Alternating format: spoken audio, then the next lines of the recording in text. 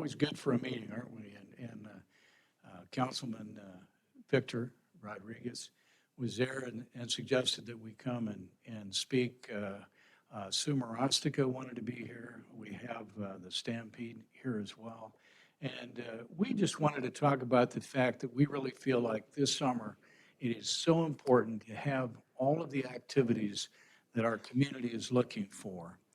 We need a little direction because of where we have them at the Idaho Center, and because they're looking at certain restrictions and those kinds of things that come from, I think, from maybe Southwest District Health, the CDC, but we have an event. We're talking about the God and Country Festival that we would like to have again. It is at the Idaho Center Amphitheater, and it is outside. So we're looking at, we're hoping that we won't have to cap the attendance. We also have been talking with Mayor Kling and with Councilperson Sandy Levi regarding the parade. And we had a lot of conversation that, you know, we'd like to have the Parade America. We understand that it's a little bit in flux, but that is not in flux. Okay, that it was, and I know that Sandy's been working on that, but we wanted to suggest that we do tie several of these things together. And but the most important thing is the week before the 4th of July, Wednesday night, is the God and Country Festival, and we're designating that is the 30th of June. And so we're all working because we have a drop dead date to order fireworks, which is the 22nd of March, and that's next Monday. And so we're thinking, look, if we're going to make some plans to make all of this happen, and I'm going to let, I certainly will not speak on behalf of the Stampede, but we'd like to put all these events together, and we're really talking about capping or not capping some of the attendance and those kinds of things, which will make the events work great. We even suggested at our meeting, without talking to the parade people, that we'd be happy to make, as we talked about before, that event sometime, you know, close to the God and Country Festival in some way, and maybe have a month-long celebration again, like we've had in the past. Stand for any questions. A comment or question I'd like to make, and I know council will just love me for this, but something that I have thought about for years is that even though the God and Country Festival has a specific mission and a specific focus, at the conclusion of that is the fireworks display. It is Nampa's fireworks display. And I know other cities across the Treasure Valley actually support that fireworks display as a city. And yet we as a city don't contribute anything to it. And I do feel like the citizens of Nampa, that's our fireworks display. And it's always amazing and wonderful.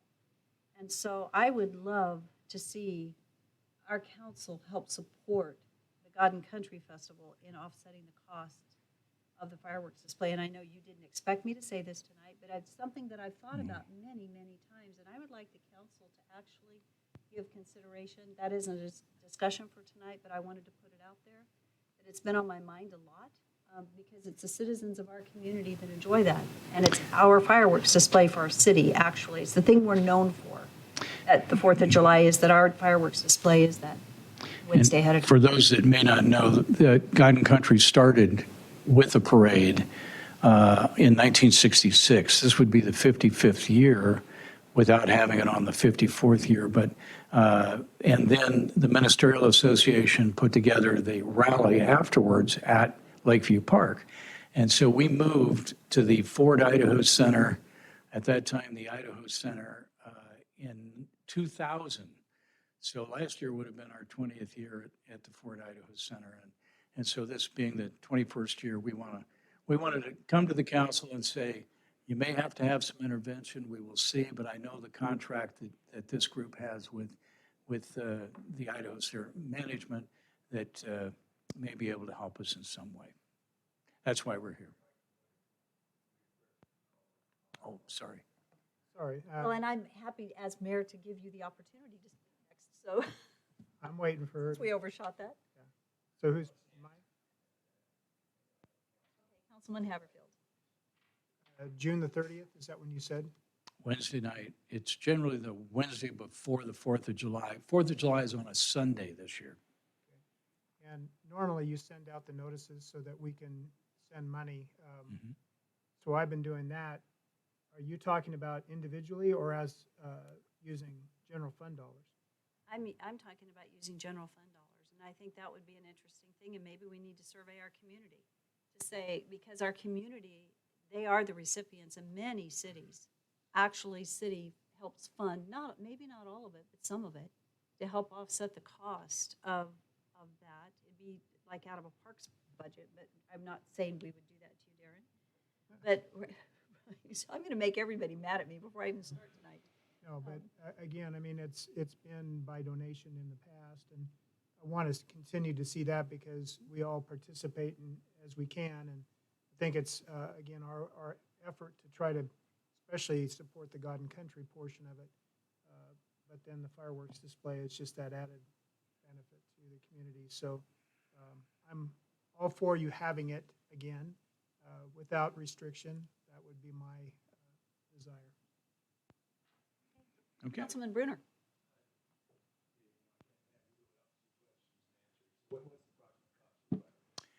The fireworks, the last several years, we contract with a Fireworks America, which is a local group, and it's 15,000 that we do. We get about a $25,000 to $30,000 show for that 15,000, and we've had them the very first year at the Idaho Center is so we've been with them. This will be the 21st year. Yeah. So Dave, who's paid for that in the past? Excuse me. Who has paid for the fireworks in the The past? fireworks, as Councilman Haverfield has stated, many of you, we put together a tabloid, which we raise, a good portion. We have sponsors, several of the, like hospitals, St. Luke's, St. Alphonsus, a lot of the people that we have booths and kind of a festival atmosphere out there. We're trying to figure out how we will do that this year, but the money is raised, and it's somewhere around, the total thing is about $75,000 in order to make the event work. Not the budget that it costs for the rodeo by any means, but we try to, this year, we're going to do kind of a local thing to keep that cost down, but fireworks is $15,000, yeah. So Mayor, just follow up on that. To me, private entities can take care of this.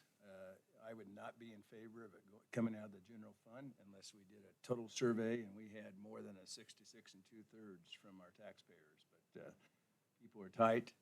I think churches and individuals, we have a couple big businessmen right here serving on council that could help tremendously. Yeah. And We're happy to come and ask too, Tom. and a fine attorney at the end. So anyway, my point is I like private dollars on this, and you've been able to fund it in the past is what I'm hearing. But again, total support. As President of the Council, Haverfield has said, I'm totally in supportive of it, and no cap as far as. Yeah, the and as the mayor said, it's Class A, and really, a lot of them canceled their fireworks last year. I know other cities do have a budget for it. I don't know how they do it. You'd have to check that out. It was not my purpose to come and, as Mayor said, to ask for that. I just wanted to make sure if we're going to plan for the event, that we have to know that we can provide for the sponsors what they're looking for as well. Thank you very much. Yes. Thank you. Okay. Snake River Stampede, Curtis and team, come on up. Mayor Kling, Yes. and after the Stampede Board gives their presentation, I'd like to say a few words, if you don't mind. Thank you, Victor. Yes. Hi. And I saw the look on all your faces when you said, "Oh no, he's back again." But My main purpose tonight is to introduce, this is Tim Thiebert, and he was hired last year in April to replace me when I retired in July. So he's going to talk to you about it. We're just planning, he'll update you on where we are on planning the event. We're planning on having one, and hopefully, from what I saw today on the news here and there, Dr. Fauci says we can shrink the 6 feet to 3 feet. That would be great for us, because that would give us a lot more. We can't really announce it, yet, because we have to wait and see where we're at on occupancy. So here's your guy. If anything goes wrong, it's his fault. Hello, everybody. Thank you for having us here. Like Curtis said, we're planning on having the rodeo this year for 2021. Obviously, you guys know we're a top 15 rodeo of 700 and some rodeos, so it doesn't go lightly as we plan for this. A lot of finances, a lot of support. The biggest thing, as Dave Ferdinand said, is occupancy, and that's a big stickler we got. We're trying to work through it, and that's the biggest support, along with sponsors, to make this rodeo happen. We know from what we've seen throughout the year and current in this year with rodeos that the ones being canceled, the cowboy industry, the PRCA Cowboys, if we can hold this rodeo, typically in a year we'll have 700 contestants, give or take. We'll anticipate 1,200 cowboys in town for this event. Again, it's been a lot of work, and we are committed to having this rodeo for the community. I think it would be a good thing from what we've seen in other places, if we can just have it and get through this year, let everybody know it's okay, and things are kind of turning. The announcement today that there's a possibility of 3-foot spacing, that would help us a bunch. But we're just asking that any support or assistance you can give us, getting occupancy up there for it would really, really help us. And I guess if there's any questions. I would just say that I think you've got our full support in occupancy. I think you're not going to get any restrictions from this group sitting here. Right. I don't anticipate. And but obviously we've been careful with what we've done. We've followed the rules. Our numbers are in such good shape that unless something changes, I fully anticipate that we're going to be able to go where we need to go. And so I'm excited and we fully support you. So Councilman Haverford. What was your last name again? Thiebert, How you spell that? Thibert. That's for the donation. Well, I think that was David Ferdinand that Oh, was. yeah. Don't give him your address. Yeah, Yeah. I know like right now that I work with Andrew quite a bit. In fact, the whole board does, but we're like 32% for occupancy on the Idaho Center, which is at 6 foot. And if we could get to 50% occupancy, we would be in really good shape. That would be our, Go for 100. yeah. Yeah, we're just at 50% right now. If we can get there, I figure that we've got her made. So Curtis, you're done now or not? No, I'm still on the board. Okay. But last year, I'd taken the general manager job for 2 years. And then last year, when we didn't have the rodeo, I was going to retire in August, would take over, but I did in July last year. But I'm back on the board still. So you're still stuck with me for a while. But yeah, It's a good problem to have. we're just really excited to have it this year. And a lot of the rodeos, if you're looking around the country, a lot of them are opening up except for California. And who wants to be like California? I'm sorry. Thank you. Mayor, so you also get lots of business sponsorships, right? Yes, the sponsorship from the community is Okay, overwhelming. there was no businesses that sponsored last year because there was no rodeo. Right. So Right. my math is pretty simple, but that means they can give twice as much since they didn't do it. We wish. Some In of an them- ideal world, yeah. Some of them will ride over, but then if you will give me your address. I mean, I think that's what you need to go after. That's, Yeah, so we appreciate your support in everything we do, and certainly by having it at the Idaho Center. And things will look a little different to you, because of PRCA regulations we have to watch, and also the state. So we're hoping everybody will come together and say, let's have a rodeo. I know, That's what we're looking for. about 2 weeks ago, the hospitals were in question that they would be associated with us in a public event. and St. Luke's come back on board. They've always been with us, but they were real hesitant until the pandemic got a little bit better, and they signed back on a couple of weeks ago, which was really, really a good sign for us. And we fully anticipate here in a couple of weeks that St. Alphonsus Medical Group will be on board with us too. So that was a big plus and kind of an insurance policy for the public to see that they'd be attached to us, because last year, with everything that's going on, we just wouldn't be in a public setting. I work at St. Luke's. Yeah. I just want to qualify that really quickly. We know that, as Councilman Brunner has said, that organizations have been really hit hard financially. So we are trying to make sure that we are committing to sponsorships, but we also will not do so unless rules are followed and guidelines are currently in place. So I just want to make sure that people don't think St. Luke's is putting their banner on, go out and do whatever you want. Yeah. One other thing is, last year, one of the big issues was with our Buckaroo breakfast, and all of you have been out for that in the morning. It's really popular. We're still planning that. This year, we may not have, the 4-H clubs may not be able to help us, the kids, but we'll still have volunteers, and we've checked with the service groups, and they're supporting us 100%. So Yeah. those things we're still planning, like the cash scrambles and so forth. So those things will still be the same. Yeah. I'll come out and flip cakes. As Okay, far as- We may have to ask you all to come out and help us with pancakes. As far as protocol goes, we follow the Ford Idaho Center, and they're obviously forefront of COVID protocols, so they lead and we follow. And so we feel pretty confident that Andrew and his staff will get us through in a safe manner. Yeah. They have done an outstanding job. Yeah. In following the protocols. Yeah. Thank you. What are the dates of the Stampede then? 20th through the 24th. Of June? July. Or July, I mean. July 20th through the 24th. Thank you. Thank you. Does anybody have any other questions? I know, thank you so much. Well, And thank then, you. did you have any further comments? I just had a quick comment. I forgot to mention, I said Sue was not going to be here. But we are also talking about the breakfast and tying that in so that, understand, that would still be in Lakeview Park. And Victor, I don't know if you were going to talk about that, but we're talking about that, trying to tie maybe the parade or, something into it. But we're committed to making those things happen, so, Thank you. okay. Victor?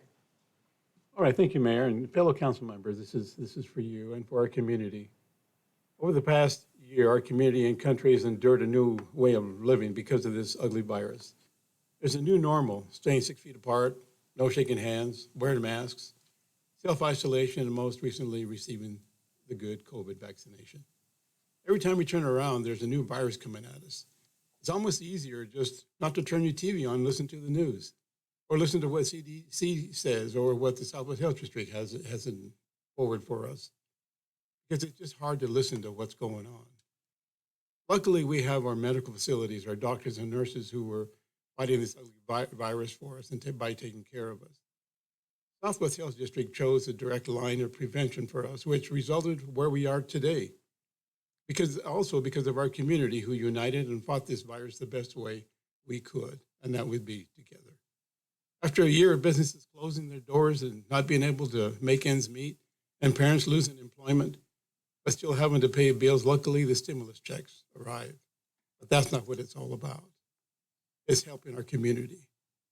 But I believe there is a light at the end of this dark, wide tunnel. To date, there have been many seniors vaccinated, and a new line of vaccination for people under 65 now are going to start soon, and are going to be vaccinated and hopefully done by, of course, I hope, April or May. It appears that the goal for everyone is to be by May. Our community needs sunlight, fresh air, outdoor activities, not only for our physical well-being, but for our mental as well. Sharing the joy of each other with outside activities for religion in our patriotic country, mixed in with cowboys and their horses with their messages of patriotism and love of our country, is what we all need because it heals us. I have met with Director of the Snake River Stampede Board, Director Tim Thiebert, God and Country Director Dave Ferdinand, and Festival Director Sue Maristica. and discussed if they were going to proceed with these wonderful family events. There are CDC and SWHD guidelines that they and the Fort Idaho Center must adhere to which somewhat interferes with the events. And I must advise you that no one is more conscious for the safety of our community than these volunteer individuals. Therefore, Mayor Kling and fellow council members, I would appreciate your support in ensuring that the Snake River Stampede, the God and Country Festival, and the Lakeview Park festivities be held this year so that we can all enjoy these traditional events. Keep in mind, we all continue our direction of safety and prevention against the virus while attending these events. And for our community members who have family members have passed on, we will continue to pray for you with sorrow in our hearts. And for those who have COVID, we pray for a speedy recovery. These organizations, ladies and gentlemen, need our help because they're the ones that have given us what we need. So when we talk about not wanting to give money to God and country, I'm sorry, gentlemen and ladies and gentlemen, they have to decide by the 22nd what we're going to do. And we need to help them like they are going to help our community. And as far as the Snake River Stampede, gentlemen, I support you 100%. I don't think there's any of us that don't.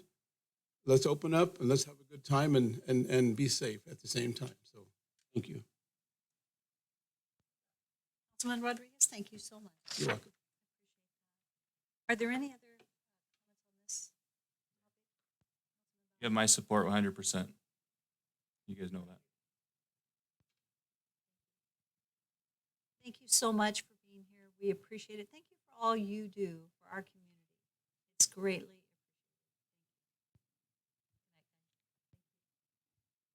The next item on the agenda, well, I should pause. Was there anyone else here that had intended to sign up? Hi, Larry, come on up. I almost forgot to ask the question, so I'm really. I almost forgot, so thank you. Larry Olmsted, 838 West Dowling Woods Way, Nampa. First of all, I commend you for what you're doing on this opening up. You guys have, I think, set the standard for how a mayor and a city council ought to address this. I commend you. My favorite philosopher, Hubert Osborne, would say, you can't have a community if you don't have community events. And so I think these are incredible for the community. I really wasn't planning on talking tonight. That's why I didn't sign up. Hubert was going to come talk about transportation, and I thought Darrell had beat me to this. We need to recognize the NNU Nighthawks. They went down to California during the season, and Point Loma laid it on them. But the Nighthawks came back when the money was on the line, and they showed those Californians something. Saturday night, if you're not following it, they beat the #1 team in the nation in Division II. And tonight, they're playing the #2 team. And while you guys are up here talking, I'm going to be enjoying my Crusaders, I still call them. But I'm going to follow them. But I'd encourage you to invite the team and Coach Rush in and formally recognize them.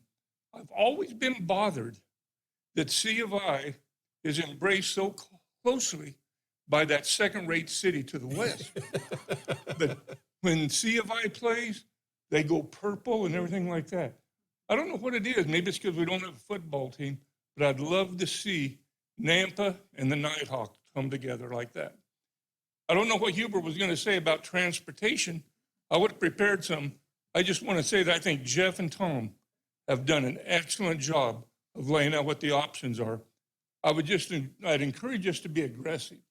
Whatever we're going to do, if we're going to set up a district, if we're going to seek legislation, I think we found this year it moves slowly.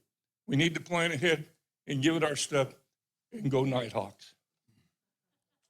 Larry, good grief. Thank you. Mayor, yeah, there is some sacrificial games. I also noticed that the finals of the March Madness is also on a council night. So, April 5th. So Darrell, can you get that invitation there to have the team come at some point? That would be great. Larry, thank you. I appreciate you sharing. That was great. Is there anyone else that had did not sign up that had intended to. Yes, go ahead and come forward and give us your name and address. Carson Ralphs, 17435 North Armstead Avenue, Nampa. And I am very excited and grateful to be here with all of you tonight. My wife and I moved to Nampa about 3 years ago. We got 2 little kids. I grew up in Meridian. And can I take this off? Yes, you may. Hard to speak with that on. Today I wanted to share something that I'm seeing done in other cities. And I think it would be awesome if Nampa did this too. Where is it? So last year, or recently, Nampa became a Second Amendment city. And I love that. I think it's a perfect message to the city, to our community about what we represent and what we stand for as a community. What if Nampa could become a sanctuary city for the unborn? And what that means is, obviously, the Supreme Court ruling on Roe v. Wade as the law of the land, and this wouldn't change that. But what 21 other cities have passed and approved is 3 points that kind of work around it should Roe v. Wade be overturned. And a third part that would be, could be in place currently, right away. So it says, the first part of becoming a sanctuary city for the unborn would be outlawing abortion in the city of Nampa, Idaho. Second part would be punishing providers of abortions with a fine. And part 3 would allow family members of the aborted to sue anyone or any company that performs or plans to perform an abortion. Again, I think that doing something like this would be a powerful message to the state of Idaho, our community, to our families, to our children, that our human lives matter, no matter what stage of life they may be in. I have some news articles and the ordinance written up for other cities that have been used, if you're interested. But thank you again so much for your time. I can only imagine how much sacrifice and investment it takes to be on this council. But thank you very much. So much. I will say, unless someone else would like to say it, that this city council unanimously signed a resolution saying that we value life, the life of the unborn, that we're all in agreement with that. If you'd like to share, if it's okay, I would share your paperwork with my chief of staff, Rick Holdebaum, right back Okay. there. Yeah, absolutely. And then Rick can then share that back with the council. Okay. So he can get it out to the council for their consideration. Thank you for coming and thank you for being a part of our community. Thank you. Yes. Thank you. Thanks for moving west. Thank you, everyone. Thank you. Is there anyone else that did not sign up that had intended to speak this evening? Okay, so seeing none, we will move on to mayor and council comments. And Jeannie, you can go ahead and walk up. And while you're walking up, I do want to say that today the library opened, which was really exciting before we moved to Family Justice Center. And I want to say a special thank you to Victor Rodriguez, who had reached out to Amazon. Thank you, Mayor. And Victor reached out to Amazon, and they gave the library a $7,500 grant today for STEM activities. And so that ribbon cutting was today. The check was announced today. And what a great thing. So the partnership with Amazon has given back to this community in an incredible way since even before they opened. And it's wonderful. And so today the library was the recipient of that. Other, I'm sorry, did I steal your thunder? No, but you did good. I wasn't going to say anything about it, but thank you. It's quite an honor that NNU, I don't see basketball teams. It was quite an honor that Amazon actually surprised us with this $7,500 gift.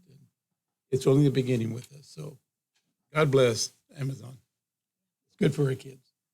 So I asked Jeannie Strohmeyer to come forward tonight because we've sent a press release out, but I wanted to have the opportunity to introduce Jeannie. You guys may all know her, but she was serving as our interim director of the Family Justice Center and has now moved to the executive director of the Family Justice Center. And the great work that the Justice Center is doing is amazing. Do you want to take just 2 seconds or just share with us a little bit about your journey there, how long you've been there? Yes, I've been there since 2009. I was an intern there, graduating from NNU, and so stepped into that world, and I had no idea I'd be standing here today. So from there, I was hired as an advocate, and then I was hired into the client service coordinator role, and then the program manager role, and now I'm in this role, which has been a wonderful privilege. But I want to mention the Nampa Family Justice Center oftentimes is noted for and understood to be a crisis center. Actually, we do a whole lot more than that. Our mission is to promote safety, self-sufficiency, hope, and healing to those affected by abuse. And I just want to tell you a really quick story. I could tell you lots of stories because I worked with hundreds of people, and it has been my privilege to serve this community. But the story, last week, I got a call from a lady. She called me and she said, "Hi, Jeannie, do you remember me?" And I didn't know who she was at the time, but she explained, she says, "I was there 6 years ago, and you helped me. And I just want to say thank you. I am in the master's program at NNU for social work because of the work you have done and because of my counselor. So thank you so much. And if you ever have a desire to have someone tell their story of the rags to riches story, I'm the person, and I would love to share my story of where I came from. That's the work we do at the Family Justice Center.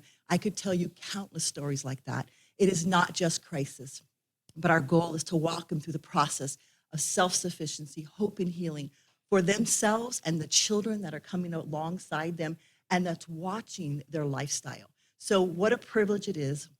Thank you, Mayor, for the appointment. Thank you, council members, for the support. You are doing a great work in this city through the Nampa Family Justice Center. We appreciate you. Mayor, if I may, it depends on the lady. If she's okay with it, send her contact information to me. Absolutely. NNU loves to tell those stories too. Absolutely. I will do that. Yes, I will. Thank Mayor you. Kling. Yes. And I did talk with Griselda from Helena, Montana. She told me to tell the council, you better support her. So there you go. The message has been delivered. Thank you. Thank you. You are supporting the Justice Center and the work we do. And I would just also want to mention, one of the things, the reason why I applied for this job is I never want to forget the why. Why we opened the doors of the Family Justice Center, why I walked in as an intern is because people matter. And the people walking through our doors, it doesn't matter how long they've been in our community, how many times they've come through our doors, what they smell like, what they look like, they matter. And I am privileged to be a part of a community that cares about those people. And I will tell you, the staff that we have is phenomenal, and they care. And we are always being trained to learn more about trauma. So thank you. It is a really big deal that we have the Family Justice Center in Nampa, Idaho. And we are a model around the country. We appreciate you. Thank you. Great job. Thank you. Congratulations. So legislative updates. Oh, there you are. Hey, good evening. We're winding down, I hope, on these updates. Just wanted to, there's a lot of bills. I've said that. I'm not going to give a report on all of them. We'll be here all night. There's a new bill that's out. It doesn't have a committee hearing yet, but House Bill 319, AIC opposes it. I just thought it'd be relevant to mention here. It proposes that city elections move to even numbered years in November to coincide with state and presidential elections. And so just wanted you to know that AIC opposes it because there's a lot of, if you notice, millions are spent on advertising to drive attention to those elections. And so oftentimes the down ballot elections aren't given as much attention. So having them on the odd numbered years allows the community to really focus on the local issues that are relevant, not to be drowned out by the other issues. So that's one, House Bill 319. It would, as of today, it doesn't have a hearing yet in the State Affairs Committee on the House side. So 1108, 1108's the bill that just keeps on changing and evolving and living on. It's in its 4th or 5th version now and will be amended again and brought before the Senate likely and through some amendments. And so we're tracking what those amendments might be, some changes possibly to the formula on how how new construction would be added to the budget. And so keep your eyes open on that. I know our fire team and Chief Hafu isn't here, but police and fire they've been at the state capitol a lot and have been waiting patiently for a hearing on 1108, and it just keeps on evolving and moving forward. So it's not too late. If you want to give any input, you can write the senators, because that's where it'd be going, and you can identify yourself and just let them know that you believe new construction should fully fund the services associated with new construction, that the service level deficit should be created for the existing tax base. And so that's just, those are some of the main updates, Mayor. And I know there's a lot of other bills that we've, hopefully you are getting copied in when we send a memo out. TJ is copying you in on any memo we send out, so you know. One that we sent out last week was House Bill 127 on broadband. That did pass the House, and it passed the Senate 2510, I believe. Thanks, Senator Lakey. You were one of the yes votes. I think it was 2510. Yes, the vote. And that will establish a broadband advisory board and some potential funding for broadband. So that was one memo we sent out. Another one, I don't know, Tom, maybe another time could give an update. There was House Bill, was it 113 or 133? 133. I don't have them all memorized, but I knew it was one of those two. House Bill 133, we did support. We thought that was going to create good funding for transportation. But that didn't really go anywhere, and it's sort of evolved into House Bill 314, which has come out as sort of a transportation funding bill. And right now, the city's neutral on that. There's some adjustments in House Bill 314 that aren't as advantageous as 133 was. So that's something that Public Works especially is tracking, because there's lots of money to be divvied out, and the way they devise a formula would have great impact on the city of Nampa. So Mayor, Council, that's kind of it, unless you have any questions on any other legislation I could try to answer. But again, I don't have everything memorized. Any comments, questions? No, we're good. All right. I think you're off. Rick, thank you so much. I appreciate your work on it. Thank you. Tom Points.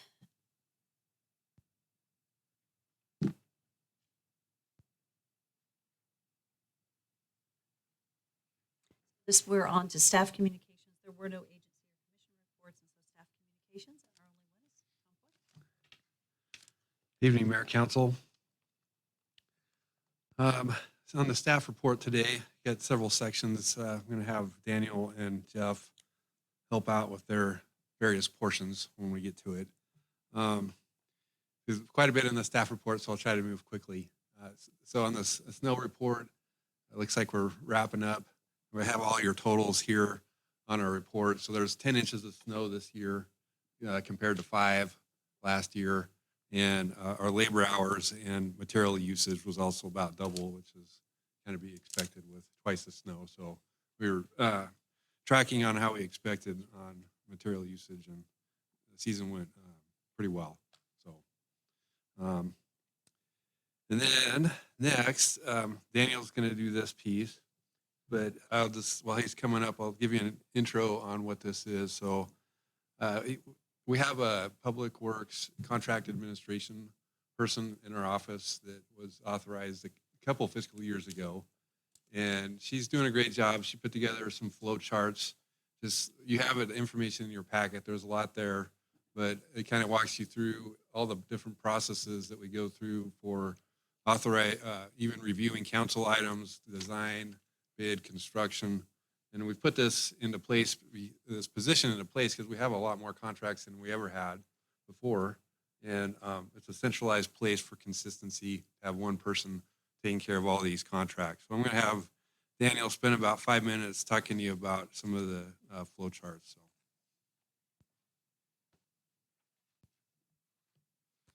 Mayor, Council, glad to be here today. As Tom said, we have a new person that was hired last year, Lauren Locklear, as our contract administrator person in our projects group.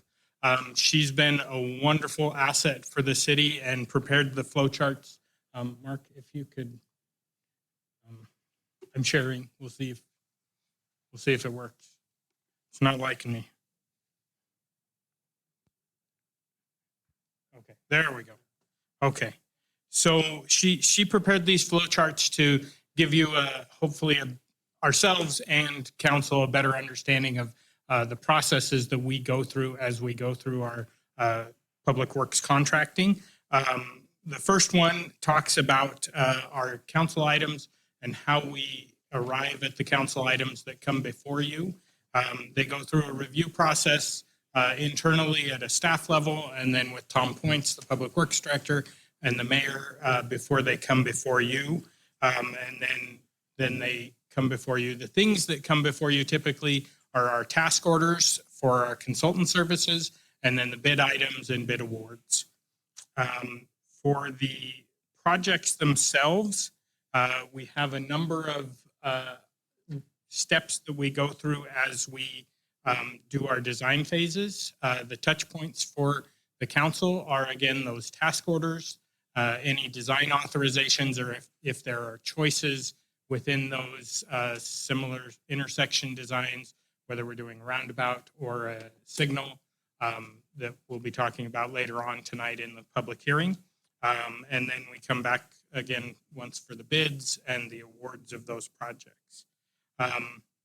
We put together all of the standard bid packages with our consultants and for the design projects that we do internally.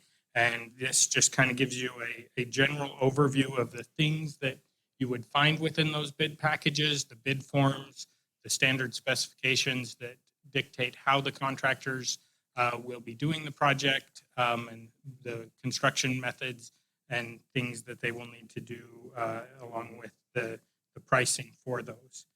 Construction phase, once we have approval for construction from council, we go through the project, the contracts. Once they're awarded, we supply those to the contractor. The contract admin does that, and then the project manager takes over all the construction activities.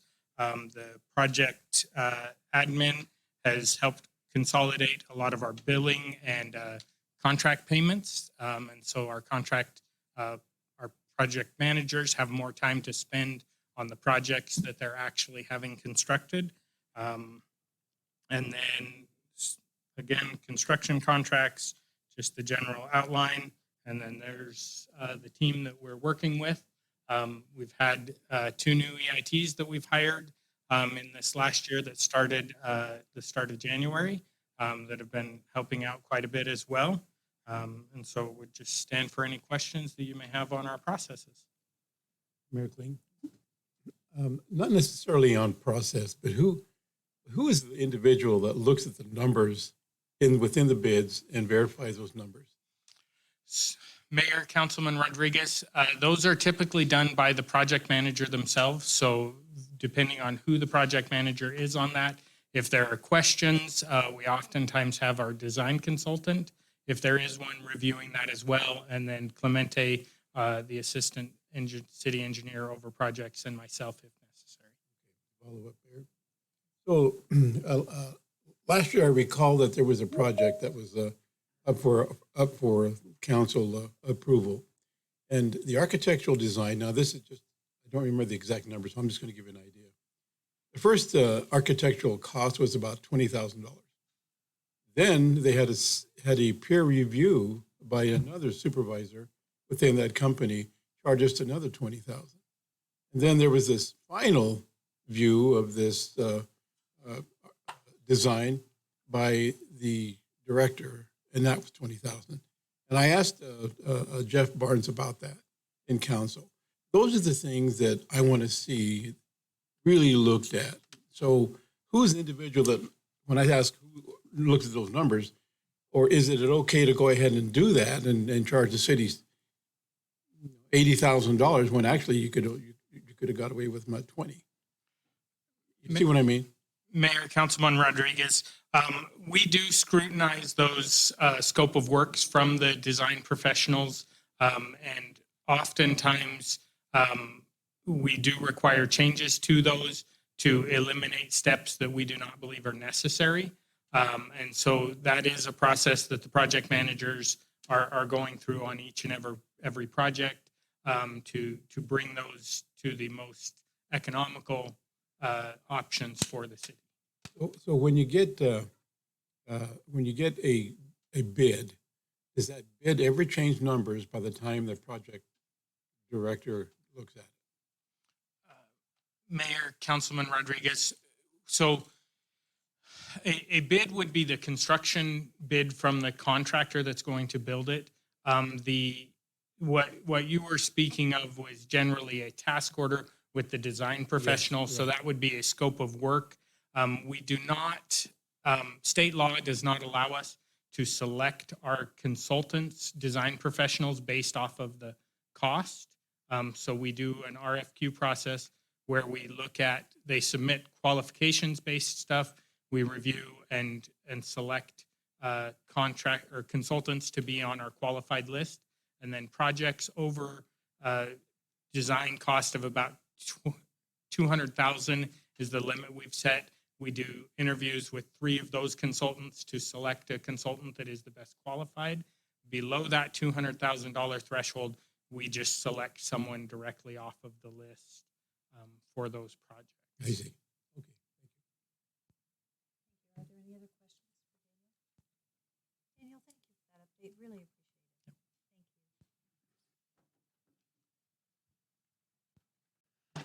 Mayor, Council, so the next item on your staff report is an exciting one. It's been a topic for a number of years, so transportation funding. So Jeff Barnes and I have been working on this white paper for a while, and we thought that would be a good time to at least bring this forward. We're not recommending any one of these alternatives at this point, but we would appreciate any comments that you have that would help us get to that. We'd like to also talk to our local highway districts about these options and see which ones they would support and get their opinion and come back at a later time after we have all that information. But just kind of in a nutshell here, Jeff's going to talk to you about, we have $14 million a year deficit for transportation annually, and that includes congestion projects and pavement projects, bike and ped projects. So some of the bills that you just heard about are a little helpful, and we support them, but it's not going to close the gap of 14 million. It may bring in 1 to 2 million per year additional for Nampa. So we still, these incremental changes, that we support them, and we think they're great, but we see still the need to do something long-term, which are these 5 options that Jeff has put together. And so what they are, and he'll tell you more about them, are create Nampa's own highway districts. Each one of these has a pro and con for it, which we have listed in the white paper that he's provided. The second one would be revised state revenue sharing formula. So there's 2 parts to that. There's what's shared with the highway districts through a general levy and a special levy, and that's property tax. And then there's another distribution formula that is created by the state that gives locals a percent of registration and gas tax. So both of those are state code changes, and we put them on here just so we can have the full information on what's available to us. The third one would be to merge with Nampa Highway District in a voluntary joint powers agreement, and there's pros and cons of that, and we can help each other out in various ways, which Jeff has in his white paper there. Another one would be form a single wide county highway district like ACHD. And then the other one would be do nothing. But that one is going to be really, in our opinion, not sustainable because of the gap that we already have today. So I'm going to have Jeff come on up and tell you some more about this. Mayor and City Council, I'll be very brief, just a couple of slides, and to reiterate what Tom was talking about. So there's 2 inequities we want to address in the white paper, and summarize there's 2 main funding sources for maintenance of streets in the city. One is property tax, which is a hot topic right now, of course, and that goes to road levies, and it goes through a special levy and a general levy.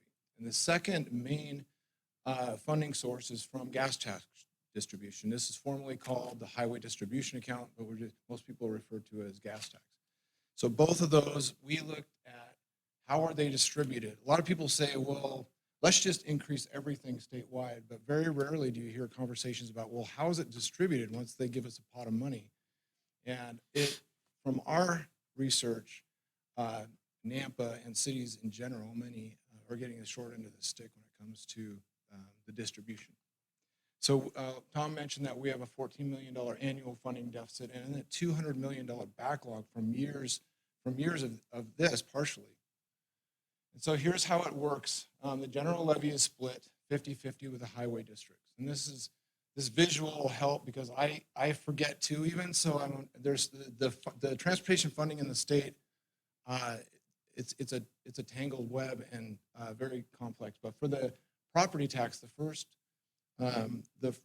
funding source, 50-50 with the highway districts is the general levy, and a special levy, the Nampa citizens pay a property tax, and 100% of that is given to the Nampa highway district. So here we go.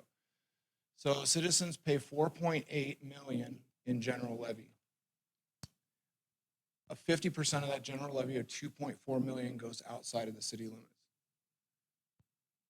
The special levy, citizens pay another $1.2 million, and this is actually $1.6 million now. And I'll show you that this is going up dramatically. And 100% of that goes outside the city limits. So in total, 3.6 or 60% of the road levy property tax is spent outside the city limits. If you can imagine almost $4 million a year over 10 years, that's $40 million, which is pretty close to what our impact fees are, our impact fee list is.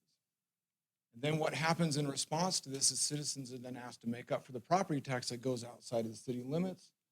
And we put another 2.2 million back into transportation and property, direct property tax this time. So the special levy is increasing, and the highway districts need funding also, and they rely heavily on a special levy. And state statute, it's hard to determine what is special. It's not really defined, but you would think it's for a special project or a special need, but it's used for primarily sometimes general maintenance when the highway districts need the dollars. And so if you look at here, we've just in the last year, we've gone up from that 1.775 to 2.4 million, and the 2.4 million jumped up in a COVID year. So we went up almost 450,000, and again, 100% of that goes outside of the city limits. So that's the property tax element. The second is the gas tax distribution. And if you look closely at the gas tax distribution, the state brings in 509 million, and it's funneled down through a lot of different agencies, state police, counties, highway districts, and then eventually the states and the cities, they get 11% of that pot. But when you look at it in comparison to, and I'll use Nampa Highway District as an example, although we have a great relationship, they do fantastic work. They have about the same center line road miles as Nampa. But for every center line road mile Nampa has, we have stormwater, we have signals, we have stormwater, curb, gutter, sidewalk, and it's probably 2 to 3 times the cost of a Nampa Highway District roadway. So, but yet we get almost the exact amount of gas tax as Nampa Highway District. So when you add up the 3.6 million that we are putting outside the city limits and the property tax portion of it, and then also the inequities we see in the gas tax distribution, that gets us to this. It's not a viable solution to continue in the same path we're going. So Tom just mentioned all 5 of these options, and they're in the white paper, and Tom has led the way, and our department has put together the white paper, kind of trying to detail the pros and cons of each one of these. So with that, we'll stand for any questions. Yeah, lots of information items. So thank you. Well, I'd like to say thank you, first of all, for the tremendous work that you put into this. I really appreciate it, and for identifying the different strategies to move forward. Needless to say, we are not in a sustainable place financially. And I think one of the greatest inequities that really bothers me is when our citizens are paying road taxes and they get zero benefit from them. So I think I saw $2.4 million are collected out of citizens within the city of Nampa. Is that correct? Or is that the total special district? 3.6 million is collected that goes outside the city limits. 3.6 from Nampa residents. From Nampa residents. That they pay that goes outside of the city. Yeah. That is totally inappropriate. The challenge is that we can't change it. It's a legislative fix that we've got to have either the legislature is the only one that can fix that, correct? Correct. Our option, we can do a couple of different to try to deal with it if we don't have the legislative fix. So, one of the challenges too on the legislative side is the legislature's hesitant to take up issues that benefit one entity or two, just a few cities, not all cities. The cities across the state of Idaho, many of them aren't dealing with what we're dealing with. However, the special levy piece, they could be. The special levies really should be dedicated. And I think it's a legislative fix personally. However, I understand the fact that it depends on, from a legislative standpoint, it may not affect all of them. Mayor, we've talked about that. Ideally, the legislative fix is the way to clean up the system and as a city grows, it becomes more dramatic. Like smaller cities in Canyon County don't really see the impact unless they defer all this maintenance over the years, and then they end up with where we're at. So it would be the good solution. It's just very complex, and that's the If I may difficult part. follow up, Tom said you're not going to make a recommendation. Number 5, I think I can speak for the other 5 council persons. Thanks for having it up there, but I don't think that's number 2 is legislative fix. They don't happen overnight. They can take several years. So in my own opinion is we have to be doing something in the meantime. The mayor mentioned there was a couple possibilities. Well, I am going to put you on the spot. If you don't want to answer, you don't have to answer, but I'll still put you on the spot. So what would you recommend, even though you said you were not going to recommend, something to get us by until we potentially could maybe get a legislative fix several years down the line? Would be my realistic opinion. You can say no, Well- I'm not going to answer that if you don't want to. We've talked about this a lot. So the ideal solution is a legislative solution, right? That would balance it out. We'd stay a city that had autonomy, be able to make decisions with it. But we've also talked about merging with Nampa Highway District via a voluntary agreement. They haven't even considered this yet. It would be totally volunteer on their part, but it would be a short. It would be a less detailed process for sure. It would allow us to share the incoming revenues and then share equipment, staff, overlapping engineering services. So that is one that we see as maybe feasible for the shorter term. And then the single countywide highway district, Boise's where we are at. In 1970, Boise was where we're at. And so that's what brought about this whole ACHD. And they said, well, that's what the state statutes do. They favored this highway district approach. So they just created that statute, and now they're a highway district, combining all the cities. So that's kind of where it seems like that's an option that's looking like a viable option also. I think the next step that you're going to visit with Highway District 1 and just talk to them about our findings. And obviously, no decisions, but wanted the council to be aware of the research and give thought to it. And we'll see where we go from here. Have you been able to forecast if Senate Bill 1108 would pass, what impact would that have on our already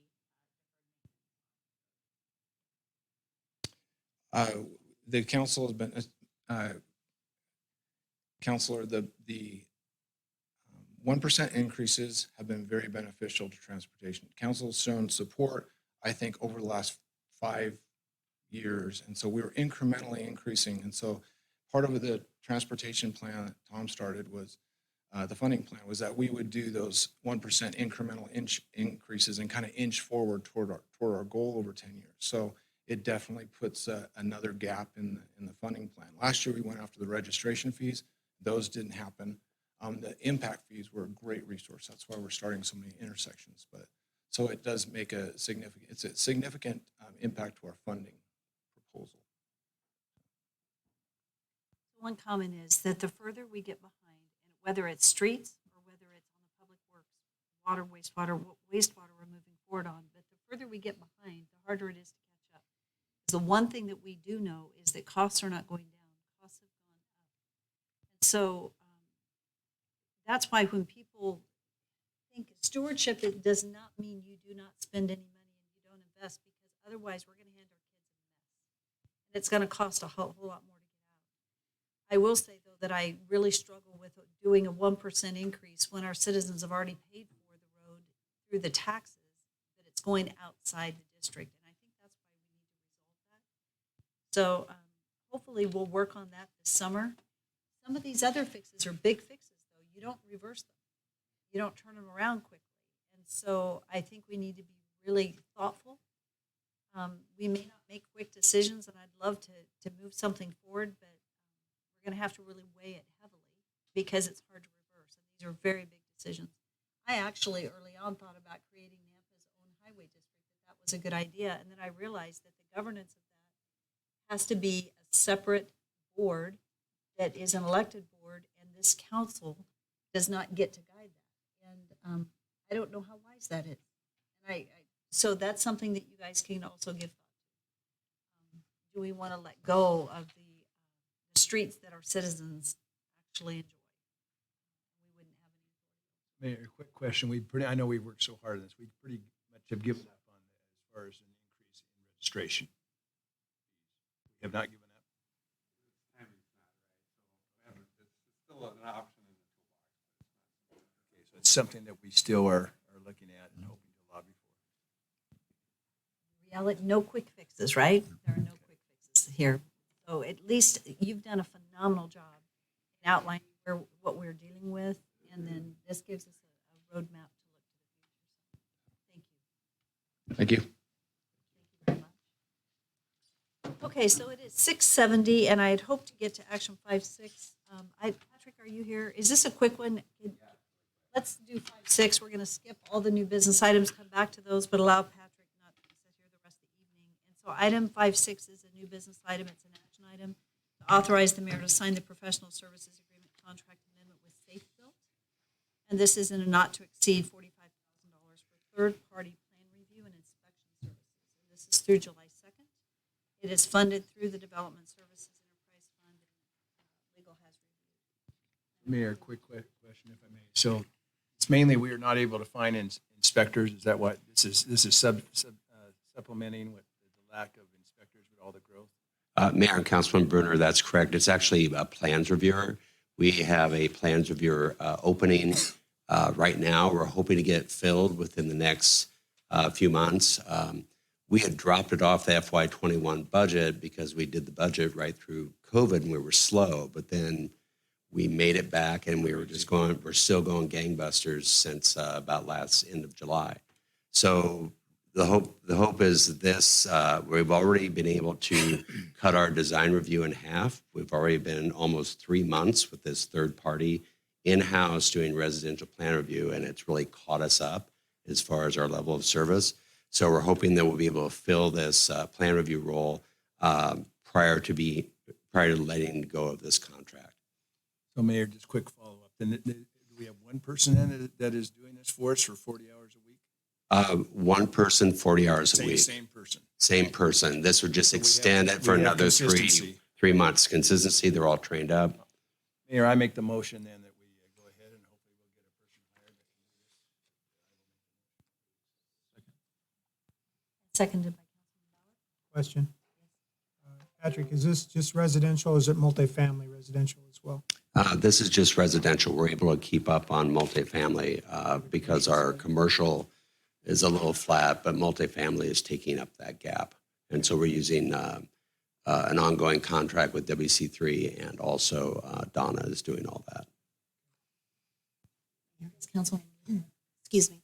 So just for clarification, so this would be a 3-month contract so that if we were able to hire somebody, we would no longer need their services. Mayor and Councilman Levi, yes, that's correct.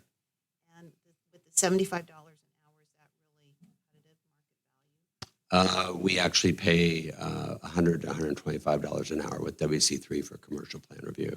So that's the going rate with these third-party plans reviewers. All of the employees are certified correctly, and they do a great job.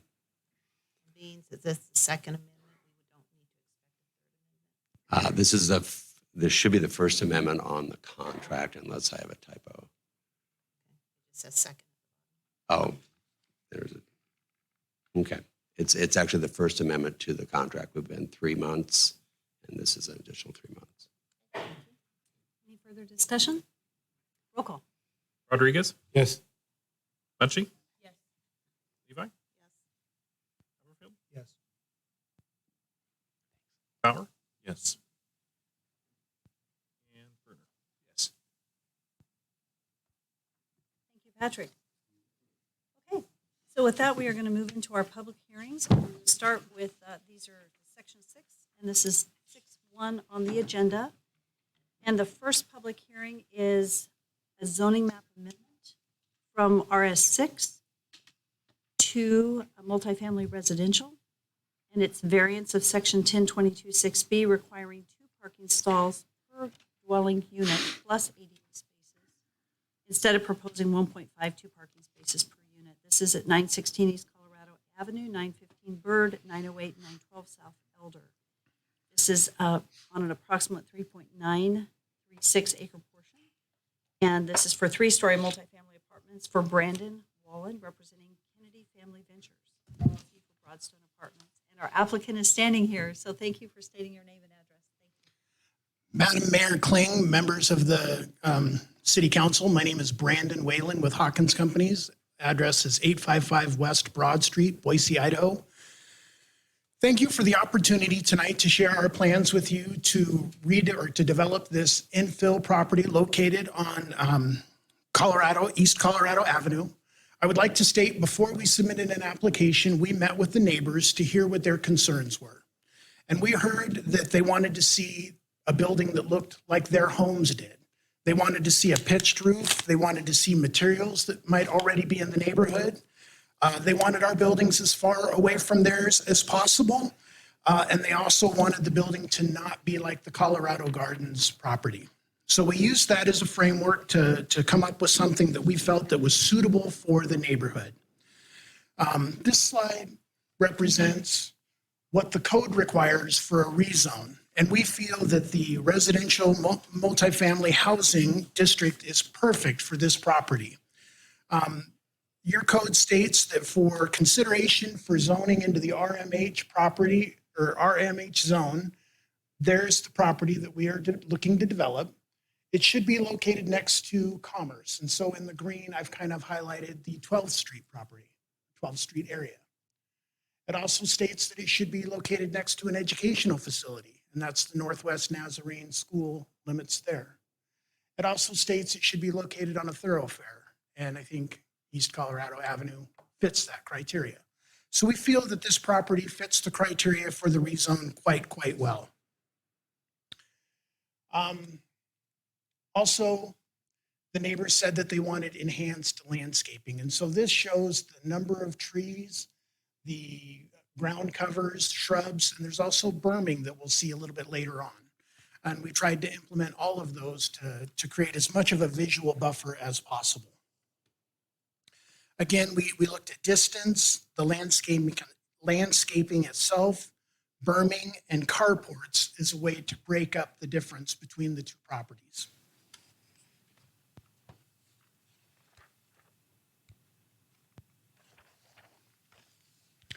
This view is what I would call a bird's eye view from the neighbor's perspective, and you can see Bird Street there. You can see the parking field before you get to the the first building.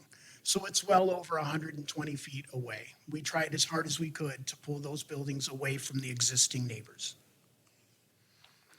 Again, this is looking straight down. You can see the building locations, the parking field, the landscaping, and the carports that we have proposed along Colorado and Bird.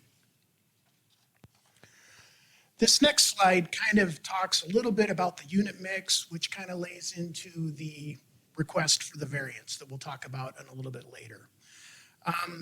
This shows the different styles of apartments that we're proposing. The white ones that are tucked off in the middle of the building, those are 1 bedroom, 1 bath, junior apartments, and they're only 575 square feet. And we're envisioning those to be single occupant and 1 car owner. The next in yellow, those are our 1 bedroom, 1 bath. Those are approximately 750 square feet. and we're parking those at 1.25 per unit. The next one, kind of the salmon color, that is a 1-bedroom, 1.5 bath with a den, it's 850 square feet. And we have 6 of those units, and we're parking those 2 parking spaces per unit.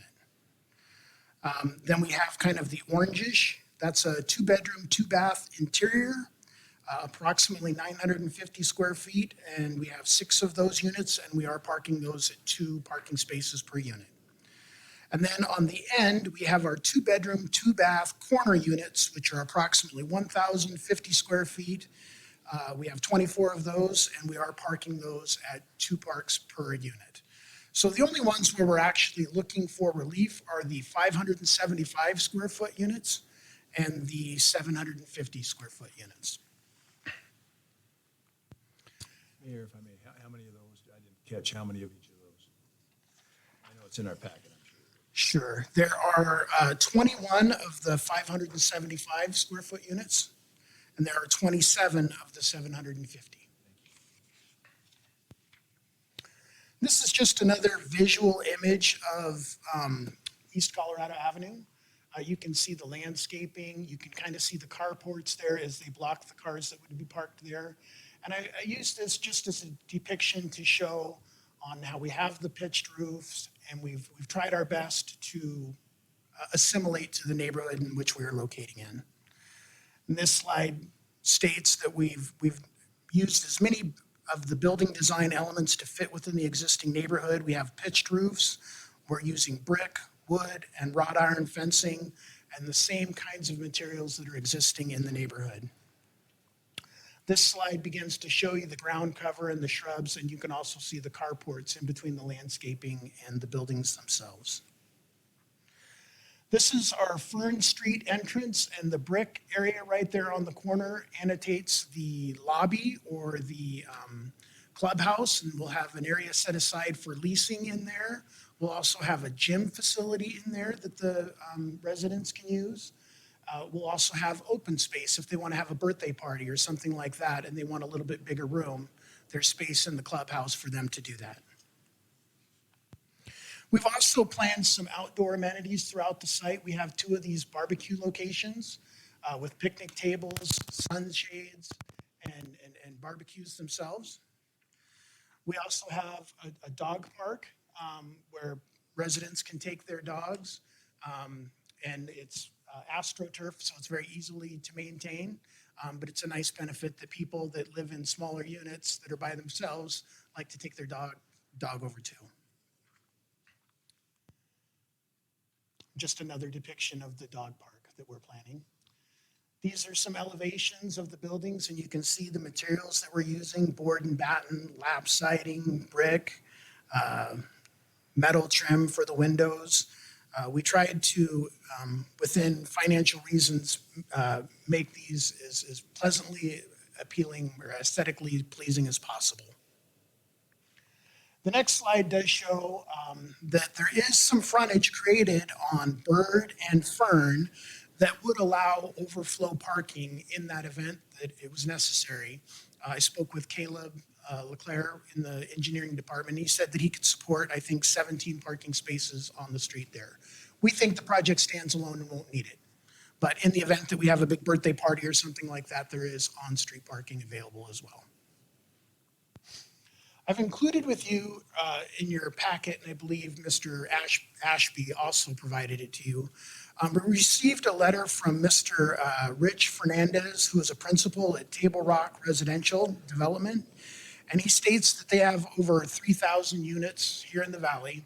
And he was talking about the parking standard. And the difference, what he's trying to make here is the city of Nampa has a standard parking requirement of 2 off-street parking spaces per front door.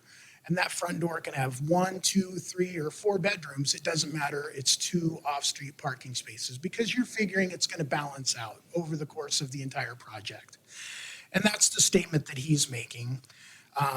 That our project, if you look at the number of parking spaces per bed, we're at 1.02 1.12 when the average is 1.02. And you can see that on the second table there. But Mr. Fernandez is just making a statement that the city of Nampa, by saying 2 parking stalls per door, it doesn't matter if it's a 1-bedroom, a studio, a 1-bedroom, 2-bedroom, or a 3-bedroom, there can be instances where projects are overparked because a lot of the studio or smaller 1-bedrooms are just 1 person per unit. And a lot of other developments have 1, 2, and 3-bedroom units within that complex. This one is very different in that we do not have any 3-bedroom units. We've got the 1-bedroom junior, the 1-bedroom, and then the 2 bedrooms, but no 3 bedrooms on the property. And we think that provides a little bit of flexibility for the off-street parking standard. I would like to state this is a different application, one that you'll see in a little bit. We developed the station at Gateway, which is just south of the Winco across Stam. And it's been a very successful multifamily housing project for us, so successful that we would like to expand it by 110 units. And we're parking that at 2 to 1. Even though there's 1, 2, and 3-bedroom units in there, your parking standard works perfectly there. So I offer this as, we're not against your parking standard. We're just thinking that this project, because of its unique circumstances, it warrants further consideration on the off-street parking. So again, reasons to support our variance from your standard of requiring 2 off-street parking spaces per unit. Land, materials, and labor costs are outrageous right now. And so there had been a previous application for a 2-story apartment complex on this property, and it quote unquote didn't pencil. And so we, the owner of the property reached out to us and said, hey, is there something else we can do? And we said, well, let's meet with the neighbors first and let's talk to them. And they don't want the 3rd story. They'd like to keep it at 2, but for this project, for us to move forward and for it not to be an infill project, for it to be developed, if we were to be able to get 3 stories as proposed, this project moves forward. Another reason we think that this project warrants consideration of the variance request for the off-street parking is the exact same reasons why it was suitable for the residential multifamily housing zoning designation. It's very, very close to 12th Street. It's located on a minor arterial road. Northwest Nazarene is right next door. We're a half a mile away from Liberty Park. And we're also seeing that Lyft, Uber, and even autonomous vehicles are now becoming more of our future. And so a lot of people, these young professionals, want a small footprint to live in, and they don't need a vehicle to get by. And that's actually who we're really targeting with this project here. So with that, I would request approval of our rezone to residential multifamily housing, RMH, along with the variance from your code to require 1.53 parking spaces per residential unit. And with that, I would stand for any questions that you may have. Thank you.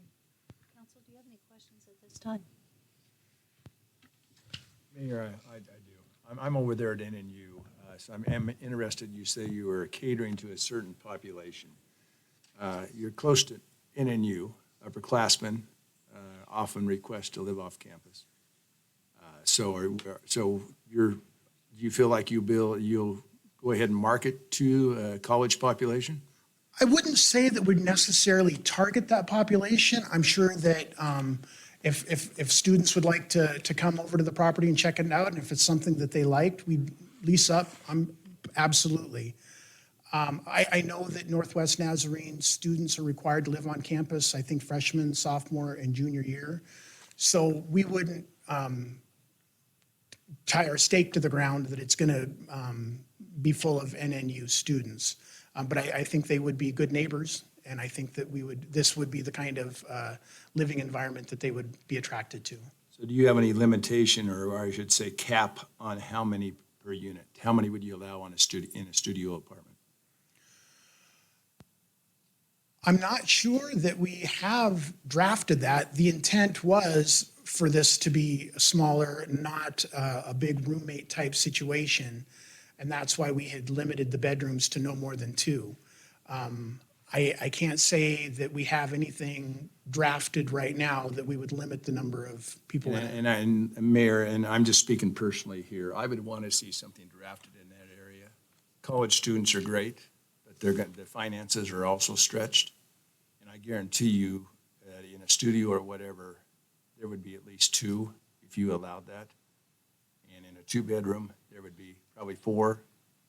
And most of them and upperclassmen do have cars. So this is going to be a little challenging for my vote without some type of a stipulation or how you would cap that. Thank you. So as you are very well aware, in a public hearing setting, we will have you back at the end. We'll have the staff report, public hearing, and then be prepared. You can take your notes as to the questions that might come back, and we'll have you close.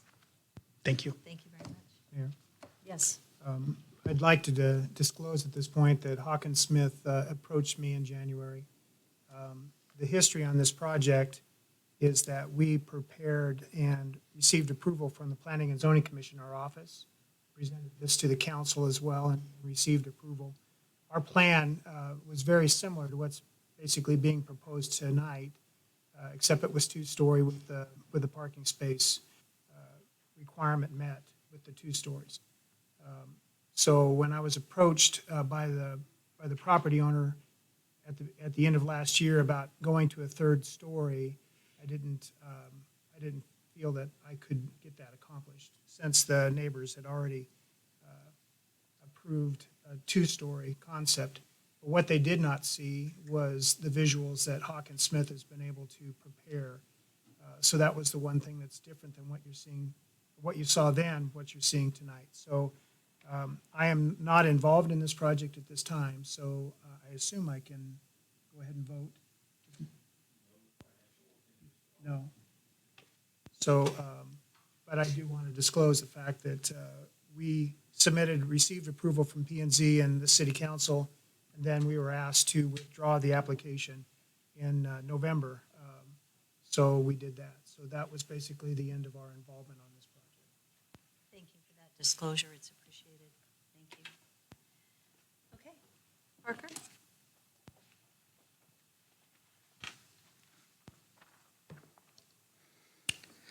Thank you, Mayor and council members. The action requested from you tonight is the approval or denial of the zoning map amendment from RS6 to RMH, as well as variance of section 1022-6B, requiring the 2 parking stall per dwelling unit, plus ADA at 916, 915, 908, 912 for Brandon Whalen. The proposed plan is for a 3-story multifamily development, proposing 1.52 spaces per unit. The property is located inside city limits and is zoned RS6 currently. The lots together total 2.53 acres and is surrounded by RS6 to the north, RP to the east, RMH and RD to the south, and RS6 to the west. As Councilman Haverfield went over, in February of last year, the Planning and Zoning Commission approved the previously proposed rezone with the condition that they enter into a development agreement to limit the height of the buildings to 2 stories. In April of last year, the City Council approved of the rezone and added the condition that it have a pitched roof, earth tone colors, and include stonework in the facade. In November, the application was withdrawn before the ordinance was read. And last month, the commission approved of the rezone with all conditions of staff, which are being brought to you today for your consideration. The future land use map designates the project area as high-density residential and medium-density residential. The comp plan future land use map boundaries are intended to be flexible, allowing the high-density designation to be stretched over zoning parcels. Elder Street is to be vacated, leaving access from Fern Street and Bird Avenue. Consequentially, they would be required to relocate the utilities that run through that, through Elder Street. Regarding the requested RMH, this is the concept that Brandon Whalen went over. The requested RMH zone, multifamily residential zone, the proposed multifamily dwelling use as permitted. 1012 states the RMH zone provides for high-density multifamily housing. It is intended to be situated close proximity to major commerce areas, campus location, major thoroughfare, and around downtown districts. 1023 states the required conclusions of law that the council must find and conclude for approval. It must be in harmony with the comprehensive plan. The use or uses would be compatible with adjoining uses. The zoning is compatible with adjoining zones. It would not create a spot zone that's not supported by the comprehensive plan, and it would be in the interest of the public. We'll move on to the variance part of it. The council is able to grant variances to prevent or lessen practical development difficulties, unique site circumstances, and unnecessary physical geographical hardships. It is not to be considered a right or special privilege. Variances can be granted if the applicant is able to show a hardship due to special characteristics of the site relating to size, shape, or dimensions of the site, physical conditions, population densities, street locations, build-out patterns, traffic flow concerns, or other unique circumstances. I'll also add that variances are issued for the parcel, not the owner. So the variance will continue on if the property is sold. Further, there are specific conclusions of law that the council must conclude to grant the variance for a parking reduction. The neither present nor anticipated for future traffic volumes generated by the use of the site in the vicinity reasonably require literal interpretation and enforcement of the regulations. This one's a little hard to understand, but essentially it wouldn't require us to enforce our code even further down the road. The granting of the variance will not result in the parking or leading of vehicles on public street in such a manner as to interfere with the free flow of traffic. The granting of the variance will not create a safety hazard or any other condition inconsistent with the objectives of the zoning ordinance. So these are the calculations that were sent to us by the applicant. There will be 84 units with 128 parking spaces equaling 1.52 spaces per unit. If the variance were to not be approved, the development would either have to be reduced to 64 units or increase the parking spaces to 168 parking spaces.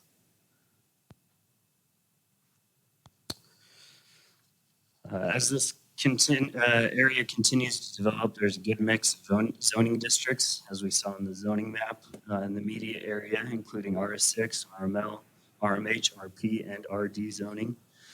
The development can be classified as infill, which is desirable per the 2040 comprehensive plan. The development wouldn't be subject to design review. It would be subject to design review under our newly adopted design review code, as well as the building review process. In addition to utilities, we talked about earlier, relocating, engineering would require installing of curb, gutter, and sidewalk in place on Elder Street, the vacated road. They are also required that landscaping will be placed in consideration of site distances. Other correspondence that we received, the building department stated they are subject to Title IV building regulations. Fire department submitted a lengthy letter that I would be glad to go over if you request it. They stated that the development is 1.3 miles from fire station number 2 with a response time of 1.3 minutes. The development would increase personnel demand of 0.252 firefighter positions. Compass submitted statistics for the development. Housing within 1 mile is 5,940. Jobs within a mile, 5,340. Nearest police station, 2.3 miles. Public school is 0.7 miles. Bus stop, 0.9 miles. Grocery store is 3 miles away. The closest public park is 0.6 miles. We received letters from some of the surrounding neighbors, and those are included in the packet. But I have put together a summary here. They stated that previously agreed to structure being limited to 2 stories and having pitched roof lines and steel facades. They would urge to explore the possibility of a park in this location. Apartments like those south of Colorado would not be good for the neighborhood. The parking is inadequate and will lead to parking in the street. I can't imagine the tenants staying within the number of cars presented by the applicant. Possible line of sight problems, traffic flow is already an issue. The 3-story buildings wouldn't protect the residential feel. The amenities offered to the tenants don't do anything for the neighborhood or the character of the neighborhood. What would prevent the owner from revising the proposed plan into something larger? And specifically, Joanne Willis, one of the neighboring properties next to the dog park, stated that they don't want the dog park adjacent to their property and that it should be relocated to some place more central to the development. We also did receive the letter that was sent to you before the meeting from Rich Fernandez that the applicant went over. The conditions are those listed in the staff report, which I'll be glad to go over if you'd like. It consists of conditions requested by engineering and the fire department, in addition to any conditions that you would like to add to that. So there's 2 motions to be made tonight. So here's the motion for the rezone with the conclusions of law that we cover. And after that is the variance with those corresponding conclusions of law. And I will stand for any questions. Thank you, Parker. Appreciate the report. Council, do we have any questions for Parker tonight? Mayor, Yes. just for clarification purposes, the 1.52 parking spaces per unit does not include the ADA parking spaces required, or would that have to be taken out of this and factored in to be a lesser number than, like what? From their concept plan, Councilman, the part 88 parking were included in that calculation. So the 100 and whatever it was, parking space, the 128 includes the 5 ADA at least. Mayor and Councilman, that seems to be correct from their concept plan. Thanks. Are there any other questions at this time? Parker, I'm sure we'll have you back. So this is a public hearing, and at this time, we will open up for public testimony. We have a few people that have signed up to testify. The first person is Paul Stevens. Paul, are you here? Okay. So what about Fred Burton? Okay. Hi, Fred.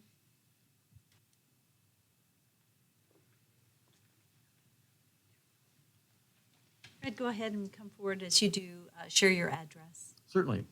I'm Fred Burton. I live at 819 South Elder Street, just around the corner from the proposed development. Thank you, Mayor and council members, for giving us an opportunity to share our concerns with you. I have 2 issues with the project. Is this too muffled with the mask? No, but you're welcome to take it off. And I did forget to tell you that you do have 3 minutes, and so we'll give you a second. I will try to be brief. Okay, thank you. Have 2 issues with the project. The buildings are 3 stories instead of the 2 that you approved last year. And the requested parking variance would essentially turn our neighborhood into a parking lot. Concerning the first issue, the 2-story restriction with the residential style that you approved last year was not what the neighbors desired, but was a reasonable compromise. At that time, the developer orally promised the neighbors that we would be involved in the development of the plan. Probably didn't happen because of the change of developer. Not casting stones at Mr. Haverfield at that point. We never got to see the plan with 167 parking spaces and the 80 living units. Now dealing with the new developer. certainly grant that we had a cordial meeting with the developer's representative last December. However, we were told what they were going to do and not involved in any real discussion. The Hawkins representative used the terms mitigate and, fancy word, ameliorate the impact on the neighbors. This indicates that they understand the massive structures are not a good fit and are trying to make them a bit more palatable. The neighborhood hasn't changed. A massive 3-story complex is still not a good fit for our neighborhood. Our neighborhood contains primarily single-story dwellings. During that December conversation, I expressed a concern that every time a rezone had been considered, the impact on the neighborhood was increasingly negative. The Hawkins representative attempted to reassure me that this would be the end of that spiral. We were told they wanted to be good neighbors to us. I'd have liked to believe such assurances. Then came the request for the second issue, the proposed variance. My wife and I lived through the camp meetings that the Nazarenes held on that same property. During those week-long meetings, our driveway was frequently blocked, frequently constricted, so it was unsafe for us to enter into or leave our own home. Currently, there are 2 duplexes just across the street from us, and we have parking from those individuals part of the time. So there's already a parking issue in the neighborhood. As you're aware, City Code currently would require 168 spaces for the 84 units. Developers only providing 128. My arithmetic says that's 40 short. Those 40 cars will be routinely parked in front of us and our neighbors, so our own family and our visitors wouldn't have any place to park. Further, in the document, the fire department indicated there could be 252 residents. That would really make things bad. The availability and cost of housing in Nampa means that there are likely to be a whole lot more people than perhaps is desirable. So I'd urgently ask you to deny the proposed project. If you choose to approve the rezone, at least maintain the trust of the neighborhood and continue the conditions of 2-story buildings with a residential appearance. In either case, the parking variance should be denied without further consideration. If approved, our neighborhood would simply become a parking lot for the developer. The developer could say, "I'm sorry," but it would be too late to change things at that point. Thank you for your consideration. Thank you very much. Mr. Burton, we appreciate you testifying. Thank you. The next person on the list is Mary Ann Beck. Is Mary Ann here? And Mary Ann, as you come, thank you for stating your name again and your address, and then again, we'll have 3 minutes. My name is Mary Ann Beck, and I live at 912 East Bird. I'm not going to go, I was going to talk about a lot of the things that Fred said, but I'm just going to, for purposes of time, I'm going to not say that. That being said, I think that the 40 parking car reduction is going to impact the neighborhood on a continual, ongoing basis. They will be parking in front of our houses and may also impact mail delivery because they'll be parking in front of our mailboxes. The other issue that I have is one of safety.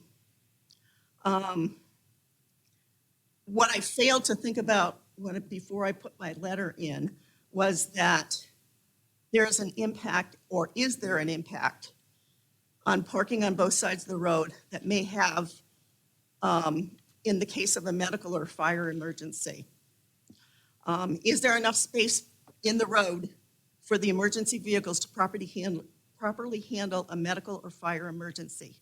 Not long ago, there was what turned out to be a medical emergency on Fern. Before it was all over, there were 2 fire trucks, an ambulance, and 2 police cars in front of the house. Would there be enough room if cars were on both sides of the road?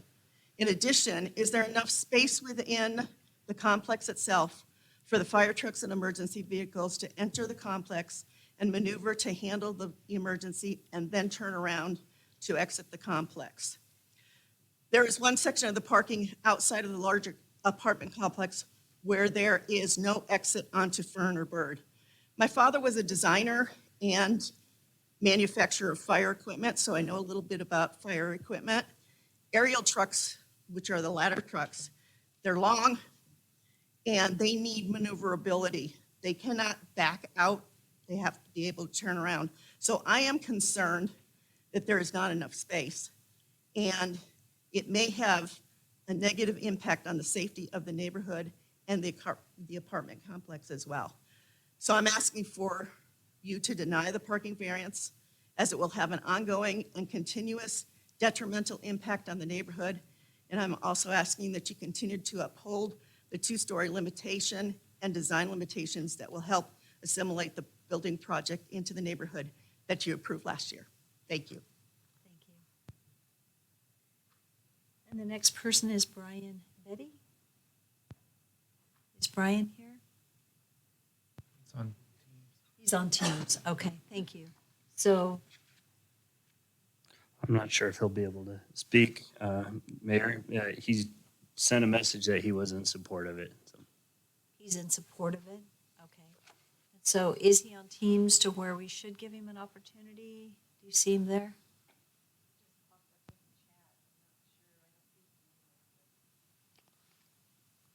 His address, 904 South Elder. So, It says, hello, my name is Brian Betty. I live at 904 South Elder Street. And I support the plan. so duly noted. Okay. I'm not sure what to do if he wanted to speak, but this is the challenge of Teams. So those are the only ones that we have signed up, is that correct? Okay, is there anyone here that had intended to testify on this that did not get signed up? Okay, so seeing none, this would be an opportunity for Mr. Wallen to come forward and to give us a wrap and answer any questions the council might have or respond to any of the comments that have been made.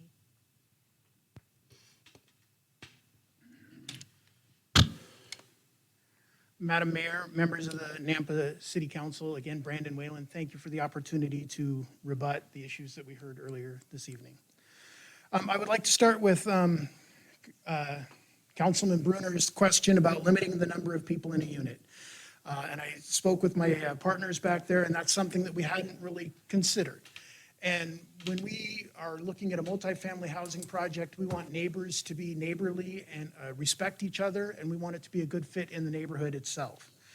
And we don't want to get into a position where we've got 4 or 5 people in an apartment meant for one person. And so that can be problematic. And so we brainstormed a little bit, and we said, well, we could write into the lease limiting the number of people over 19 years old in a unit. And we think that would give us a little bit of control on who is in the unit. What we would not want to do is just put a blanket number of people in a household or a family, because we don't want a single parent with 3 kids being excluded from a living opportunity just because of a number. But we could limit their age. And then we could also write into the lease that those units that are putting an undue burden on the parking field can be levied a fee for that, which would either encourage them to be vehicle-less or to move on to another location. One thing that I failed to mention is in that clubhouse area where the leasing agents are, a gymnasium facility, and open space, we also have storage for 50 to 60 bicycles, so they could be secured and out of the weather.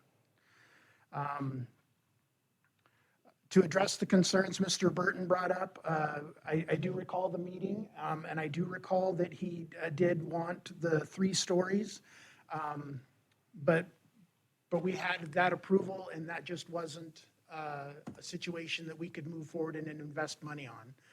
It was too risky at 2 stories.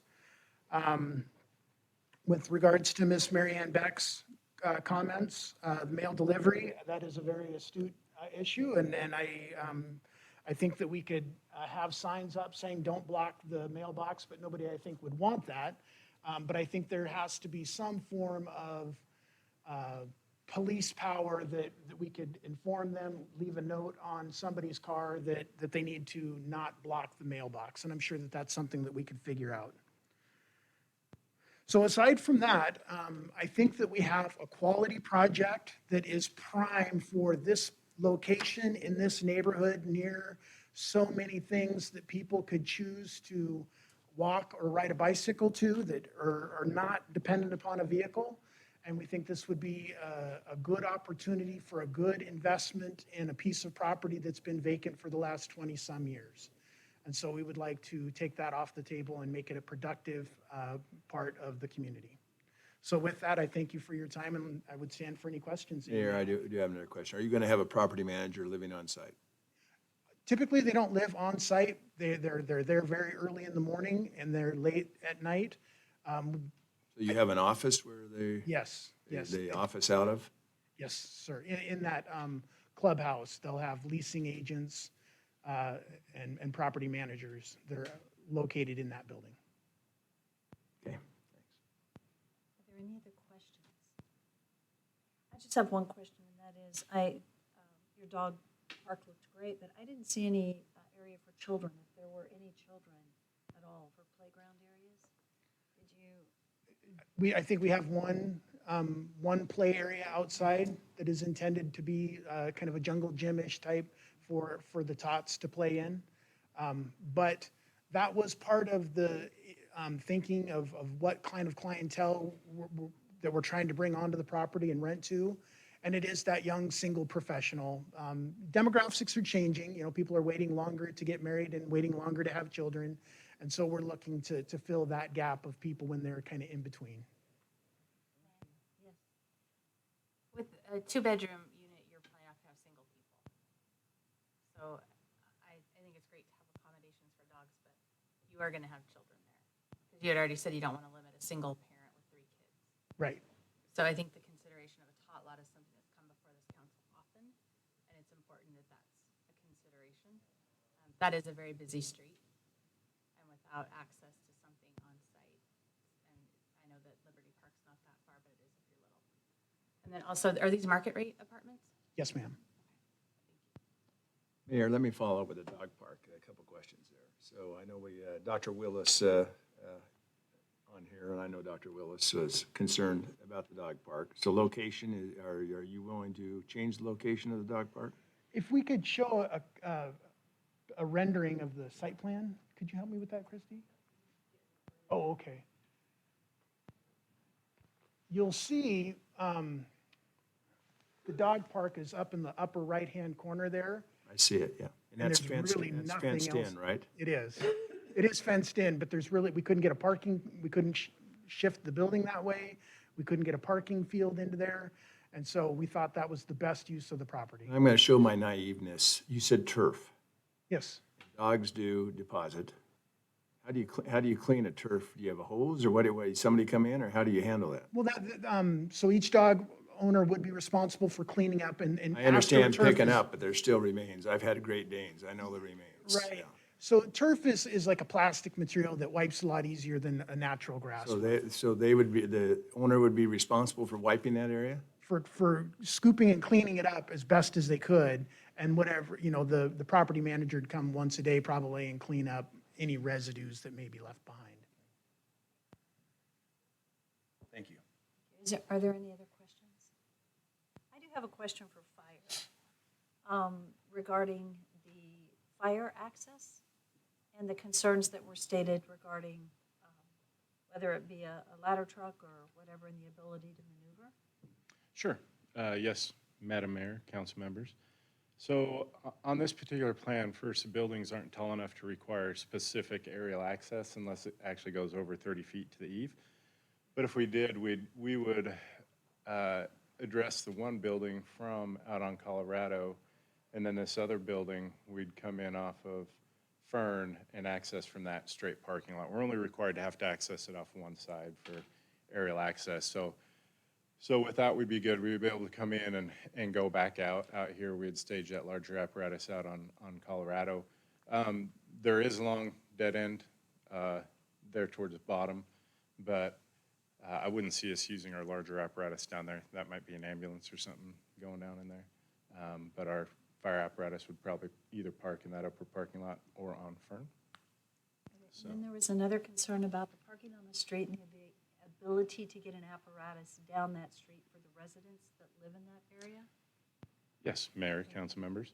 So International Fire Code only requires a 32-foot wide road in order to allow parking on both sides, and there are 36-foot wide roads on all three sides. So fire access-wise, we're good. It has a couple extra feet to spare. So Thank you. you're welcome. Thank you very much. Okay, so for council, do we have any additional questions for the applicant or before we close public hearing? Hearing none, I would stand for a motion to close public hearing. Second. All in favor? Aye. Okay, council? Mayor, I'm going to start this out. And this work, this is a wonderful presented project. I mean, this is one of the best I've seen in 5 years. So let me just tell you that.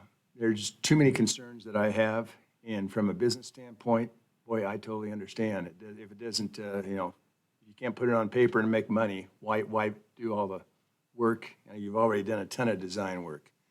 But for this neighborhood, and I'm very familiar with this neighborhood, been around it for 26 years, 3 stories, and everyone knows that I'm not happy with the apartments that are across Colorado Street there and how those turned out.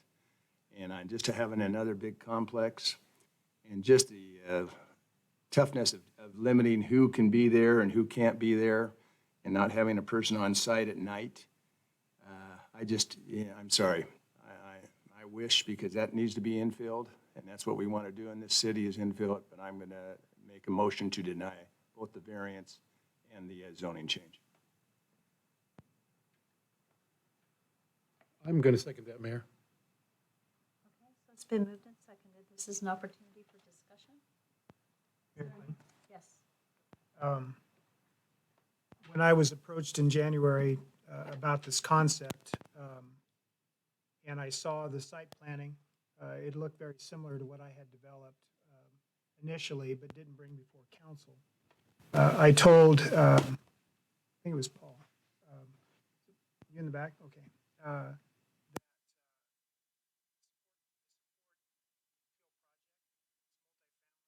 As far as the designation with our comp plan. But I listened to the neighbors' concerns about height and compatibility with the structures that they own.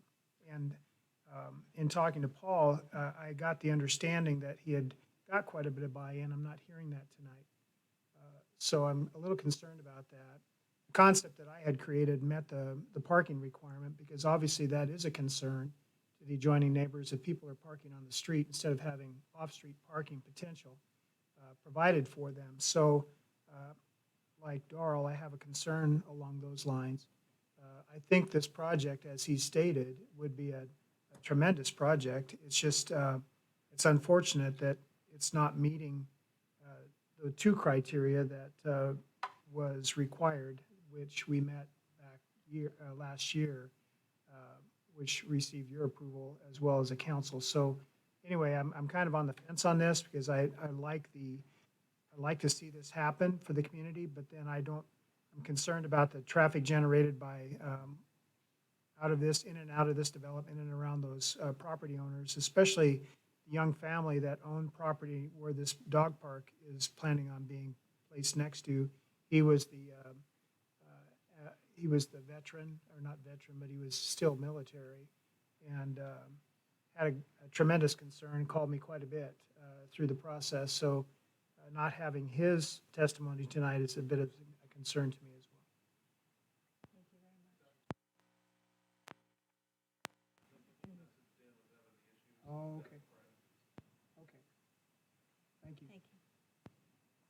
Council, is there any further discussion? Mayor? Yes. Thank you. I agree with the concerns that my 2 other councilmen have expressed. And then in addition, I look again where our public safety, our public police department, there we go, has stated that we are down number of officers. And when we're looking at adding 284 more residents in a very concentrated area, we really can't service that in addition to what we have now. And so I would add those concerns in addition to what has already been stated. Thank you, Councilwoman Levi. Is there any further discussion? Okay, roll call. Mucci? No. Levi? Yes. Haverfield? What's the motion? The motion is to deny both the zoning map amendment and the variance on parking. Is that correct? The motion is to deny both. Denial of both. Deny. The reason why we're doing both at the same time. That's just the motion. That's just a motion. If we need to amend it, I guess that's, I don't know if legal has a input on that, if it needs to be two separate motions. Madam Mayor and Councilmember Bruner, you can try it as two and see where it goes. If it doesn't, you can separate them. Okay, so currently it is one motion for both. And so we would have to make a decision to approve or deny the motion as is on the table. And currently the motion is to deny the rezone and the parking variance. I'm not going to support the motion then. I'd like to see it come back broken in half. Okay. Bauer? Yes. Rodriguez? Yes. And Bruner? Yes. So where did we end up? 4, yeah, 4. We have 4 in favor. And so the motion is approved, and that is to deny the rezone and the variance as it came forward. So that doesn't mean that you can't come back. It's a process, and I apologize for that, but it is a process. Anyway, but that is the decision. It's a great, great plan. I just, yeah.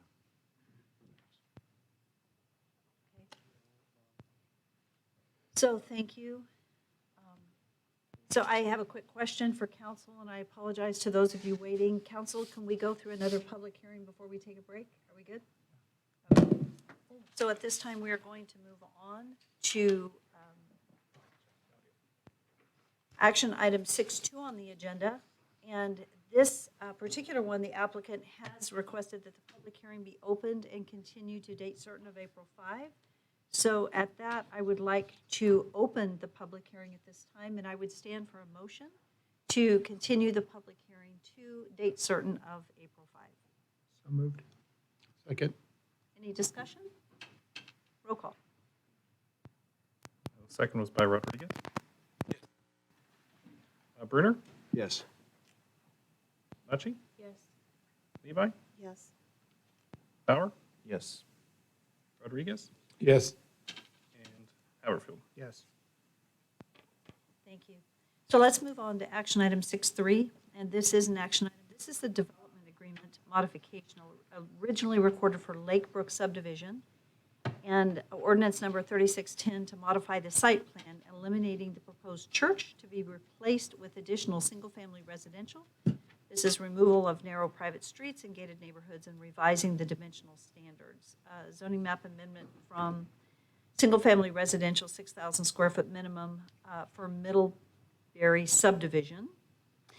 And 2, this is an RX, excuse me, I'm just making sure I'm getting this wrong. It's recommending, I believe, the single-family residential 6,000 from the RS6 zoning district located at 12246 Orchard Avenue. This is for Jane Suggs with Jim State Planning, representing Clinton Whistle. So the applicant, thank you, and I'll let you correct me if I just said it wrong.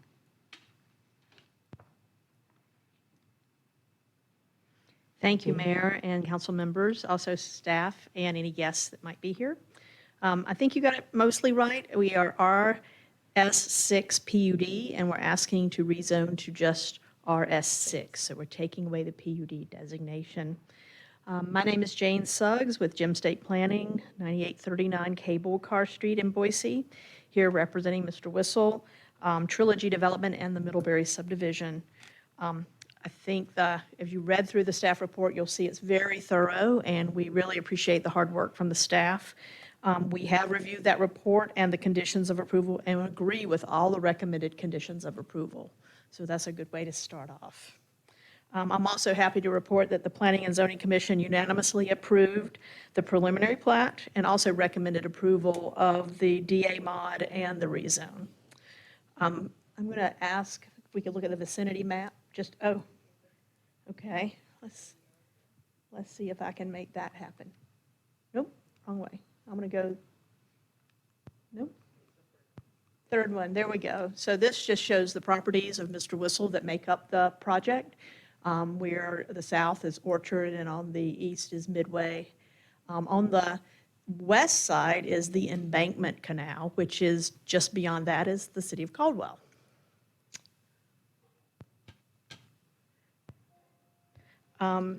As noted in the staff report, it's 105.8 acres and is already annexed into the city because it has the R6 PUD designation. We have right here the landscape plan rendering. It was the PUD as part of a plan unit development that was actually proposed back in, I think, in 2006, but it was never constructed. That project was called Lake Brook, and it covered this area and a little bit more to the north and a little bit more across Midway to the east. We're requesting the rezone to remove that PUD designation, and that means we're going to develop the whole project to meet the current Nampa zoning code for the R6 zone, RS6 zone. Of course, to remove the PUD designation, we have to modify the development agreement. And these modifications actually will remove the things that were in the PUD, like narrow private streets, there were gated neighborhoods, and several cul-de-sacs. Our new layout actually makes a big improvement to the pedestrian connectivity and mobility. I think of special note here are the regional pathways that we're building along the upper embankment drain on the west side and the Wilson drain on the northeast side. So you'll see those. All the streets actually have detached sidewalks, which makes for a beautiful streetscape. We have trees between the curb and the sidewalk. These are the tree-lined streets, and you can notice it looks very green. We propose that the subdivision, of course, meets all the requirements of the subdivision code. We do plan for 334 new buildable lots, plus there's the one existing home that's in that south section, and that will remain as a larger lot for the owner. The density is 3.17 dwelling units per acre gross. And these are the densities within the medium density for Nampa, and this is supported, of course, by the comprehensive plan. Our lots range from 6,037 square feet to 11,410 square feet, and of course, the average lot size is 8,024 square feet, and that comes with the RS6 zone where you take the smaller lots and the larger lots, and you take those out, and then you average. You have a lot averaging. So we, of course, meet that code. There are 36 common lots that are buffers, pathways, and common open spaces. Of course, the detached sidewalks. And then you'll note Waterbury Street, which is the street that runs, the green line that runs north and south. That is being set aside with no front-on housing. It serves as a neighborhood collector. It will have bike lanes, detached sidewalks, and also a landscape buffer. The pathways will be 10 feet wide, and they're the regional pathways that show up on your pathway plan. And then we also show some mid-block connectivity between neighborhoods. So you'll see some places where we have just little 20 foot wide, I think they're 15 or 20 foot wide sections with sidewalks between, so you don't have to walk around the streets to get from neighbor to neighbor. We've worked with the engineering department. They had quite a few concerns, and we worked that out. And I think Daniel's here if he wants to address some of the sewer concerns we've been talking about, because there were some master plan sewer issues, then we're going to address those with the city. And just to let you know, we sent a courtesy letter out to all the neighbors within 300 feet, just to let them know that the development was happening. The only person who responded was somebody who wanted to sell us some of their property. So I'm going to stop now and answer questions, but I do respectfully request that you approve our development agreement modification and the zoning amendment from RS6 PUD to RS6. Thank you very much. I have a quick question for you. The change in your development agreement from the previous agreement, the change in total number of lots and homes that you're building, homes specifically, what is that change? I'm sorry, it's Well- probably in there and I just don't remember. Actually, I don't know if it is because one of the issues is the Lake Brook had 641 lots, buildable lots. I looked at the old DA, but it was spread over a much larger area. So I think when I compare, there were probably about 250 or 260 in this area. Again, it's not exact because we've split the lots up a little differently now, but so we're going from about 250 to 334. So yeah, we're improving the layout a lot. And that's what happens when you take out the cul-de-sacs and you put in kind of a more gridded street pattern, even though it's not straight grids like you see in Old Town, but it does allow you to put in more lots. And one of the things too that's really special about this that we haven't done in a lot of our subdivisions, we've mixed up the lot sizes. So you'll see a 6,000 square foot lot next to an 8,000 square foot lot. And what that means is you might have a 2-story house on the smaller lot with the side yard setbacks, but you might have a 1-story house with a larger garage on the other one. So we have in each of those little blocks kind of a range of lot sizes, most of them from 6 to 7 to 8, sometimes 9 and 10,000 square foot. So I think that's really kind of innovative now. People are looking for opportunities not to have just exactly the same cookie cutter.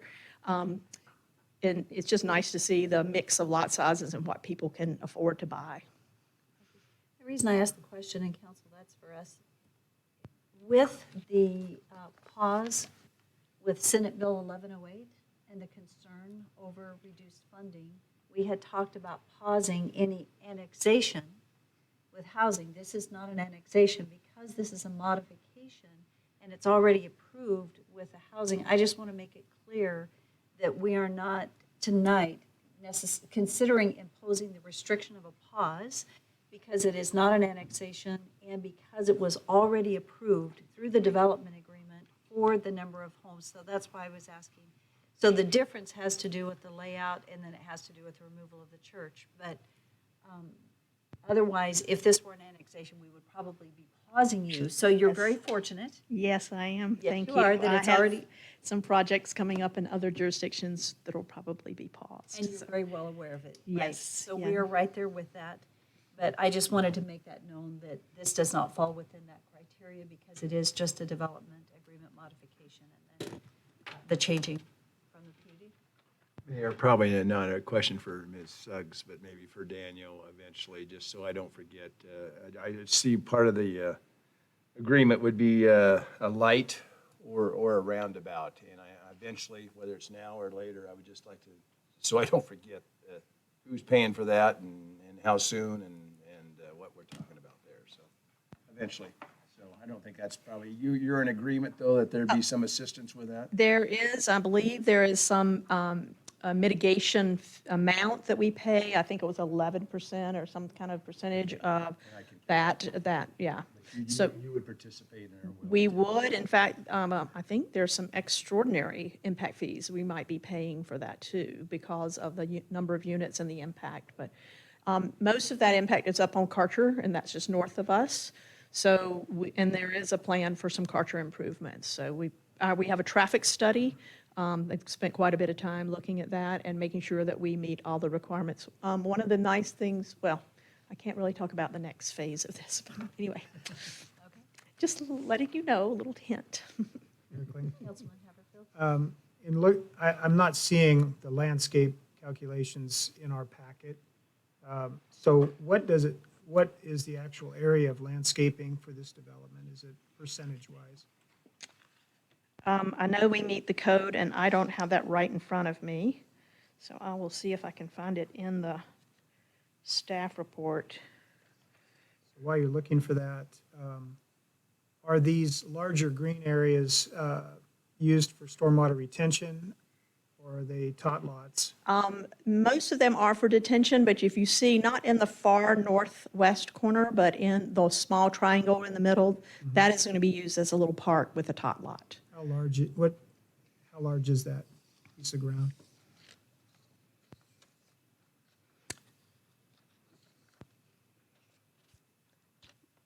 That is just over an acre. And as far as commons building, there's nothing proposed here as far as having a centralized commons building for the development. No, sir. There, one of the things we're doing by just having the smaller, well, actually, the best amenity we have is the walkability of it and the fact that you can definitely get your steps in when you're getting this project. But no, we're trying to make sure that we don't overburden the homeowners with HOA fees for maintaining some sort of clubhouse. So there is no clubhouse or any commons like that planned. So you mentioned internal sidewalks that are detached. Yes. Is that on all streets, on- both sides? On all the streets, both sides. And then is the road section then have a curb and gutter? Yes, sir. So for stormwater movement? Yes. Okay. And how wide is the landscape area between the back of the curb and the sidewalk? I believe it's 6 feet. So it's wide enough for trees. It is? Yes. Normally, we need to be at least 8 to 10 feet wide for that. On a local street, I believe 6 feet will work within that right-of-way section that you, Depending on the type of trees you use. yes. Thank you. Yes, legal. Madam Mayor, thanks. Boy, this microphone is really sensitive. Ms. Suggs, just a question. I think I heard you say that this is just a portion of the larger property that's subject to the development agreement? This is the property at this point that's subject to the DA modification. So the rest of the property is still subject to the original DA. And until someone comes forward with the rest of the property to develop. Just to follow up, if I might, Madam Mayor. So the original development agreement that covered the larger portion makes it binding on all the properties that are subject to it and requires all the property owners that are subject to the agreement to agree to the amendment. So just wanted to confirm or make you aware of that the other property owners subject to the development agreement would also have to be okay with the modification if the council approves it. I believe that is the case. I recently had a very similar situation in talking to another city's attorney that recommended we just remove the property from the original DA and create our own DA. I know that's kind of a different way of modifying. I don't know if that's simpler. That jurisdiction chose to do a DA mod that way as opposed to just but yes, the Mr. Baker, who had the original development agreement for Lake Brook, has agreed to this modification. So is there anything else from a legal perspective that we need to be aware of as we move forward in discussing this and the determination?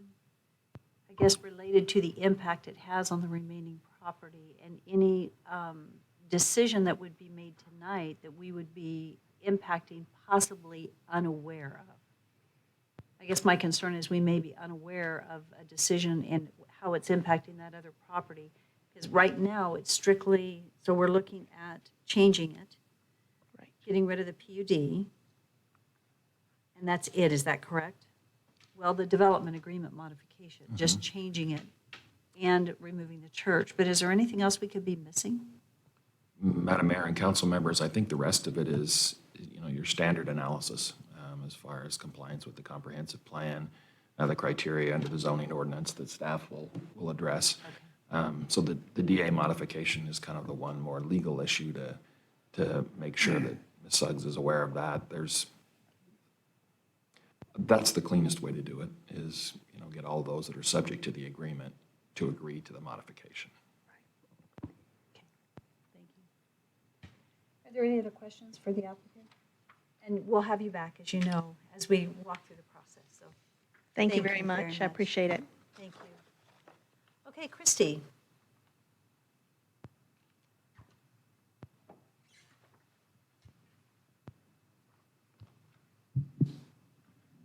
right in my face. Thank you, Mayor and Council. Christy Watkins, planner with the City of Nampa. I just want to address real quickly before I get started. They are proposing 15.47 acres of open space, which is right around 15% of their project, just to answer that question. Yeah. Okay, so the action before you this evening is consideration of a development agreement modification and a zoning amendment from RS6 PUD to RS6 for 105.78 acres located north of Orchard Avenue between Midway Road and Lake Avenue. The applicant's stated purpose for this is to request the rezone of the property to conform to the Nampa zoning code. And to do that, they will need to also change the concept plan within the development agreement. So the property is currently within the city limits and appears from the aerial to be flat, open ground with few structures. The one structure being the home that will be incorporated into the lot designated on the plat. It is surrounded by RS6 PUD to the north and east and Canyon County Ag properties to the south and west.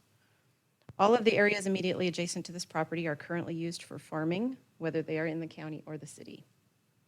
This development is located approximately 2.3 miles from Nampa Fire Station number 4 with an approximate response time of 5 minutes. The city's water and sewer systems have adequate capacity to serve this property. There is a 36-inch gravity sewer main in Midway Road, a 12-inch water main in Midway north of Flamingo, and a 12-inch water main in Flamingo, and a 12-inch water main in Orchard Avenue. A little bit of history on this property. In March of 2005, the annexation and zoning to RA was approved with Ordinance 3482 with no development agreement. In February of 2006, a rezone from RA to RS6 PUD was approved with Ordinance 3610 with a development agreement. In July of 2020, we met with this applicant and walked over the various different processes that would need to take place to make this happen this evening. And then on February 9th, 2021, Planning and Zoning recommended approval of the development agreement and the rezone to you. And they approved the preliminary plat contingent upon your decision this evening. So a development agreement is ultimately a contract between the city and the developer and must at a minimum comply with the listed requirements that are in your staff report in regards to the legal description, concept plan, and various conditions that are placed on the project. Section B of that applicable regulation listed here on the screen and in your staff report, so maybe you can read it better than you can up here, describes how a development agreement is applied to any given project. And then there are the applicable regulations for a zoning assignment that are also listed in your staff report. We'd like for you to reference these conclusions of law when making your decision about the project. Your decision should be based on any one or more of the following. The rezone complies with the comprehensive plan. The rezone would be compatible with the surrounding proposed land uses and/or adjacent zoning districts. That approving this zoning would or would not create a spot zone. And that approving this zoning change would be in the interest of the public or reasonably necessary. So when you make your motion, if you choose to deny this project, one of those conclusions of law or multiple conclusions of law should be stated in that reasoning. So this is going to continue to be a residential zoning district, but I did include the uses that are permitted or conditionally permitted and the signage that would be allowed in the RS zone as well in your packet. So the development agreement is attached to Ordinance 3610 and was recorded in September of 2006. This request is to replace only that portion of the previous development agreement that describes the 105.78 acres on the south side. As per the applicant's narrative, this project has been redesigned to meet the current requirements of the Nampa zoning code and the subdivision requirements. We are requesting that the development agreement be modified to remove the narrow private streets, which she mentioned, the gated neighborhoods, and revised dimensional standards of the Lakebrook PUD.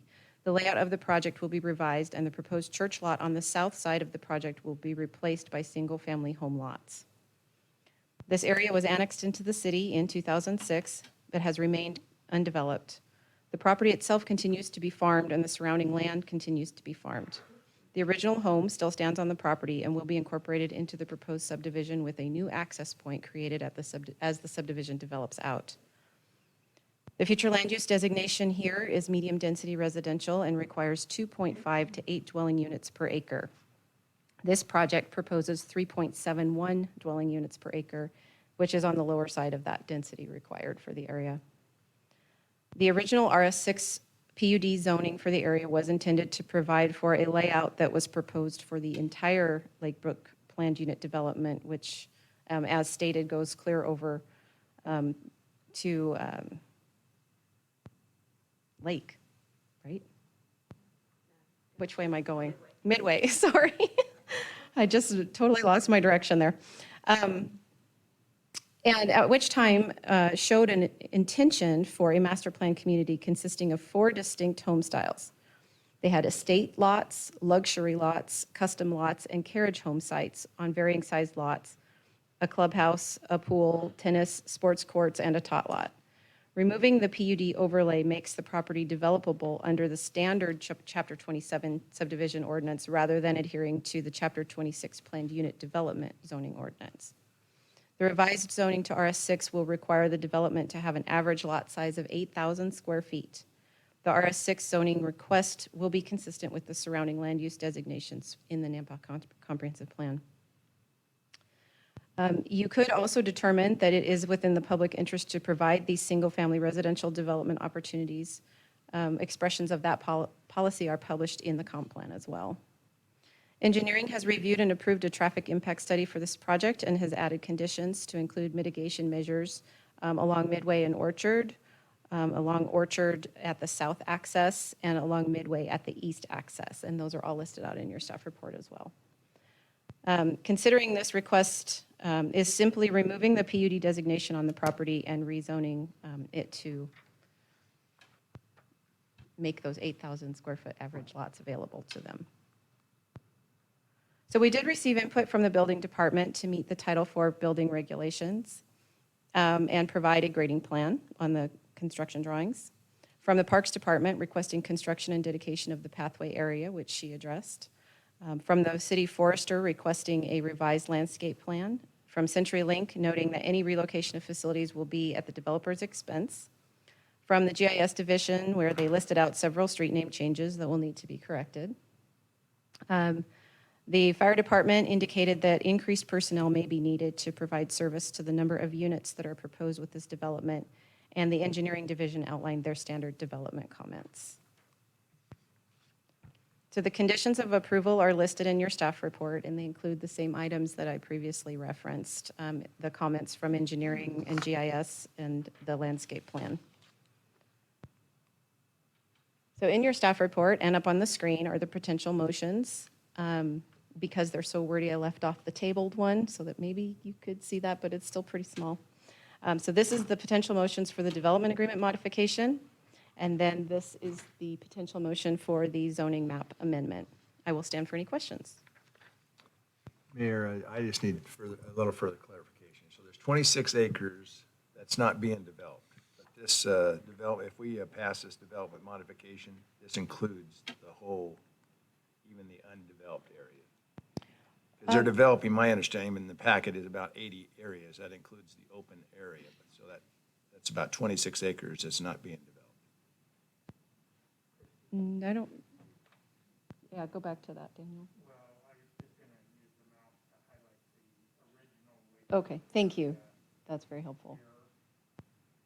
I can go back to a better picture too, if you like. It appears on the original development agreement that it was 294 acres. Am That's I missing correct. that? It's 294. 294 and this is acres only- that goes clear up to This is there. 105 something, but I'm only seeing developed 79 point some acres being developed. So That's that my, may that's be my a question. What's for happening you. with these other 26 acres? And We may need to look into that. Let me go look, I'll pull up the preliminary plat and unless see I'm what it missing says. something here. Gave the 300 and whatever houses, and then it had 15 some acres of open. Let me grab that.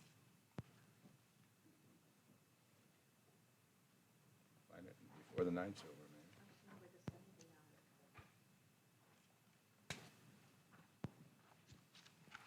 man.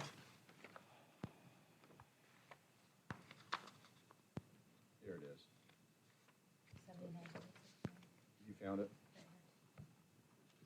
Yeah, I went right by it. What So- page is it? 307. 307. So Christie, it's the property information, subject property information. And it says acres of each proposed zone, 105.78, but then it says 334 new lots plus the one existing home, to total 64.22 acres. Then common lots would be 15.47 acres for a total of 79.69 acres. The rest is what? Right of way. I think you're looking at a breakdown of open space, developable lots, and that means that the rest is right of way. So that's just not detailed in that. That would make sense. Just curious that we're still voting on the whole 105 acres, okay?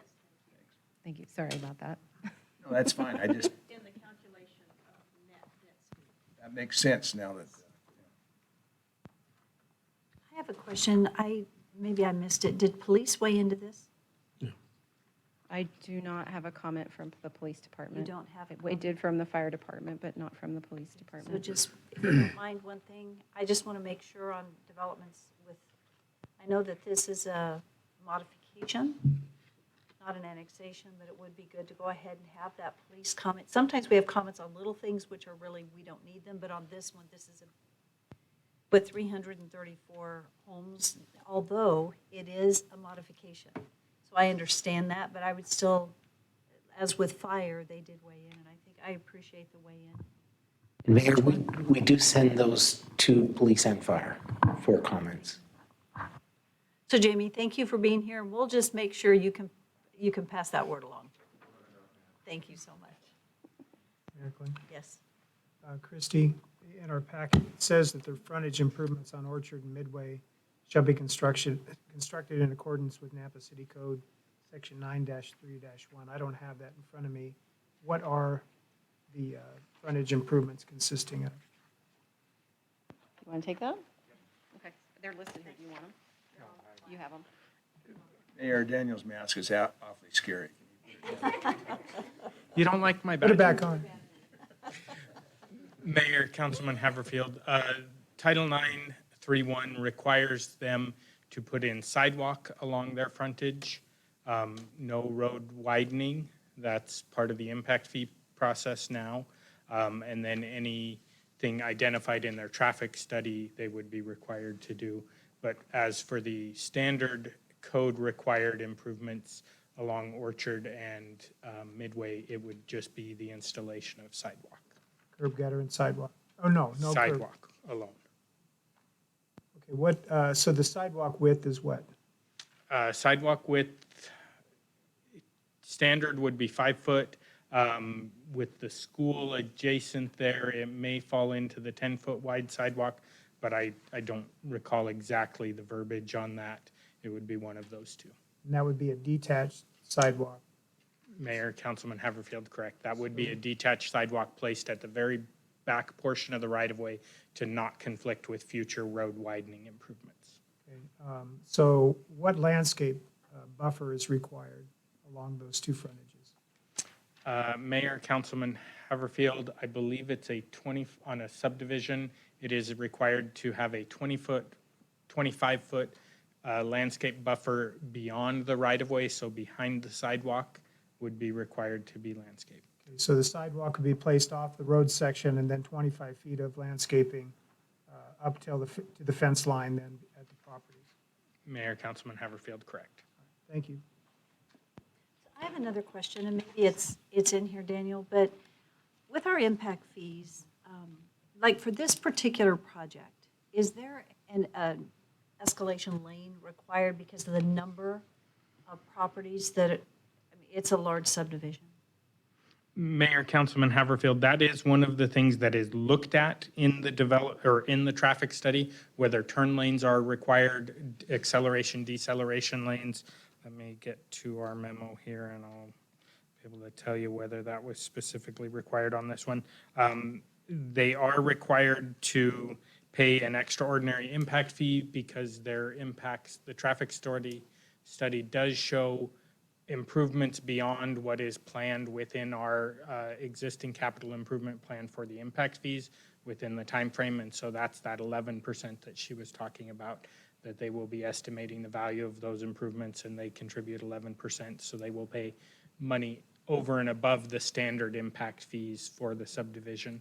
So my question is that absolutely dedicated to this subdivision, and will that work get done now and not put in our impact fee bucket? Because that's a concern I have when you've got a major impact, and if they're paying the additional, it should be dedicated to this project for that work to be done. Mayor, Councilman, or Mayor, the way that those extraordinary impact fees happen, they do not get dedicated specifically to this project. They are paying into the impact fee fund.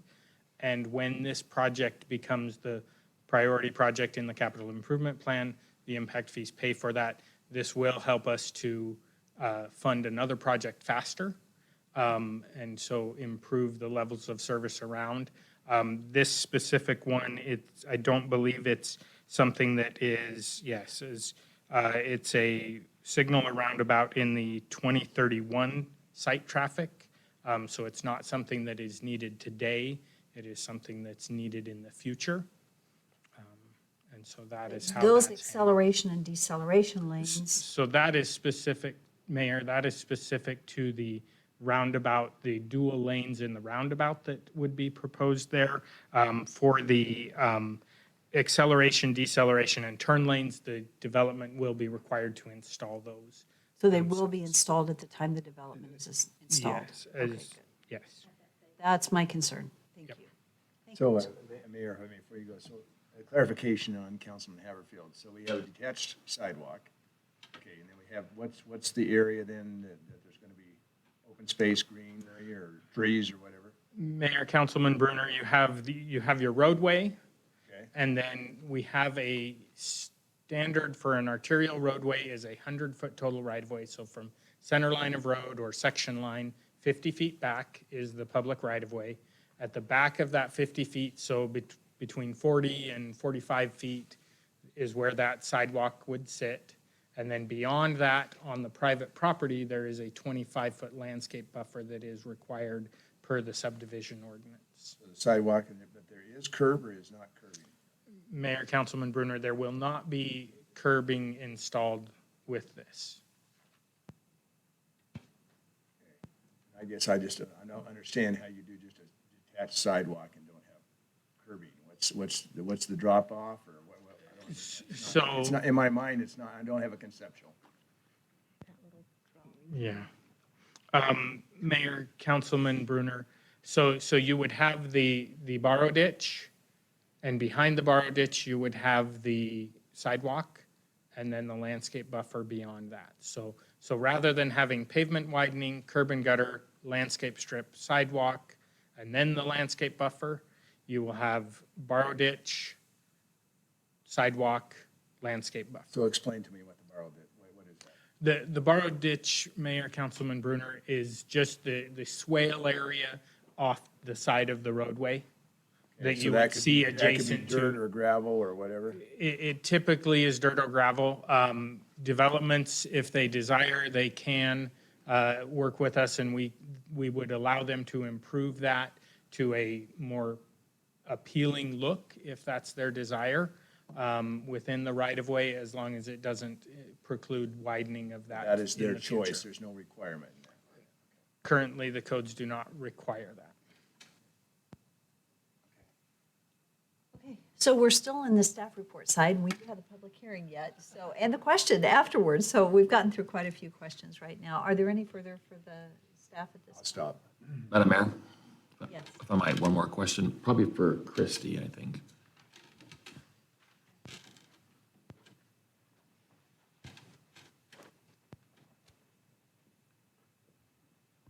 So one other issue with the development agreement would be the concept plan. I see a preliminary plat, in here, but was that just approved as a concept plan? It wasn't a preliminary plat? So Mayor and Attorney Lakey, yes. So basically, we would just put the preliminary plat in as the concept plan for the development agreement. Okay. So then, with this being a PUD, there was a preliminary plat concept plan for the whole thing. Obviously, this won't fit butt right up into the previous concept plan.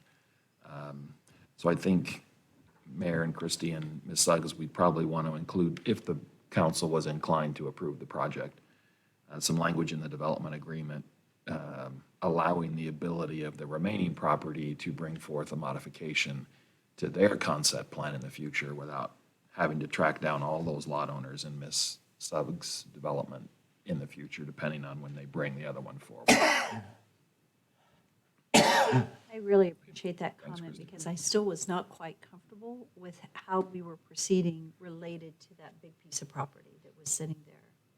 And so as we move forward and get ready to get to that decision-making, I may ask you to restate how you would suggest, if council was so inclined to move forward, how we need to state that as a condition of approval. Thank you so much. I appreciate that comment. It's perfect. That's great. Thank you. Okay, so this is a public hearing, and we will open our public hearing at this time. We have one person that has signed up, and it's Stacy Crust on Hawaii Avenue. Stacy, are you present? Which did? Okay, so we're on number 3. Okay, so it's just under the wrong one. Is that correct? Yeah. Okay. So is there anyone, and let's double check and make sure there isn't anyone on the next 2 coming up. Okay. And then the last one is? She's on that one too? Okay. Okay, so is there anyone here that had intended to testify that didn't get signed up? And I'd like to ask, is there anyone potentially online that had intended to testify? Do you see anyone other than our expected members? On Teams? Okay. Perfect. So at this time, I don't see anyone that had intended to testify on this issue. Is that correct? Okay. That said, our applicant may come forward. Thank you for wrapping us from your side. Okay, thank you again for the opportunity to speak. Jane Suggs, representing Mr. Whistle and the Middlebury subdivision. I'm hesitating to talk much about this, but we are working on the property north with an additional development agreement modification. If you can go to the drawing that shows kind of the larger area that you've had up a couple of times. So there you go. So everything up, see the RS7 that's way up there on the north side? That is the existing project that's been recently approved. I think there's some RP up there too as well. And but everything between us, the project we have now, all the way to Midway and all the way up to that north line, which the property that's in gray to the north is actually Caldwell. So, so we're developing or working on, we have an option to develop that property as well from Mr. Baker, who had the original PUD. So that might help a little bit about resolving some of the conflict about the development agreement. But I understand what you're saying, and make sure that everybody that's part of the development agreement understands that this is going to be a change. But it kind of minimizes some of the jagged edges, I think, is what we're looking at right now. So I didn't want to talk too much about it because it's going to be in front of you one of these days. There were some changes, there were some requirements in our traffic study, a westbound right turn lane and an eastbound left turn lane on Orchard and our south access. So you'll see that we have to put those in. And also on Midway and that east access, which is just a small piece, there will be a northbound left turn lane and a southbound right turn, northbound left turn lane and a southbound right turn lane. And those will be built during those phases, whenever those phases get built. Again, Daniel probably knows a whole lot more about this, but since the sewer comes from the northeast corner, some of this, the very south of this project, it may be a while before we get there because of the sewer will likely start as far north as we possibly can with the sewer extension. Some sewer comes down Midway, and then some's going to go under the Wilson drain. So we're still working that out with engineering. So just to kind of let you know that we're kind of fully on into this and wanting to do everything we can to make sure that we provide all the adequate services. And thank you for your question about the breakdown. I think that was the calculation of trying to figure out what the net density is by taking out the right-of-way. I can stand for other questions, but I do very respectfully request your approval of the DA mod and the rezone. I just have it's kind of a comment and a question. I'm somewhat disappointed to see, not to see more amenities provided with the number of housing units. One of the things that I think people are looking for today are amenities. So the open green space is good, and thank you for that. The walking paths are critical. Then I know there are some other subdivisions and other communities that would come in with maybe not a clubhouse, but a swimming pool, providing an amenity to their people, to the residents of that subdivision. And they're very popular with families.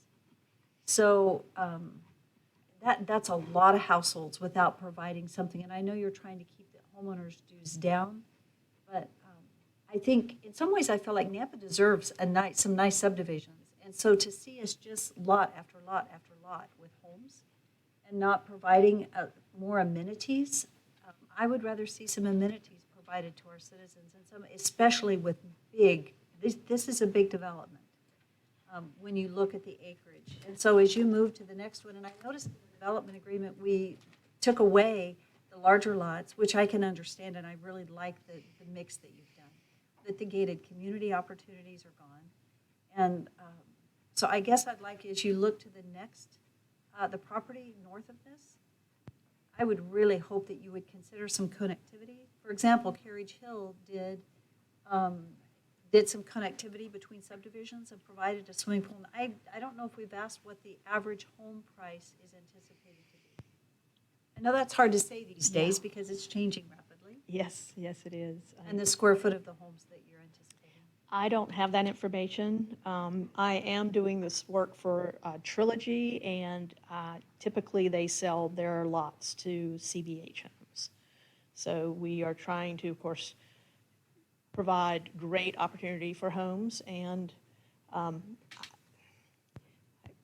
seems like when we first started looking into this, one of the things that we were advised was let's not try to have so much open space that becomes a maintenance issue. And I think that was something Nampa was having a issue with for a while, was that homeowners associations were trying to not maintain their open areas because all of those areas require maintenance. So I think we're making that switch now to having more, but I will definitely pass along to the northern section as we look at that, because we haven't finalized our plans.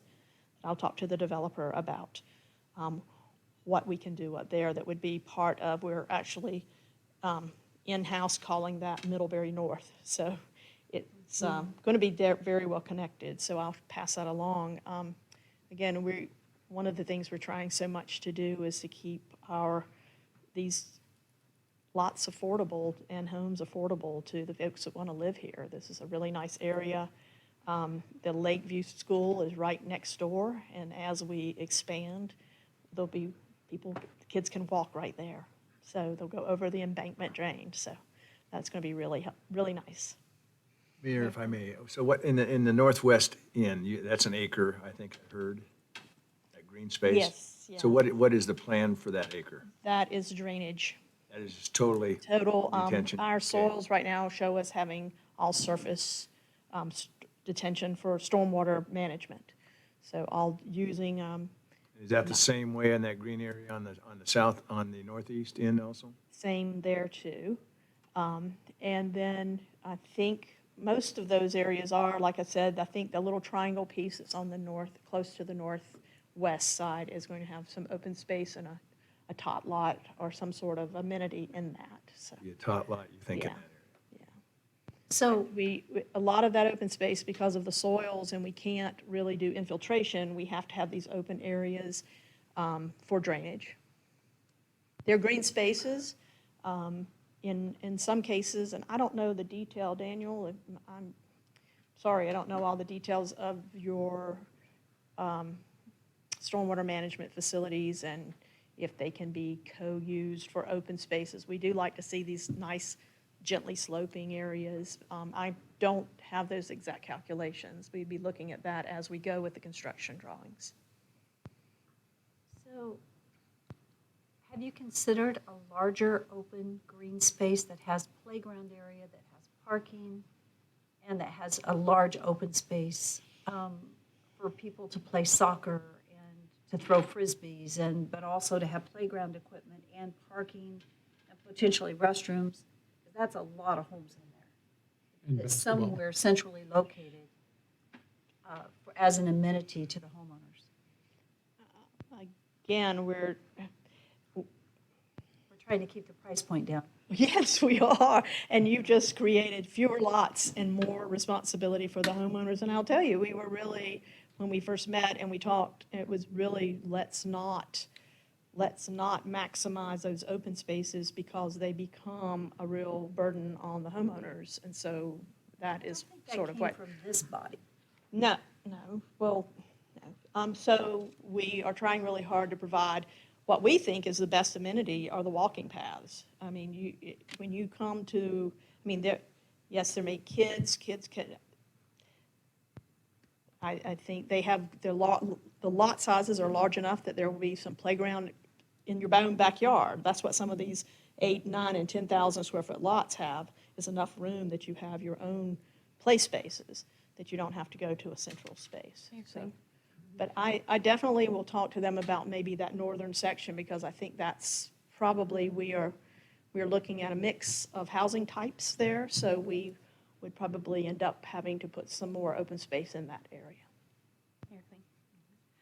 I appreciate the comment about affordability. I just saw a Corey Barton home listed in CUNA for $965,000. I don't know how that is affordable, and the Corey Barton next to it is 800 something. That was on the news. So I don't know who that's affordable for, and with no amenities. Well, I'm hoping those are anomalies. I do quite a bit of work in CUNA for Corey Barton Homes, again, working with the Trilogy Development Company. I do know in Memory Ranch, which is down off of 10 Miles, so it's really conveniently located to the highway, I did see some $400,000 homes listed in that area. Again, not affordable to me, but for many people it is. And so, but not 900. And I would say this development is quite a bit nicer than some of the ones in CUNA. Well, so I think that's my point, is I think I'm agreeing with Mayor Kling that this will likely pull in families. And I think that in Nampa with 334 units, like if we go with 2 cars, 668 cars, it's a lot of impact on the folks around there.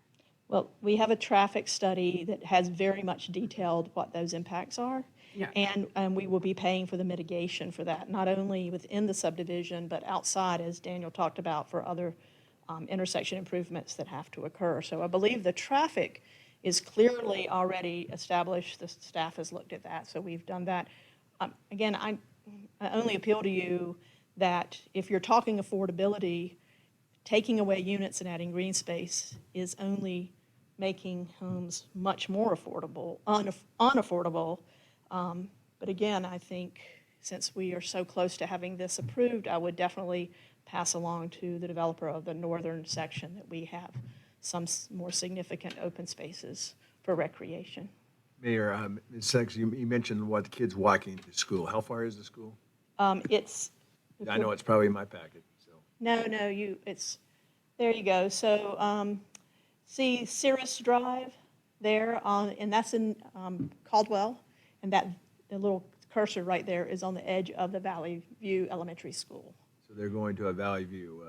Lakeview, I think it's called Lakeview Elementary And so School. you say it's walkable, and I mean, I take it that school does have a field and place for Yes. soccer and so on. It does. So It does. It's somewhat close. It's part of the Peregrine Estates. And just so you know, also that Peregrine Estates That light color just to the south is part of Peregrine Estates, that light colored gray, but also the property to the east that's right adjacent to to our project down south, a little further south. That one right there is the Adamson property, and it is also being developed as part of Peregrine Estates with 6,000 to 7,000 square foot lots. So there is development right adjacent to the canal on the other side, being planned. That's Caldwell? That's in Caldwell, yes, ma'am. And that gray area north of us is in Caldwell. Mayor Quinn. Yes. The landscape areas that are defined in our packet, they're a little different than what was up on the screen. But the 25-foot buffer that was mentioned as far as on the road frontages, are those separate lots? Yes, they are separate lots. We will be dedicating the 50 feet of right-of-way and then having a separate lot where the landscaping is located. So you'll have a homeowners association responsible for the maintenance of those, and I imagine the pathway lots through the subdivision, and then the frontage, that north-south road that goes up through there shows landscaping. It shows it in green. Is that also separate lots?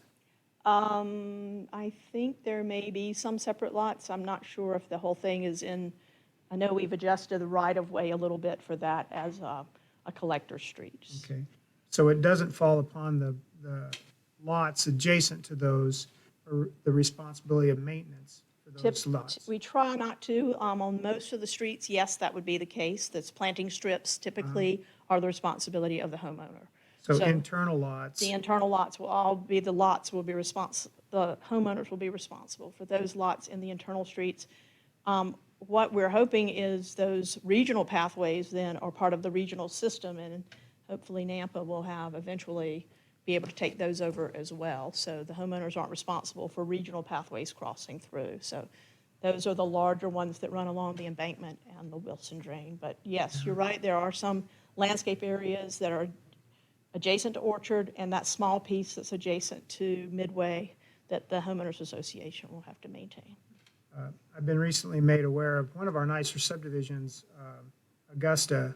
The frontage lots, the landscape buffer is actually a part of the first two lots entering the subdivision. So the homeowner basically has the responsibility, but then they've taken upon themselves to maybe change some things that the balance of the homeowners in the subdivision are not in agreement with. So there's been a push back and forth as far as code enforcement. There's no code enforcement because there's no separate lot that's subject to the homeowners association responsible to take care of. So in this case, if there was something happening and say it wasn't properly being maintained, it would be the homeowners association responsible for those frontage lots since they're separate from the others. Right, and I don't know if you can enlarge, can you enlarge that, a piece of that, say down in Orchard? Oh, okay. Common lots, yeah, coming into the Waterbury Street, the one that's the main street. North-south? The north-south, So yes. those are separate lots subject to the homeowners association to keep maintained. Yes. As are the other larger The open surface spaces. retention area lots.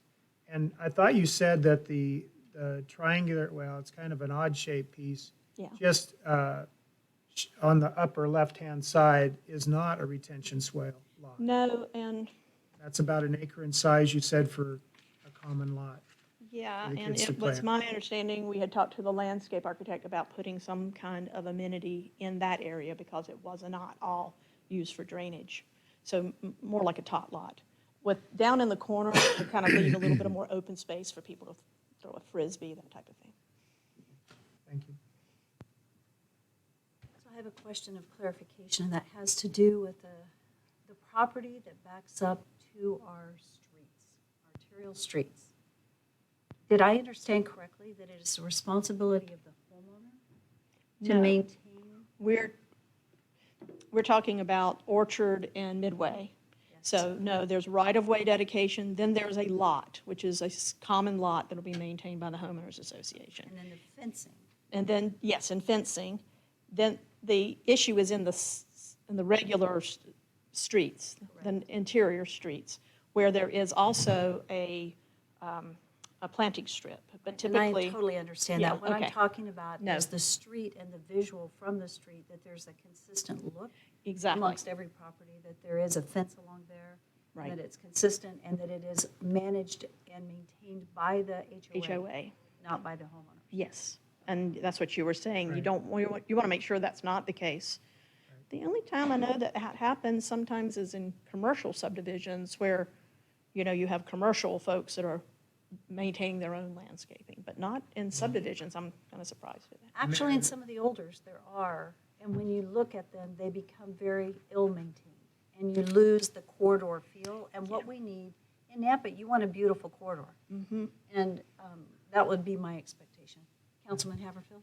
And that's why I brought it up, because there's a homeowner in the Augusta subdivision that brought that to my attention, that a homeowner took it upon themselves to rip everything out. And the homeowners association for years have been paying to maintain that, put Christmas lights up in the whole bit. So I asked him to check his plat map to see if they were separate lots, and they were not. So their next step, obviously, is to seek some legal advice, and so I gave him that option, obviously. But really, by having it not be a separate lot, our code enforcement can't go after anybody other than the homeowner, and there's no teeth behind it because there's nothing in their CCNRs. So in this case, there would be. So if something were to happen where someone took it upon themselves to go ahead and start ripping out trees, they'd be responsible, and the homeowners association would be able to go after them. So So you just one need of- to know who to go to. I think Councilwoman Munchie, when you were mentioning traffic, I think where you were headed was not about the traffic study, but it had to do with the safety of the distance that the kids are going to have to go to even find a lot. Because there's a lot of traffic in there, and there does not appear to be a centralized areas amongst all those for open green space or play lots. Is that correct? Correct. I knew that's where you were going, and we got a little bit sidetracked from that. I just didn't want to put words in your mouth. You're correct. Thank you, Mayor. Okay. So, yes, thank you. I might. So Ms. Suggs, just so we're clear, this is, it's subject to the council. If they want to approve it, that's totally up to them. But if they did, your modification approval tonight essentially forces the remainder of the property to pursue a DA modification in the future. So my proposed condition to them would be, including a provision in the development agreement, that your client would consent to any modification or termination of the DA as regarding the remainder of the property in the future as determined by the other property owner and the city council. Any concerns or issues with that? I don't think so. You're saying that the DA, the folks that own the rest of the property besides this, could make changes to their property with a DA mod, and we wouldn't have anything to say about that. So if someone came in and wanted to do something, a DA mod for 5-acre lots, we wouldn't be opposed to that. Madam Mayor and Ms. Suggs, yes, that you wouldn't have to be a party to that change. That's, Your folks could come in and talk about the rezone or whatever it is they want to do, but as far as the DA modification, it would now just be between the remainder of the property owner and the city. we agree with that. How does council feel about that? I guess the question is then for city council, how does council feel about that with the DA? And the impact because we're releasing the rest of this property from its current development agreement, is that correct? Or are we requiring it stay under the former and they have to come in for a separate? Madam Mayor, we're modifying the current DA, so they're still subject to the DA, but with these modifications that Ms. Suggs has proposed. My change would be to allow the remainder of the property to come before the city council and request a modification or a termination of the DA, and that would be between the city and the future applicant on the rest of the property, whether it's Ms. Suggs' client or someone else. Personally, I appreciate that suggestion. only because of this particular development. So it doesn't, otherwise the next one is exactly like this. Would that be correct? We would be perpetuating this development, correct? Madam Mayor, what happens on the remainder of the property would be totally up to the city council. What this would do is not require these however many hundred and some property owners to sign any future development agreement. It would just be the future property owners and the city. They could come in and talk about whatever they wanted to talk about on the proposal, but they wouldn't be a party to any modification or termination on the remainder. That makes sense to me. The other option would be to leave the public hearing open to the next council meeting, give you the opportunity to talk to your client, and you can tell me if we're allowed to do this. We would continue this public hearing to the April 5th, I think it's the 5th, council meeting, and allow you to have a discussion to make sure that where I think you think it's okay, but just to give you the opportunity to be 100% sure. I don't know if that would be a suggestion for us to continue or not. I can say with some certainty that this owner or this developer is not going to be concerned with what happens on the rest of the property that was subject to the original DA. And the reason for that is that they control through options and ongoing development plans the rest of the property between here and Midway and the property boundary that's undeveloped. So, I mean, I feel pretty confident I didn't bring my legal counsel, unless I'm missing something here that would cause us not to be able to do this development. But I feel fairly certain that the property just to our north is with the same developer. And so we'll be working to the end that they would not care about not being a party of that DA, this property. Does that make sense? I'm trying to say it, but you say it more eloquently, City Attorney. Madam Mayor, Ms. Suggs, I think you said it just fine. Again, that's if the council's inclined to approve it or postpone it, that part's totally up to you, Mayor, but that would just be my suggestion if the council was inclined to approve it. So at this point, typically, I would be asking for a motion to close public hearing. The only reason I have not asked for that motion is to ensure that we're not closing public hearing before we're ready in case we would choose to continue it to the next council and keep it open. So that's the only reason I have not asked for a motion to close. Councilman Rodriguez. Yes, thank you, Mayor. So what would be the impact here? I mean, why wasn't this figured out before prior to his council? I mean, what's the issue here that the developers didn't get, apparently? I don't see it as an issue. I was under the impression we have a DA. We're modifying a section of the DA. Everyone seems to agree that that seems to be the responsible things to do. We're just not at a place where the owner of the rest of the property subject to the DA wants to change yet, but we feel sure that much of it will change in the future.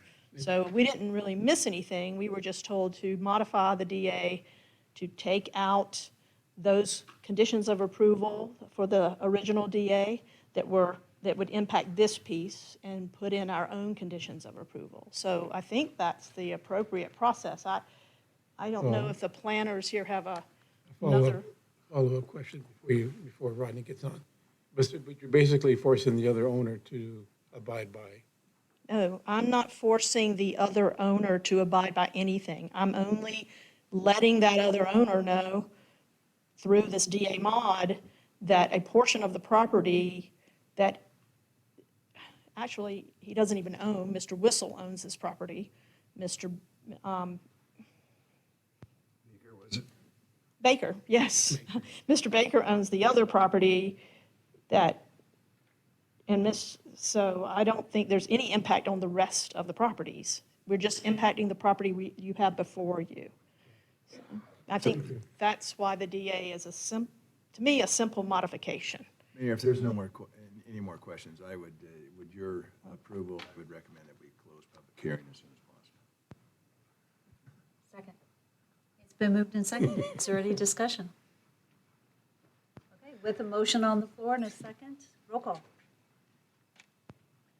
Oh, all in favor, aye, excuse me. I'm so used to roll call.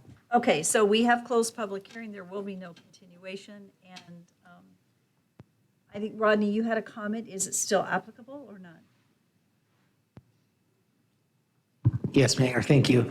I just wanted to say that in explanation for how this happened, we recently had another project where they were trying to split off one property that had been split.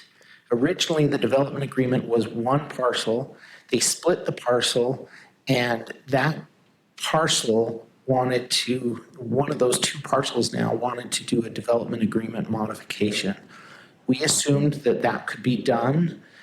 We went forward with that, but when I consulted with our legal counsel, I discovered that that was an issue because the original parcel was one parcel, and now that it's two, both property owners would need to be in agreement to that.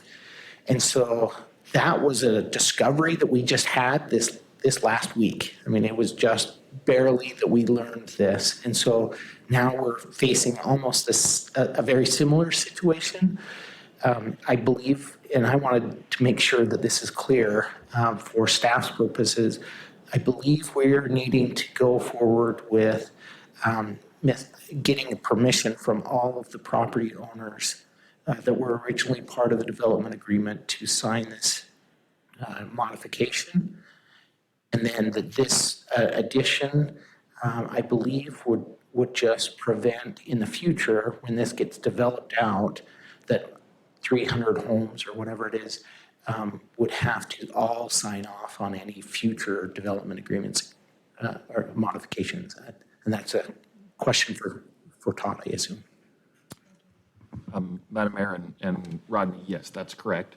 So as I visited with Ms. Suggs to begin with, the remainder of the property that's subject to the development agreement would agree to this modification as a party to the original.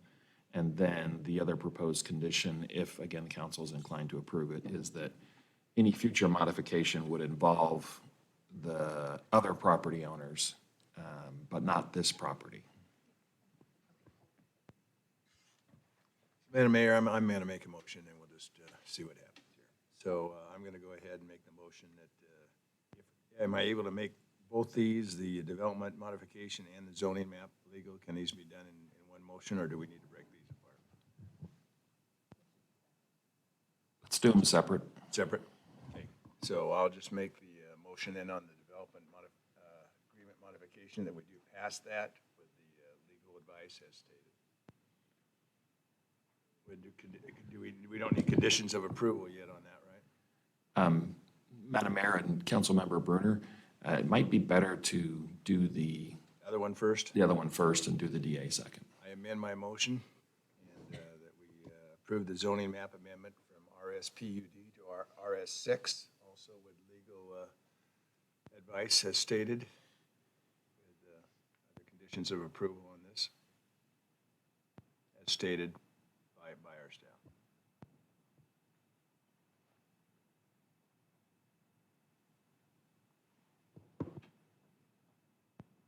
Okay, I do not hear a second to that motion. Mayor, So, yes. And I have a question for legal. The zoning map amendment, does it tie us to the preliminary plat as presented to us? Or does the development agreement modification? Madam Mayor and Councilmember Haverfield, your zoning modification would provide for the ability to develop the property within the confines of the zoning amendment. Your approval of the development agreement would address the the site plan, the concept plan for the property and the development of it in the future. So that was my question, following along with the logic of the mayor as far as open space and available areas for recreational use within the development itself, that would fall under the development agreement modification. Is that correct? Correct. And I will second the motion that was made by Darrell if he still wants to make it. The zoning map amendment from RSPUD to RS. So the modifications, then we can state that in the next action. So it's basically number 2, item 2 in the report. Zoning map amendment, yes. I will stay with my motion. And So we have, go ahead, Todd. sorry, Mayor. Just looking at the conditions, we're talking about the conditions of approval as proposed by staff to that. On the zoning map amendment. On the zoning map amendment, okay, yes. Can we read those, please, just to make sure that we're all on the same page? So on just the zoning map,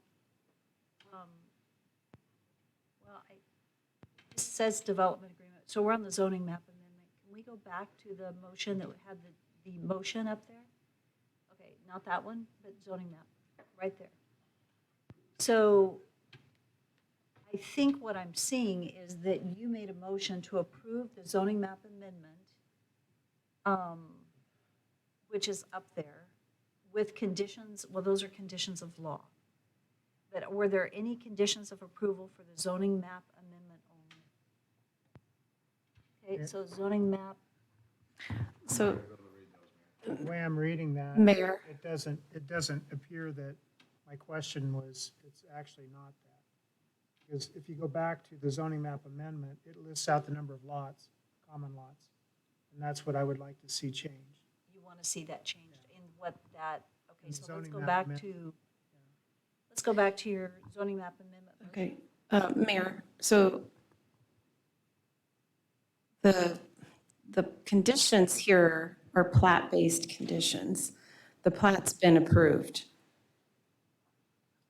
We really don't have a mechanism in the zoning to change the number of lots in the plat. So what if we don't approve the rezone? They approved the plat before we've approved the rezone, is that what I'm hearing? Contingent upon your approvals this evening. The plat meets code if you change this zoning. Which, so we would not have the ability to make any amendments, is what I'm hearing, Mayor Kling. to the plat. So Christie, can we determine that some of the lots can be used for common use instead of it being a buildable lot?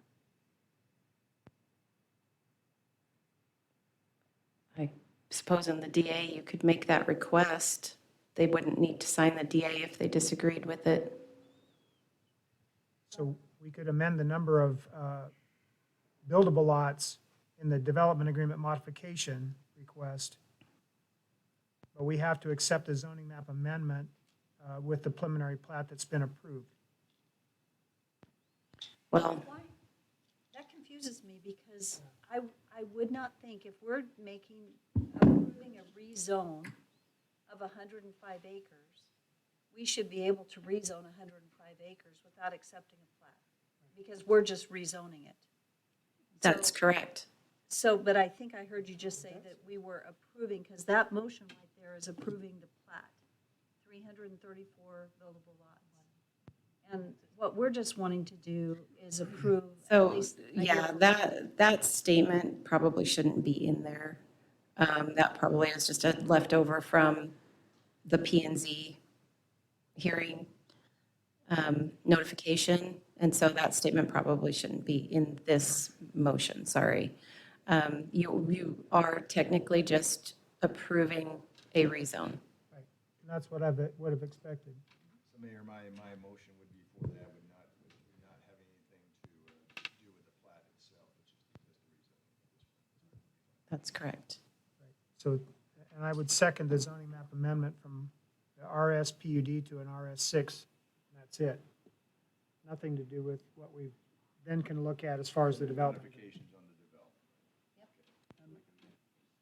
We can make the modifications on the next vote. Okay. Okay, so it's been moved and seconded that we approve the zoning map amendment from RSPUD to RS6. And that's it. Is there any further discussion? Mayor, Yes. clarification. So there is nothing we can do to disprove the development. The development gets to go forward no matter what. Because it bothers me, one, that we have approved another large development, and we, once again, we do not have adequate public safety. So related to that, because the existing development agreement and existing zoning did allow for, I believe it was 200 and some actual homes, if we did not make any modifications, can you tell me how many single-family buildable lots there were in the prior DA? For this particular 105 acres, when I counted it, it was like 220 lots, buildable lots. So it is, with this change, it is adding 114 buildable lots. 334, and we were at 220. Okay,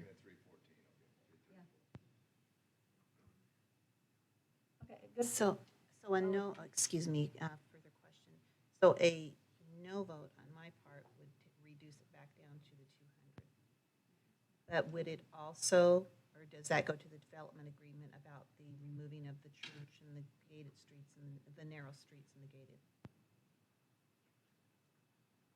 It is the development agreement that addresses the church, I believe. I need to make sure that's a correct statement. Is that not a correct statement, that the development agreement, or is it the plat that is dealing with the removal of the church and adding the lots? The development agreement is the one that is removing the church and providing this new concept plan.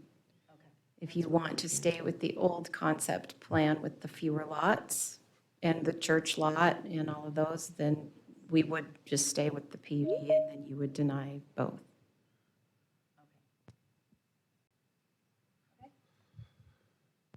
So we have a motion on the table. And I think, do we all understand where we are with this right now? I want to make sure that there's a clear understanding before we vote. Mayor, Yes. if we vote to approve, it would allow for the second plat to be brought forward for consideration. If we vote no, then it stays the same.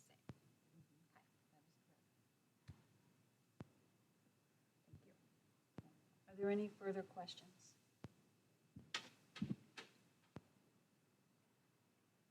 Okay. If there are no further questions, roll call. Rodriguez? No. Bocci? No. Levi? No. Bauer?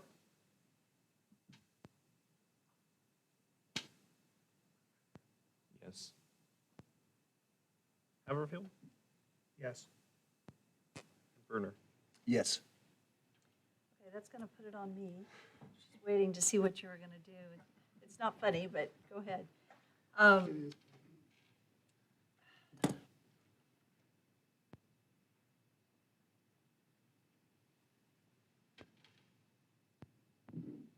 Can we discuss? What I want to do here, but I'm not sure, but I need to, I have a question, but I don't know if I can ask a question. You know what, pardon? Well, no, it may be of legal. Am I allowed to ask a question regarding my vote? I'm not sure if I am.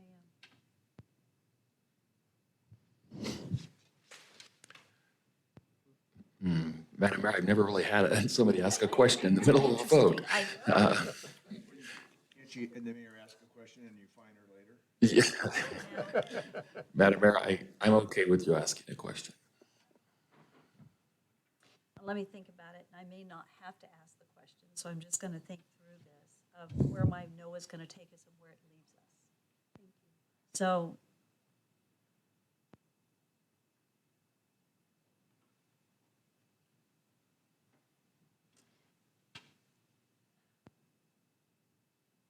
I guess the question, if I were to say,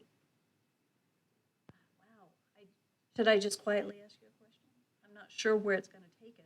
I don't want to put us through another lengthy process, but I don't care for where we are right now. And so my thought is that my vote would be no, but they could come back and reestablish. I support the development. What I don't support are the number of homes. So if I vote yes and I come back, then we've got to address it through the development agreement. And I can do that. Is that correct? Madam Mayor and council members, if you approve the rezone, it's still subject to the current DA. There is a request for a modification, and you can make your motion and do what you want to do on the requested DA modification. I suppose at the end of the day, if Ms. Suggs and her client aren't happy with the proposed DA modification, they can withdraw their request or however they would like to pursue that. But there are two aspects to this. So approving the rezone would maintain the DA in place. You have to modify the DA to change the site plan and the number of lots and whatnot. So I'm gonna vote yes on this so that we can discuss it in the development agreement. So I'm gonna vote yes to the rezone. And so with that, if we're open to discussion, I'd like to make some comments. So what I do want to encourage is I appreciate development and I understand the huge investment. And so this is a big decision. It's a serious decision. It impacts a lot of people. I don't care for the plan. I feel like, in some ways, people are making money on the backs of Nampa. And this is a blunt comment, and I won't get me good votes, I know that. But I don't like that. I feel like Nampa deserves great subdivisions. And we deserve subdivisions that have play lots for children, that have open space for kids. I think about I will just say where both of my children live, which unfortunately for two families, it's not in Nampa. You know what their subdivisions have? They have open green space. They have places where they can throw balls and play soccer and play frisbee and play in playgrounds. And this subdivision does not provide that. And I think we deserve better. And so I'm going to vote yes, but my feeling is that our kids in Nampa deserve open space. And so and I'll just make it, if developers are going to come in, develop lots that are good for families. I appreciate the open walking space, but it really bothers me that we don't have playground areas and open green space for our kids, and that's what we need. Mayor Kling, I'm going to back you up on that because I feel like people are capitalizing on the moment. And then we're stuck with subdivisions that are house after house after house. 334 homes, there will be a lot of kids and no open space, no amenities. People get to develop, make their money and move on, but this is what our community is stuck with. And I struggle, I'm right there with you, and I struggle that if you're gonna come in and develop what you'd want for your family too. That said, stormwater drainage areas, and I've watched it in other subdivisions and I don't like it, when they are at the edges of a subdivision, that is a long distance for people to walk. They're walking across streets, and for those kids, that's where they are, on the outmost sections in undevelopable lots. And our kids are getting leftovers. And I don't appreciate that. I think our kids need better. I do have one quick question, and this would be for staff. The 16% of green space, did that also include the setbacks? In this subdivision, there was a note that there's 16% of open space, green space. Did that also include the green space in a setback? No. It did not. No, So those it are is- on the individual lots. The green space would be the drainage basins and the landscape buffers and the pathways. And I'm done. Oh, Mayor, I'm sorry. I wanted to also make a note that the comprehensive plan allows for 2.5 to 8 units or dwelling units per acre in that area.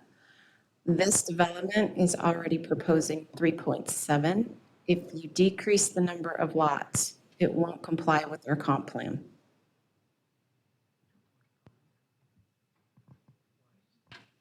If they go below 2.5, then it won't comply with our comp plan. So what you're asking them to do is possibly decrease the number of lots. It would be outside our density designation in the comp plan. I agree with And you. we Mayor. should not have just, I wish we would have known that before we just approved a rezone. Right? That was an important piece of information. Because if by approving a rezone and then sticking with having a requirement, then it means we don't follow our comp plan. That Well, puts us in a very are you different. requiring that they decrease their lots? We're not requiring that they well, we may be. We just want we want green That's what grass this and- whole discussion's been about. Has been about the amount of open green space. No, I know, yeah, the rezone complies with our comp plan. Development agreement. If in the development agreement, you require them to change their concept plan and decrease the lots, then it may not. Would it have under the PUD zoning, what we just rezoned from? Would it have complied? Would it have complied Yes. under the PUD? Yes. So Mayor, question, and I'm putting you on the spot here, Christie, a little bit. So if we decide as a council that we want more green space, which means some lots would need to go, how many lots or how many square acres or whatever can we still comply with the comp plan? That's going to take a calculator, That's why I'm saying I'm putting you on the spot. 262 lots. So it's 200, so we would need to decrease from 334 to 262. And then about anything less than that would not comply. Would not comply. Okay. I hate to say this, can we stop in the middle right here and take a break? We've got to. We've got some that need to go to the restroom, and so I apologize. And to you, we try not to put like an item like this ahead of something that may be faster, and we did tonight, and of that, I apologize for you guys waiting so long. Thank you for your patience, and please accept my apologies. So we've got to take a quick bathroom break, and then we'll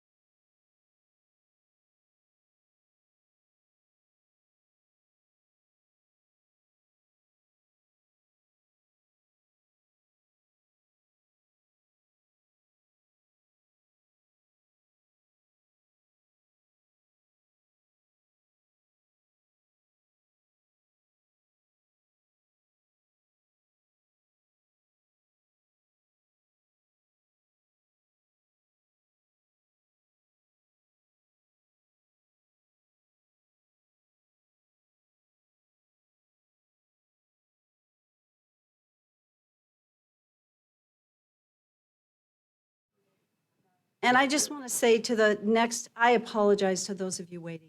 Thank you for your patience. I appreciate it, and I do apologize. I just want to make a quick statement. It's unusual that we break in the middle like that. What is very important and what I shared. Okay, thank you. I'll wait till you're ready to go. That's okay. Okay, so what I want everyone to know is that something I told council very quickly, and I conferred with our legal, it was critical that council did not discuss this while we took a break, and we did not. I can vouch for the restroom visits that we did not have these discussions, and we're not to have discussions that are not before you when we're sitting here, and so we did adhere to that. And thank you for the opportunity for us to take a break so that we can make a better decision. So as we come back, I'd like to ask our Director of Planning and Zoning, Rodney Ashby, to share with us very briefly and give us a little bit of clarity based on your opinion. Thank you, Mayor. Just talking with the applicant, we can do that as staff.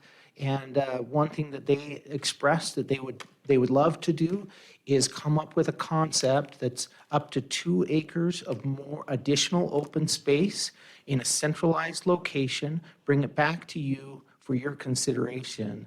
And in order to do that and have them present that, we'd have to open the public hearing back up and then continue it to another date. We couldn't do it on December 5th. December, that's a long ways away.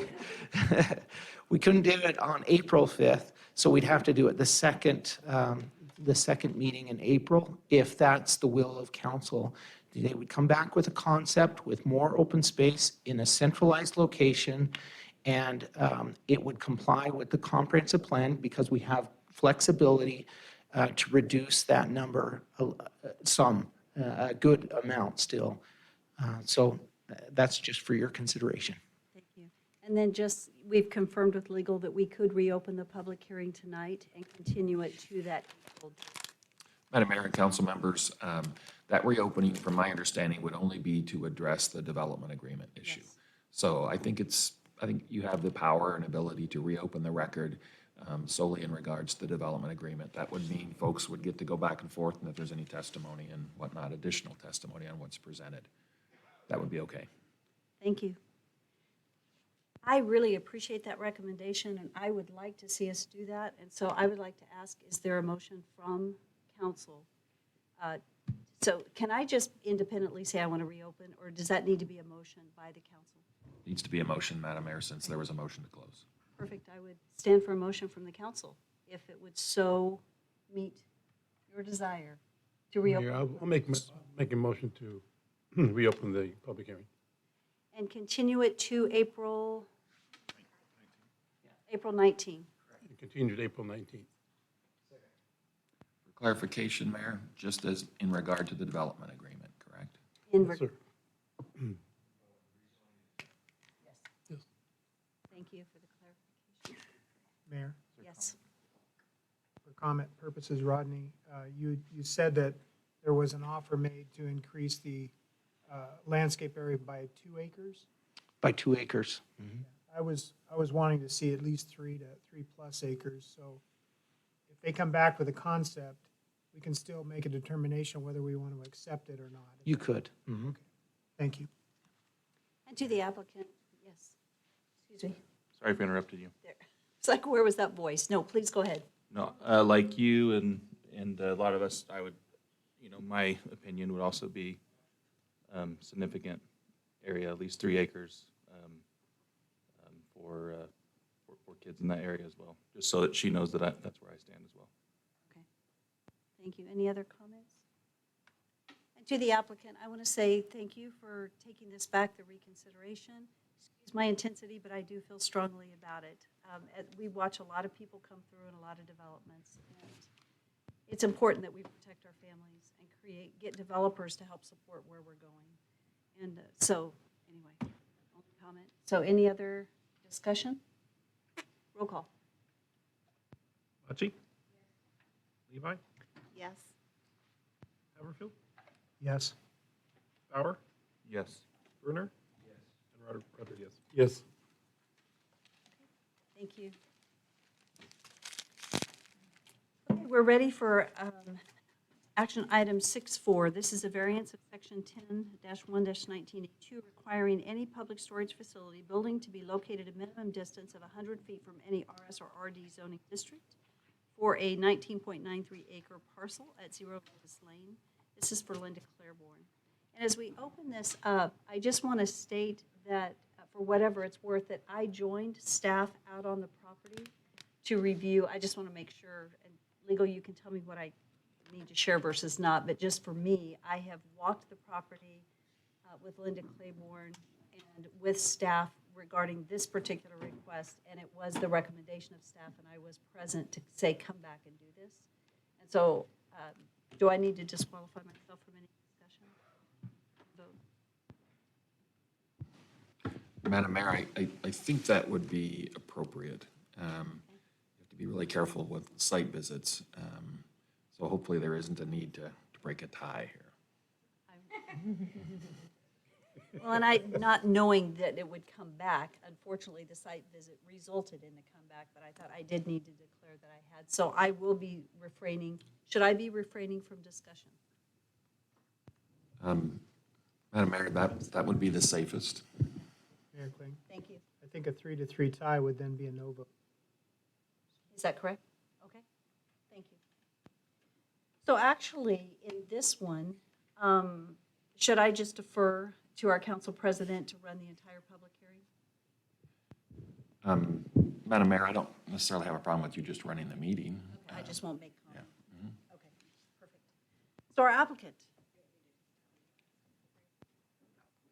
Thank you. Hello again, Linda Claiborne, City Council members and Madam Mayor. So I just want to update you and thank you again for listening to what I have to say. Oh, goodness, I'm a little short, aren't I? Okay. All right. So yes, the mayor and the staff of Planning and Zoning came out to my property because in the beginning of doing a site plan and moving forward, this is all new to me. And so in further discovery, I didn't guess I really knew what measurements were. So, I mean, I do, but I didn't know what 100 feet was. And when we went out there, is this mine? The one that shows the lot that you had. Is that your drawing, Rodney? It's my first grade drawing, yes. So you can see where the whole lot, where it's very narrow down there where the Reidenbach Canal is on the south end, right there. When you have the 100-foot setback, it's very challenging on this particular piece of property. And the hardship is that the canals are there and it does that kind of S shape. And because of that, after the Reidenbach right-of-ways and the setbacks and the right-of-ways from the center of the road, the 100 feet, I have 37 feet left. So I can't really do anything with 37 feet if I have to put in a paved road that is 26 feet to accommodate, 25 or 26, to accommodate the width of a fire truck to come through. So, and the same thing on the Locust Lane side. So what I really only want to do, the reason I'm asking to change the setback is, I'm going to show you my first grade drawing.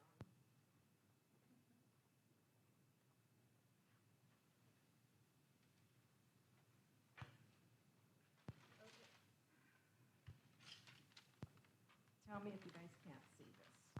Okay, so this is the road. This is 13 feet right here. This is the middle of the road, the yellow line, and here's the end. Then this is all the city's right-of-way of up to 50 feet. And according to Caleb, so this is to 35 feet right here. This is only to 35 feet. According to Caleb, the city engineer, when the city curbs, they curb at 35 feet, not at 50 feet. They curb at 35. So that, then you still have this excess this excess land that I've donated, or, you know, the right-of-way. But this, so I put the path here, okay? This is the 10-foot path. Here's my 20-foot, 25 feet of landscaping. And then this is just vacant land that I can't build on because the 100-foot setback is up here. And then I only have 37 feet until the canal. So all I really want to do is, instead of making this the road, this would be my 25 feet, because here's 50, here's 75. So this would be my pavement road if we leave it the way it is. And then I'd have to put a 6-foot fence. Either I'd build a building and you'd see the garage doors, which is not secure to anybody that has a storage unit, and not what I promised any of you, planning and zoning, or any of the neighbors, because it's not secure. And it's also not the back of the storage unit. That's a landscape wall that should be down here. So if I flip it and I put, so here's, if you ever made a double lane on South Side, then you have your 2 lanes right here. They're still 9 feet, you know, then they'd curve right here. This is at 26, or there'd be 9 feet, you know, that's just gravel or whatever, till 35 feet where they could possibly curve. Here's the pathway, here's the 25 feet landscaping. Then I would build my wall, a 10-foot wall, with, these are supposed to be burning bushes, by the way. And here's my 10-foot wall, and then this would be the 40-foot building, and then the driveway would be over here, that they would come in, and then they would come in this way, and then that way there'd be a fence here along the canal, and the doors would be this way, and it would be a one-way. It would be a one-way coming this way, and then this little teeny tiny strip of the first picture that was so narrow, this I would put an electronic gate that's still one way, open up, and then they just turn and come out this way to South Side. So it's smooth, low impact on traffic. So really all I'm doing is switching so that the setback is at 70 instead of 100, so that I can put the wall, the beautiful wall that I promised everybody with the landscaping, you know, as a backdrop instead of having pavement, because otherwise I can't build anything in 37 feet.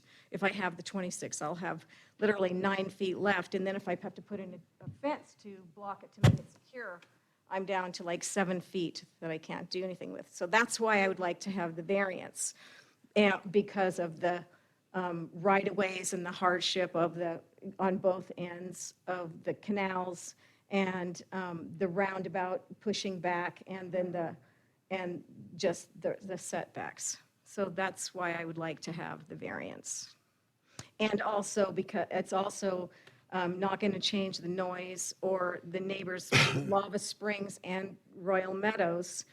It's the backs of the houses that are facing that direction, and they both have a 6-foot fence, and there's 110 feet already from the center line to Lava Springs. I mean, there's no real change at all. 110 feet to Lava Springs, and 75 to 100, it varies over at Royal Meadows. So I just wanted to show you guys, if you're visual like me. I came here earlier and Debbie helped me measure. So right where Christy is sitting, there's 13 feet. Here's the lane. That's how 13 feet is. This is 25 feet, 26, where 2 lanes would be.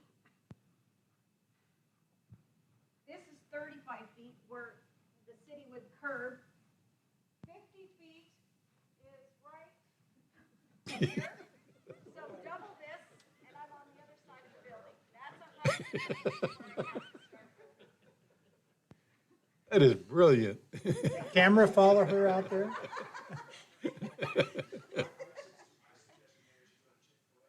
I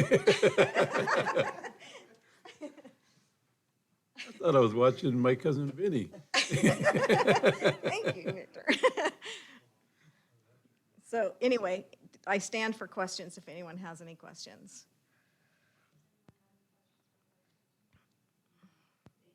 Thank you. Okay. Okay, thank you.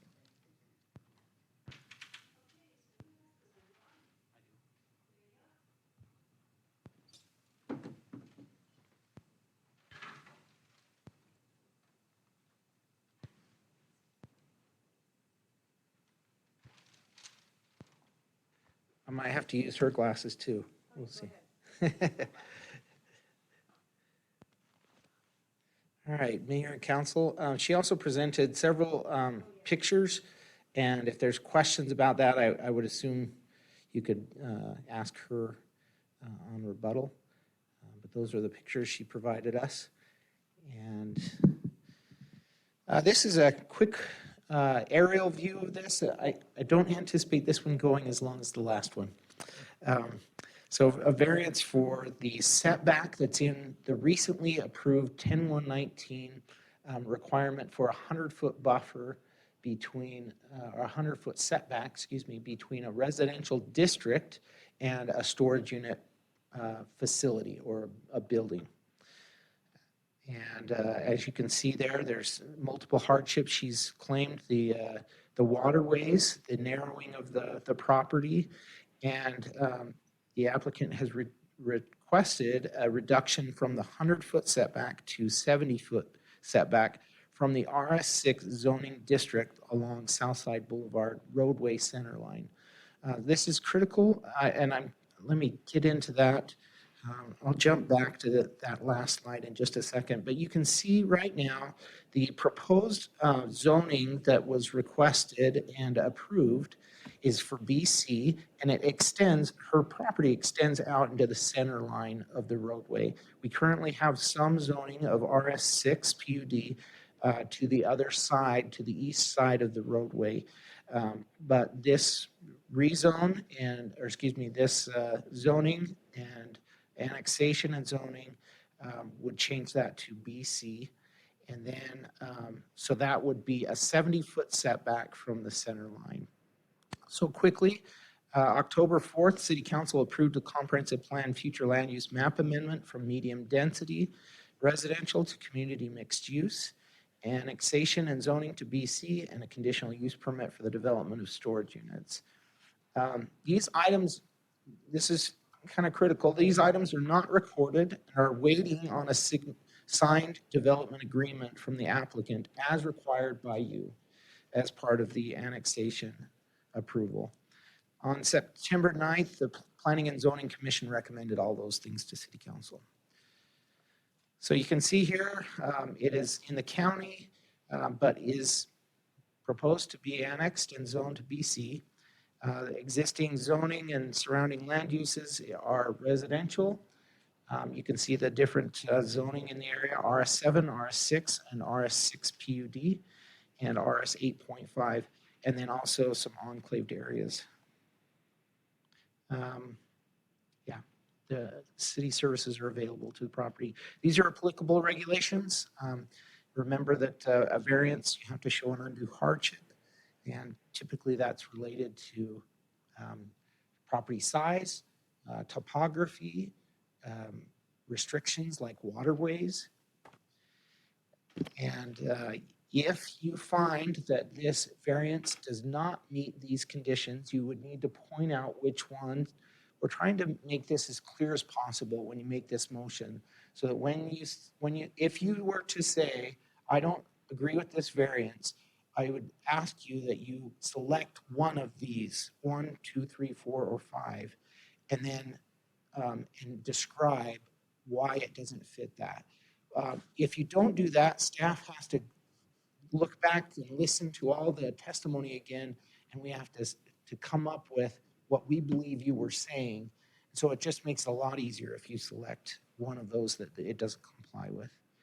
So staff analysis, if it abuts the R zone, it would require a 100-foot setback from the property line. Southside Boulevard, though zoned residential, provides a significant buffer between the existing residential subdivision and the project. And I'll show you that on that slide that we showed a little earlier with Ms. Claiborne. Requested reduced buffer to 70 feet is measured from the center line of Southside Boulevard. The 70-foot buffer from center line ensures approximately 150 to 180 feet from existing residential lots in the Lava Springs subdivision, so far exceeding the 100-foot setback that normally would be required. Apparent significant geographic and lot disadvantages that I would suggest you may consider is that there's the waterways on the property and that the property narrows to the southern end especially. The applicant argues the dedication of right-of-way for the roundabout at Southside and Locust significantly reduces the land available for development, and City Council must determine if the request qualifies as unique site circumstances. So again, this is my attempt to show how significant of a distance is between the Lava Springs subdivision. Here are those existing lots, the back property line of existing lots to the center line of the roadway is 110 feet. Additionally, she's asking for a 70-foot setback instead of the 100-foot setback. So you've basically got 180 feet between existing residential lots and the proposed storage units. And just to the north, there is a little jog here, but it is not that significant. So you're still well beyond your 100-foot setback. Correspondence, I've listed it here and it's in your staff report. I did want to make a clarification. In the staff report, I accidentally put Nampa and Meridian Irrigation District, the name twice, but the second one there was from Engineering Division, and they do not oppose the application and do point out the distance to the residential lots in Lava Springs. I also put in your staff report a recommended condition, if you were to approve, that the applicant provide a corrected legal description. We've worked with their engineer and have clarified that, and there's no need for that at this time. So I would request, if you approve this, that you strike that from the conditions. And then number 2 is just variance shall expire after 6 months. This is a typical situation if no application for city permits is received. Again, that's a standard condition in our code, but I just wanted to bring it out for clarity for all. And then these are the potential motions. As you've seen with previous projects, we are trying to do this so that it's very clear. If you approve, that's the green one on top, you could just approve it the way it's stated. Or if you wanted to deny, we'd recommend that you state that last statement. Because the project fails to comply with, and you select one of the variance conclusions of law, and then state your reasons beyond that, and that's your findings as required by law. And I would stand for questions. Mayor Kling? Rodney, you said it kind of hit me like a brick wall here. Did you say we're having a roundabout over there? Yes, and I would defer to engineering on that, but that's the long-term view of what's going to happen at that location. Yeah, in the master plan, the transportation master plan. Okay, that's not. It's not imminent. Okay, thank you. Yes. No. Yes, but that would relate to applicants. Yeah, impact on the property. Right. Mm-hmm. Okay. Mayor Kling? Just so that I can understand what you said, I think you said that from the center line of the road to the property line of Lava Springs lots, did you say that was 110 feet?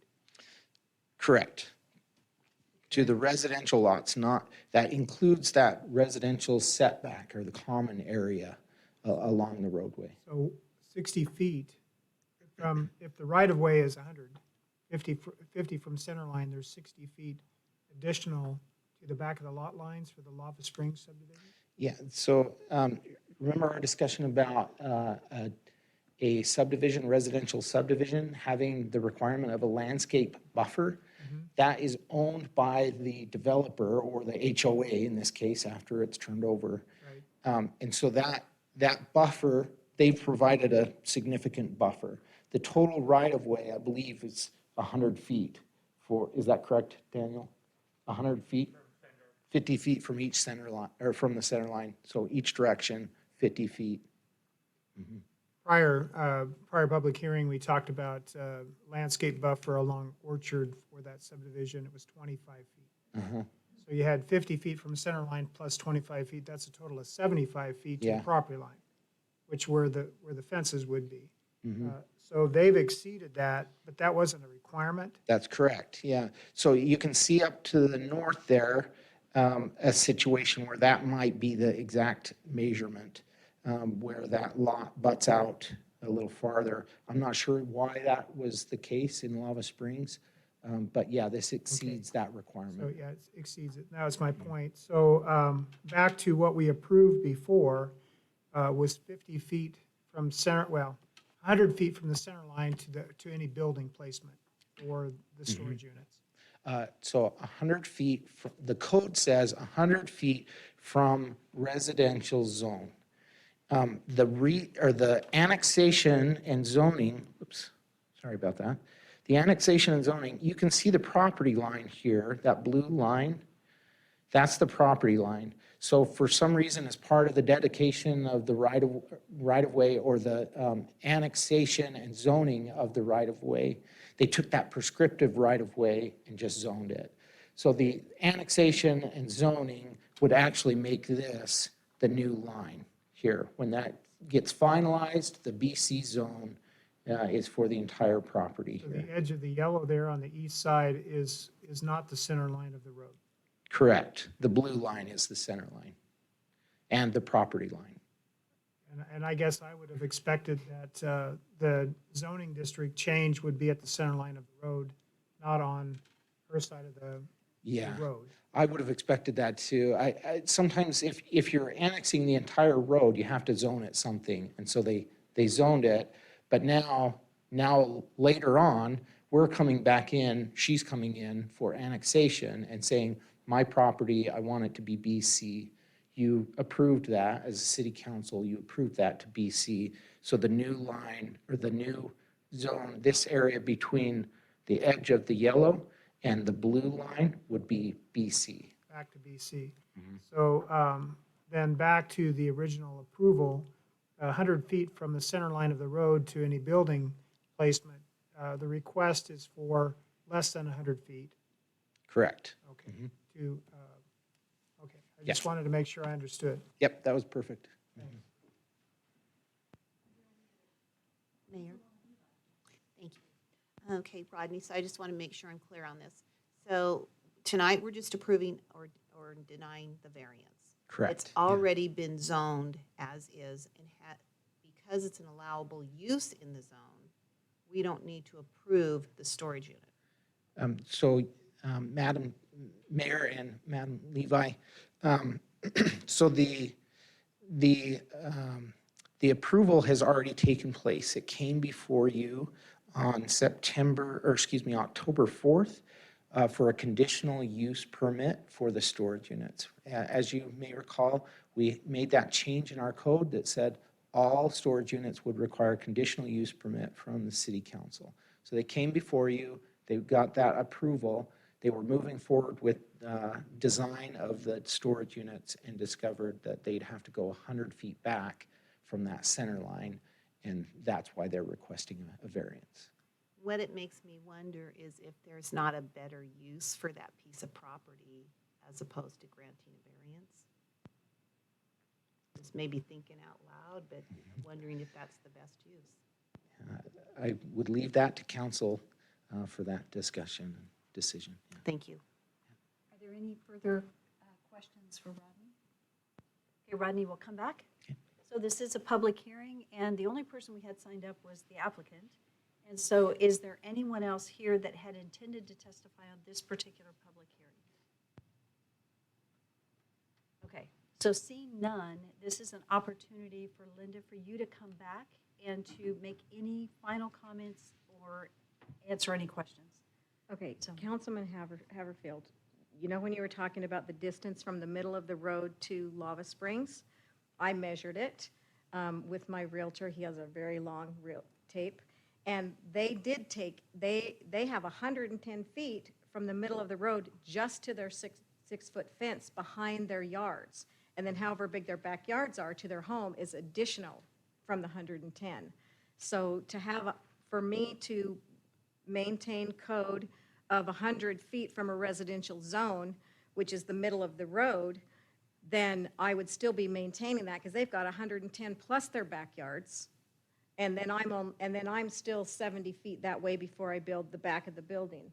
Would you mind showing those, because, you know, the whole promise that I made to all of you and to all the neighbors was that the back of the storage unit would serve as the back of the storage unit and a landscaping wall. So I brought some pictures because if I can't put the wall there, then it's a 6-foot fence with razor wire and cars parked behind it, and you're gonna see the tops of all different colors and shapes of motorhomes, and it's tacky looking. It's not what anybody wants, and it looks industrial. So this is what we want. We want it to be the back that's multi-textured, multicolored, you know, beautiful landscaping. That just shows like the front's kind of a, you know, some different various ones like that. These are all in the area too. That's, yeah, Cuna Cave. See how that's nice, how you have the sidewalk and then it's but mine, of course, will be 3 colors and multi-textured. Because that's what you guys say. There's just some other ones. It just looks nicer, right, than having a 6-foot fence with razor wire and some cars behind it. That's on Cole. And then so the next picture. This is the area. So that curbing, they put at 27 feet because there's 2 lanes into Lava Springs. On the other side of the street there, you see there is 1. And then they landscaped here 110 feet back to that fence. I don't know if the next one shows that or not. That's just me standing in the middle of the road, and the haystack is 100 feet.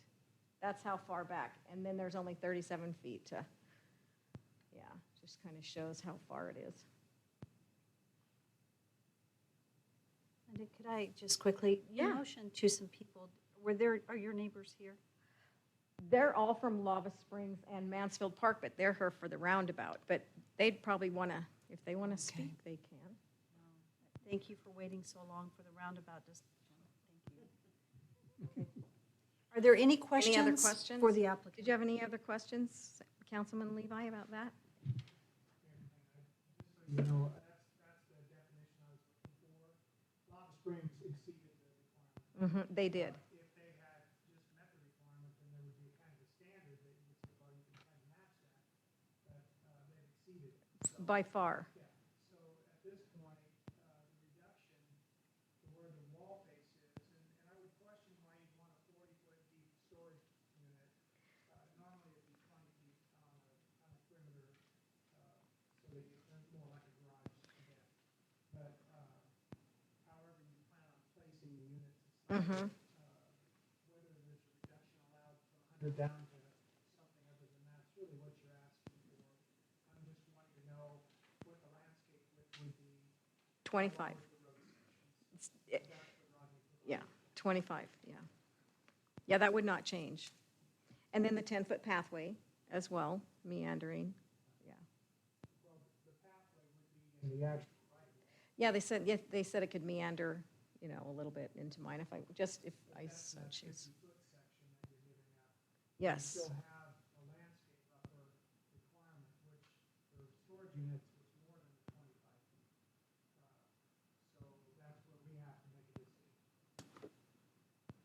Right, it would be a road, that excess, yeah, except for the mayor. Yeah. Yeah. Are there any other questions for our applicant tonight? None? Okay, so I would stand for a motion to close public hearing. Second. All in favor? Aye. What's the will of the council? Mayor, I'll make a motion to approve as stated, or do I have to read the whole thing? As stated is sufficient. I'll second that. So it's been moved and seconded, discussion. I can't support 70 feet, I would support 75. That would allow a 25-foot landscape buffer beyond the right of way, which would be consistent with what we've approved for other residential developments. But 20 feet, I think is not enough. So I wouldn't support the 70, and I would support 75. Mayor, Councilman Haverfield, that would still allow her to develop what we'd already approved? Your motion was 50 feet from center line plus 20 of landscape. What I was saying was 25 feet of landscape, so that would be 75. So just for clarity, unfortunately, it is closed, and so you're not allowed to contribute back. I don't know, staff could make a comment and answer there. I don't know if the applicant could still move forward or not move forward, and because it's closed, I don't know what, yeah. I'm not sure where to go there. There is a motion on the table. And a second. And a second. Me too. Let's just vote on it. Okay.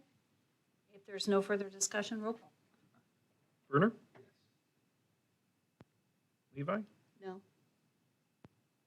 Haverfield? Bauer?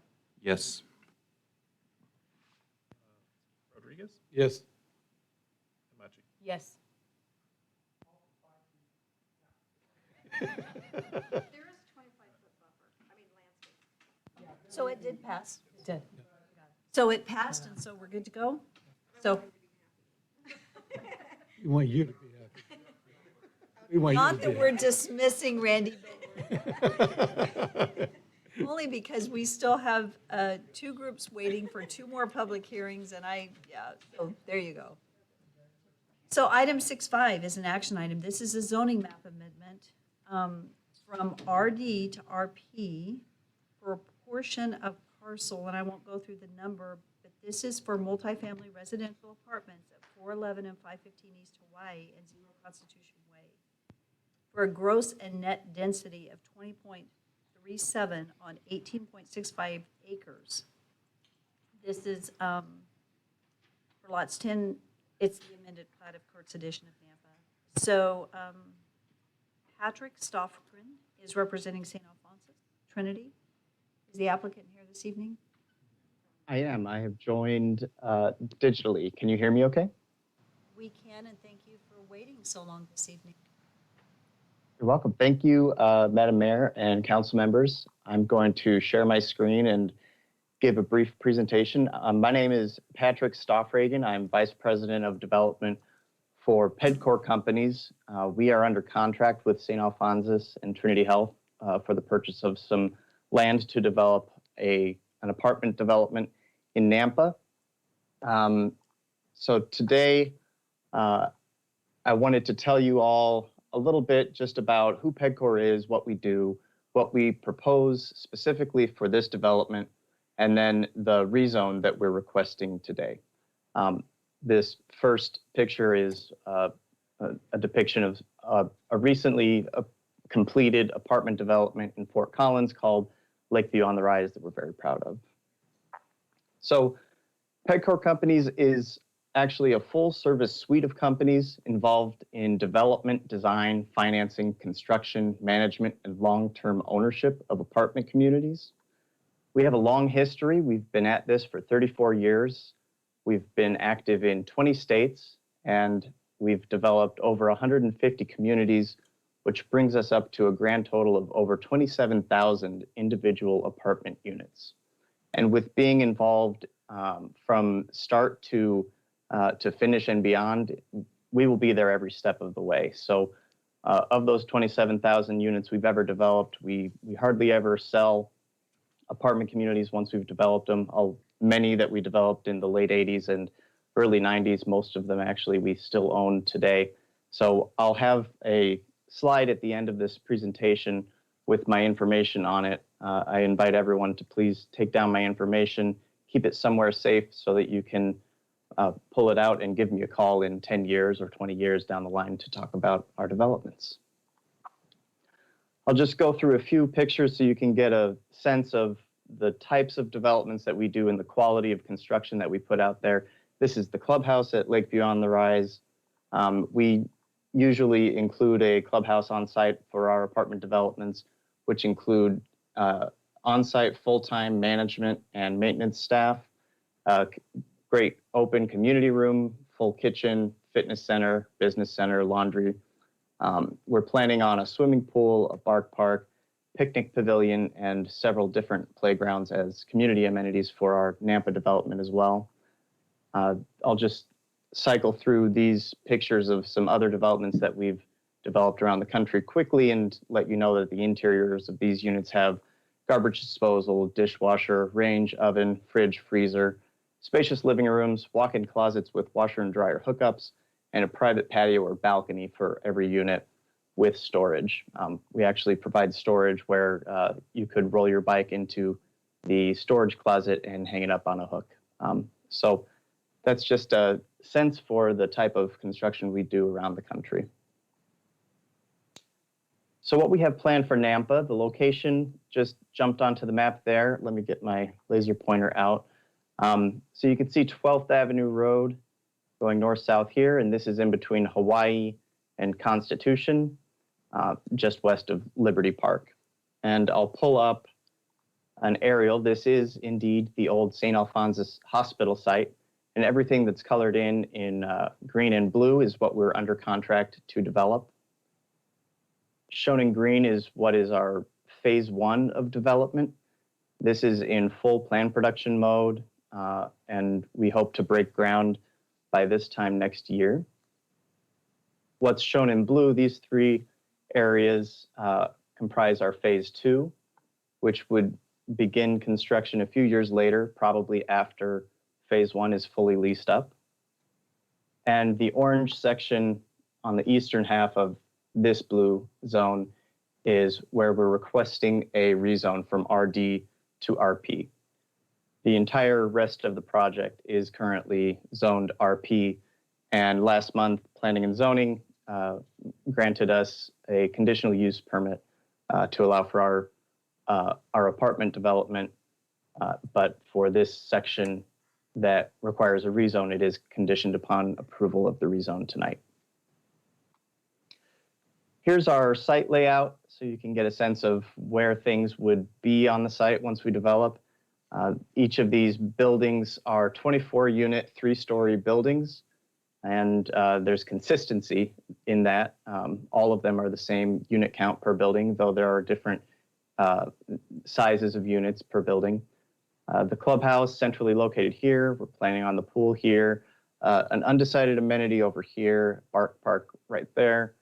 A proposed picnic pavilion and grill area here. This is where we have a nice playground and tot lot that will be fenced in adjacent to many of the buildings that have the 3-bedroom units, so where the kids are likely to end up living. And we've got a lot of open green space. We're adequately parked. There's another proposed tot lot down here in this corner for when this part of phase 2 develops. So this is a sense of the overall layout of what we are proposing to develop. And there's one more thing. You know, we can't really talk about developing additional multifamily housing without mentioning the housing affordability crisis that's going on throughout the country, and with the Treasure Valley being no exception. It seems you can't go a day without reading a new article about how there's a housing crisis and a housing affordability crisis. And so the one more thing I wanted to tell everyone is that we are planning for White Pines to be an affordable apartment development. That is for phase 1 certainly, and most likely for the phase 2 as well. Actually, all of the photos that I showed you of our previous developments throughout the country, those were similar affordable apartment developments to what we're proposing here. It's actually about 75% or more of what PEDCOR does as far as multifamily development. So let's go for a little bit of a spin here. This is a view, this is Hawaii Avenue closest to us. You can see that clubhouse in the middle. There's a few amenities that aren't shown here, but you can sort of get a sense of scale.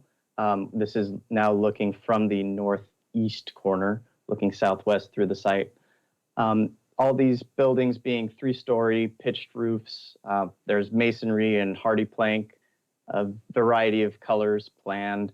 There's a nice open area. This is where those playgrounds would be, and nice open areas through sort of like an esplanade feel.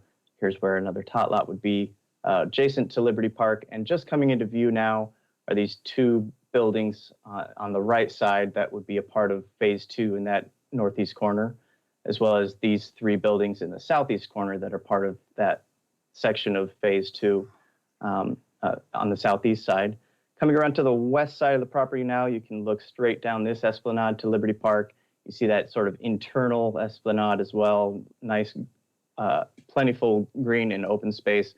And then I'll ask you to keep your eye on those two as they fade out of view, but enjoy the straight north-south esplanade throughout the site as well that we're able to achieve with this design. So that's the look and feel of the development on the whole. What we're talking about today, this is from your packet. Again, here's Hawaii Avenue running east-west. Juniper Street is the street that divides the phase one of the apartments with Liberty Park. And as you can see, the RP zoning goes a little under halfway into this overall box here. And the remainder is zoned RD. So this section is what we're requesting a rezone from RD to RP on. And just to put all of that into context again, everything in green is the phase one. Everything in blue is phase two. And like I said, there's a high likelihood, I'd say more than 75% chance that phase two would also be affordable apartments. And then that orange section there is the area that's currently zoned RD that we're requesting a rezone to RP on. Without a rezone, like I said, all of these are 24-unit buildings. Without a rezone, I believe that we can only fit 20 units in this whole northeast box here. So we would have to have a different building type altogether from the rest of the development. And by granting this rezone, we're actually able to pick up 28 units, which is a nice number that fits 2 additional 24-unit buildings on this area of the development to be consistent with the balance of the development. So what we are here to conclude are these items. And Christy, I hope I'm not stealing your thunder here, but whether or not we're in harmony with the city's comprehensive plan, this area is identified for high-density residential in the comp plan. Is it compatible with adjoining property uses? By extending the RP over a little bit, it really doesn't change anything other than the shape of the boundary between these zones. So I would say that that's probably compatible. The zoning is actually the same as immediately adjoining land, being the land to the west and throughout the rest of phase one and the rest of the development as a whole. So I think we're good there. There's no spot zone created with this rezone of just this area of orange that we're rezoning blue, RD to RP. And then finally, is it in the interest of the public and reasonably necessary?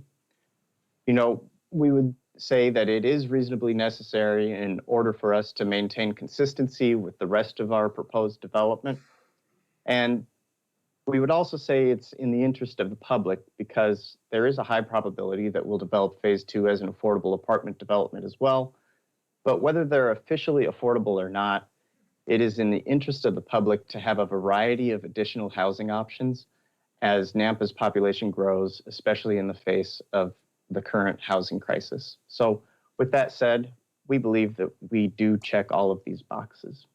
And here's that final slide with all of my information. I invite everyone to please take this down, excuse me, and give me a call in 10 or 20 years to talk about White Pines. Thank you very much for your time and consideration, and I will stand for questions. Are there any questions from council at this time? Mayor? Councilwoman Levi? Thank you. Sir, a couple questions. So how many units are we talking about altogether? Oh, sorry, I went ahead and muted myself. So we've got 264 units proposed for phase one, and phase two, if this rezone is approved, could be 120 units. Thank you. And further question, can you define affordable for me, please? Yes, actually, I've anticipated this question, and I have a slide ready for it. So if you don't mind, the affordability in this sense means complying with Section 42 of the Internal Revenue Code. where we actually earn tax credits to finance the construction of the apartments. So the rent structure looks like this. There's rent and income limits associated with the apartments, and this is administered by the Idaho Housing and Finance Agency or Authority. They all change state to state, but their acronym is IFA, IHFA. So what this means is that we only can target tenants that make a certain income. So by family size here, these are the income limits from 2020. The 2021 limits are not out yet, but this is the maximum amount of annual income for families of each size. And I've provided the full-time hourly equivalent over here to the right. So that's the maximum income that the tenants can earn in order to qualify for this housing. In exchange, we also have a maximum amount of rent plus utilities that we're able to charge, which is based on these incomes at a level that's federally regulated and determined to be the appropriate affordability level given the area median income that you're in. And you'll notice too that there's this maximum that we talked about overall. There's also a minimum at the bottom here because these are affordable apartments. They aren't free apartments. So if the tenants or the prospective tenants rather do not make enough money to where they could afford rent of this magnitude, meaning that they would be in this lower area highlighted down here in gray, then they would not necessarily qualify to be able to rent because we will still have a rather sizable mortgage on the property that we have to pay. So that's just the way that this program is administered. And for the folks at the very bottom here, the idea is that there are other programs meant to help them out. To give you a sense of who might move in, I looked up the City of Nampa's employees' median income, and it's right there towards the high end of the income limits. So larger families that would make this median, or those who work for the City of Nampa and earn less than the median, as long as they're making above that break between gray and green, they would qualify for this type of housing. And to show you how it compares with what's in the area, compared to the new Nampa luxury apartments that are being built, we're about $500 more affordable.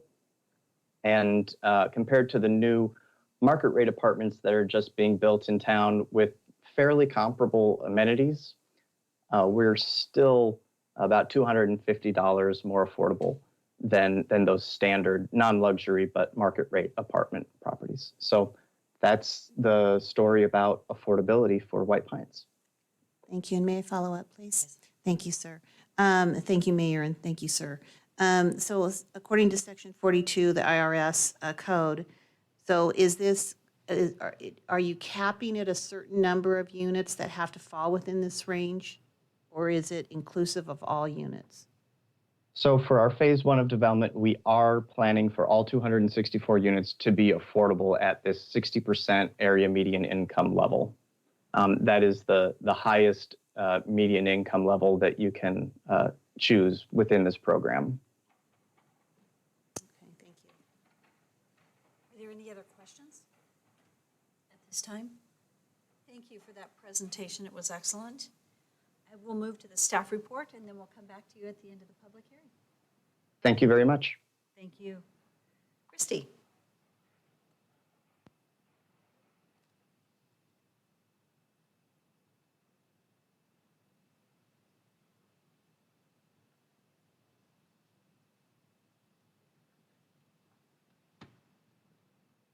Okay, thank you, Mayor and Council. Tonight, the action before you is the consideration of the zoning map amendment from RD to RP, which is from two-family residential to residential professional, which allows for multifamily with an approved conditional use permit. So this property is currently inside the city limits and is zoned RD, is currently vacant. It is surrounded by residential and commercial properties with RD zoning on the north and east and RP zoning on the west in what will be part of the proposed development as he described, and with RA zoning on the south where Liberty Park is located. So the applicable regulations are listed in your staff report. And again, these are the regulations that need to be cited. If you were to choose to deny this project, you would need to list one or more of these conclusions of law as your reasoning.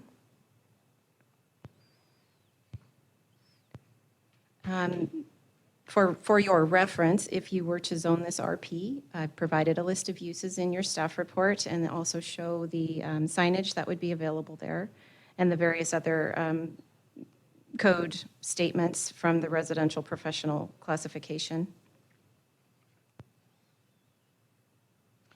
So staff analysis for the rezone, the land uses in the nearby area and more particularly the site development all suggest that RP would be appropriate and an acceptable fit for the area. The future land use designation is high-density residential. The RP zone allows for multifamily development with an approved conditional use permit, making it consistent with the future land use designation. The density for the proposed White Pines apartment complex is 20.37 dwelling units per gross acre on 18.65 acres, which does fit into that high-density designation. The purpose of zoning is to promote orderly, systematic development and patterns. Any site development for this project will be reviewed at the time of building permit in accordance with the RP zoning and with the newly adopted design review requirements. Zoning of this property to RP creates consistent zoning over the properties that are currently owned by St. Alphonsus and under contract for the proposed development. It can be reasonably assumed that multifamily development in this location is within the public interest, as it is within very close proximity to commercial uses and recreation. The Compass report shows that there are 5,590 housing units within 1 mile and 5,330 jobs within 1 mile. This indicates that there is a good job housing balance in the area currently. The nearest bus stop is 0.7 miles away. The nearest public school is 0.5 miles away. The nearest public park is 0.1 miles away, and the nearest grocery store is 0.5 miles away, all considered to be within walking distance. So we did receive some correspondence from planning and zoning, which encouraged open space, from CenturyLink, which says that it is the developer's responsibility to relocate any facilities that might be necessary. From the building department, they stated that it is important for this project to adjust the lot lines so that they won't have any lot lines running through a building. That is the intent of the applicant. Once all of this is approved and going forward, they will be doing a lot line adjustment. The fire department has indicated that with the addition of this project, it would add 792 residents. And so that would be an increased personnel demand of 0.792 firefighter positions. And then the engineering department outlined their standard engineering comments for this type of a development. So for the conditions of approval, they are listed in your staff report, and they also include the engineering comments and the various other comments that were requiring some sort of action, including the lot line adjustment. And so the potential motion is up on your screen with the conclusions of law. I will stand for any questions. Are there any questions? Christy? Yes? Are you on? Yeah, I'm on. Really, what we're being asked is the rezone approval tonight. Correct. The conditional use permit has already been approved by planning and zoning. So Mayor and Councilman Haverfield, yes, so the rest of the property is zoned RP currently. And so the CUP for that project has been approved for that portion. The CUP for this portion would be contingent upon your rezone approval. And then we saw some images, but these images still need to go before the Design Review Commission, is that correct? That's correct. Thank you. You're welcome. Mayor? Yes. Christy, are they bound to what we've seen tonight? Because I don't want to see another project happen like what happened out at Karcher. Are they bound to what the plans that we've seen tonight, are they bound? So Mayor and Councilwoman Levi, in the conditional use permit, this would be the concept that those conditions apply to. They don't have a development agreement to go with this rezone, so they aren't necessarily bound to that concept plan, but should they change it at all, it would change their CUP. So they would have to modify that. Are there any other questions for Christy at this time? Christy, thank you. We'll Thank have you. back. Okay. Great job. Okay, so this is a public hearing, and at this time, I see one person that is signed up, and the name is Stacy. I'm sorry, so we have Daniel Johnson. Is there a Daniel Johnson here? Not seeing that. Okay, and then what about Stacy Crust?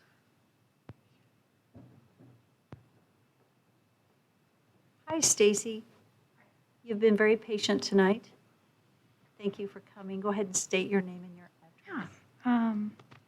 My name is Stacy Crust. I live at 612 East Hawaii Avenue.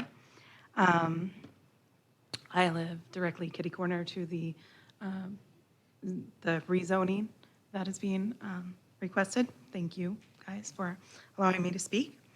So I am against the rezoning from duplex to RP. Hawaii, if you are on Hawaii for multiple reasons, the traffic, you guys are talking about 300 plus cars impacting this area. There is no good outlet from that section onto any of the major roads. You're going to do away with the ambulance barn. We as a community rely on those things, and there's no word on where that will be relocated to. And the large development is not in line with the houses and residents that are currently on Hawaii. If you drive down Hawaii, it's pretty open because it's been personally owned for so long, and then the hospital was there for so long. And beyond the duplex at the very end of this section of Hawaii, that is the only two-story building on this strip of Hawaii. So I would say that to keep in line with the other housing on Hawaii, duplexes would definitely much be more suited for that area and not a large complex. My aunt lives directly across from me, and this complex will be building 2 major apartment housing next to her lot, which she does not want. And I wish she would have come tonight. My parents live directly beside me, and they also handle the traffic issues with getting in, especially those who sit on Sunny Ridge in Hawaii, and it is getting out of their driveways during the busy times in traffic. And this will only increase that. And I do not feel like this development company has an idea of Nampa and the community and what we as a community like to have. I have heard not one word from PEDCOR. I've listened to multiple other people talk about being reached out to by the development people. We have heard nothing. In answer to losing the ambulance station at the commissioner meeting, the gentleman said, well, the tenants of our apartment complex could walk to the hospital, which basically means he does not care about the surrounding area. We have Grace Assisted Living that does rely on that ambulance. We have the new senior living development that would also rely on that ambulance. And we also have Maryland Village, which is, sorry, I get very nervous, another senior living that is super close to this area. But you have no good outlet going out to 12th Avenue in Hawaii. You have no good outlet that is easy to navigate going from Constitution to 12th Avenue. If I mix up roads, I'm sorry. And you're talking about,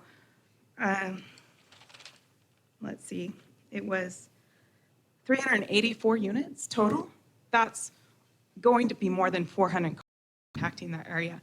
The other outlet is to go by the park, which is a very highly active park. And a lot of people in the community walk to that park. A lot of people in the outlying areas to the east of this section walk to Albertsons. They walk to the Namprock Center. You are just creating a very high traffic pattern in a highly walked area. And I understand that there needs to be more affordable housing. I understand that this area does need to be developed, but the impact and the amount of people, I do not feel is a safe decision for this area.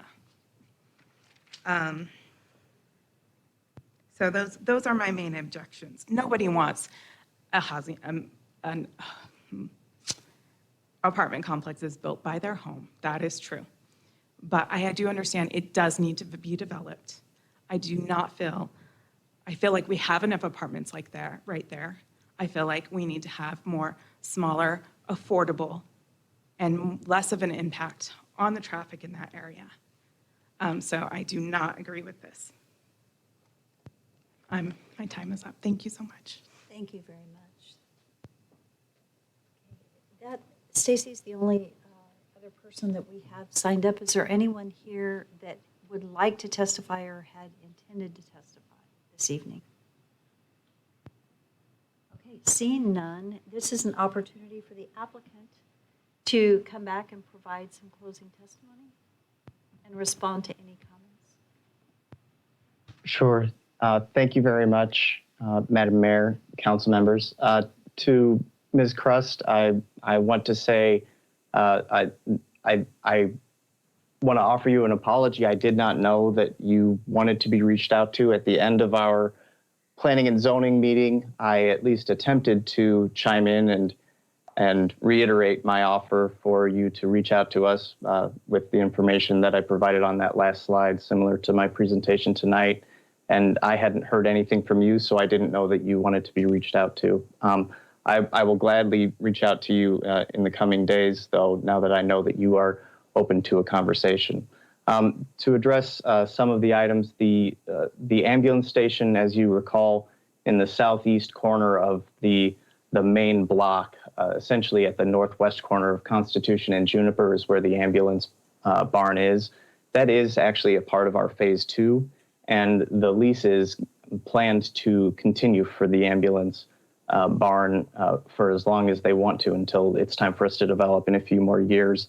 And I know that they're thinking of relocating. So we think that our development is not pushing them out. They're voluntarily moving on. When it comes to any outreach to other neighbors, I'm not aware of anyone from our team reaching out to other neighbors other than the required public notice. So I'd appreciate getting some clarity there with you, Ms. Crest, when we connect. And for the traffic, we are absolutely willing and ready and able to comply with whatever requirements come out of the traffic impact study. Our plan is to move in for the long term, so we would have to deal with the traffic as well. So although we are new to the neighborhood now, we plan to be long-term neighbors and want what's best for the overall community. And if the traffic situation is bad around our apartment community, it's not as marketable an apartment community. So we really are, we want what's best for the whole community, and we'll comply with any traffic requirements. And I think with that, I would just reiterate to the council members that we humbly request your approval for this rezone to be, for that section of our phase 2 of development to be developed a few years down the line, to be more consistent with the balance of the overall development. And thank you very much again. Thank you. Are there any questions for our applicant?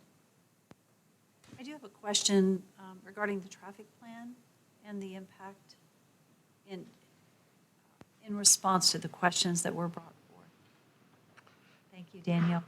Mayor, council, they are currently working, have a traffic study underway. We have not received the final product for review and approval yet, but that would be required to happen prior to any issuance of building permits or subdivision if they choose to do one.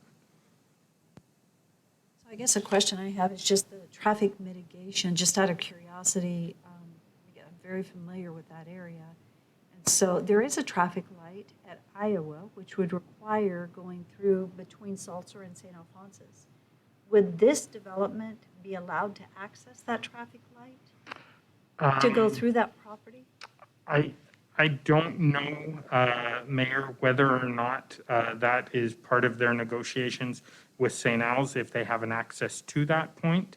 That would be something that the applicant would be able to speak to, whether they have negotiated that or have that opportunity for that. If you don't mind, we'll pause and ask the applicant that question. Yes, thank you very much. So it's become clear to us with our negotiations with St. Alphonsus that they would prefer, and the property owner, well tower of the building that St. Alphonsus leases, would prefer for us to not have cross-vehicular traffic between the apartments development and the medical offices to the west in between the apartments in 12th. So we have actually designed our way to remove any access to the west, stopping all of our parking lots and drive aisles short of actually connecting to pavement to the west to comply with St. Alphonsus's requests.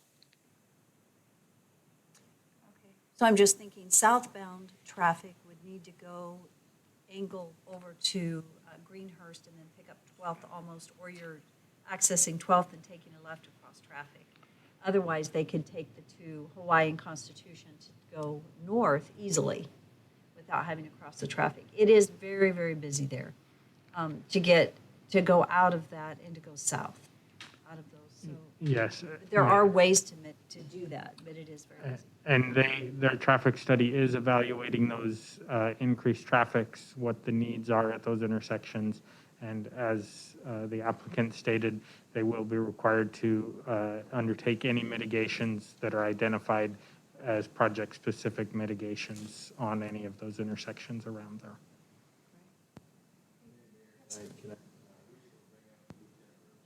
Yes, we are.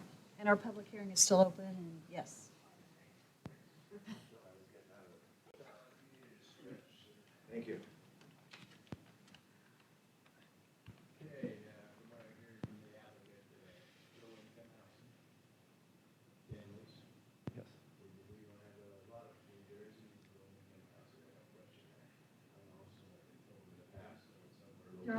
Could I pause? Your mic's not on, and I realize the applicant can't hear you, so let's start. Sorry, I didn't know. Maybe it hadn't been on all night. It's probably somebody did that on purpose, probably. And let's clarify low income, because I'm not sure that it is the lowest income, Okay. so. Whoever needs to clarify that can clarify that for me. And maybe that's Mayor? Jean. Yeah, so this is not Section 8 housing. This is, I think that was sometimes it's workforce housing. That would mean most everybody. This is the median income for our community. Okay. Most of our folks would qualify for this housing. Okay. So now we're talking about medium, even though I was hearing low income, so we're redefining that. So a lot of apartments, a lot of families. I'm just interested in what I'm getting at is, I don't know, you tell me, how, as far as from past experience, you've been on the force for how long? 20 years. So as far as these type of big housing apartment complexes that are in together, as far as activity, as far as from illegal activity, drugs, et cetera, I'm not putting that on any stigma on any, but just when you have that many people together, you have teenagers together, et cetera, what have you found in your experience?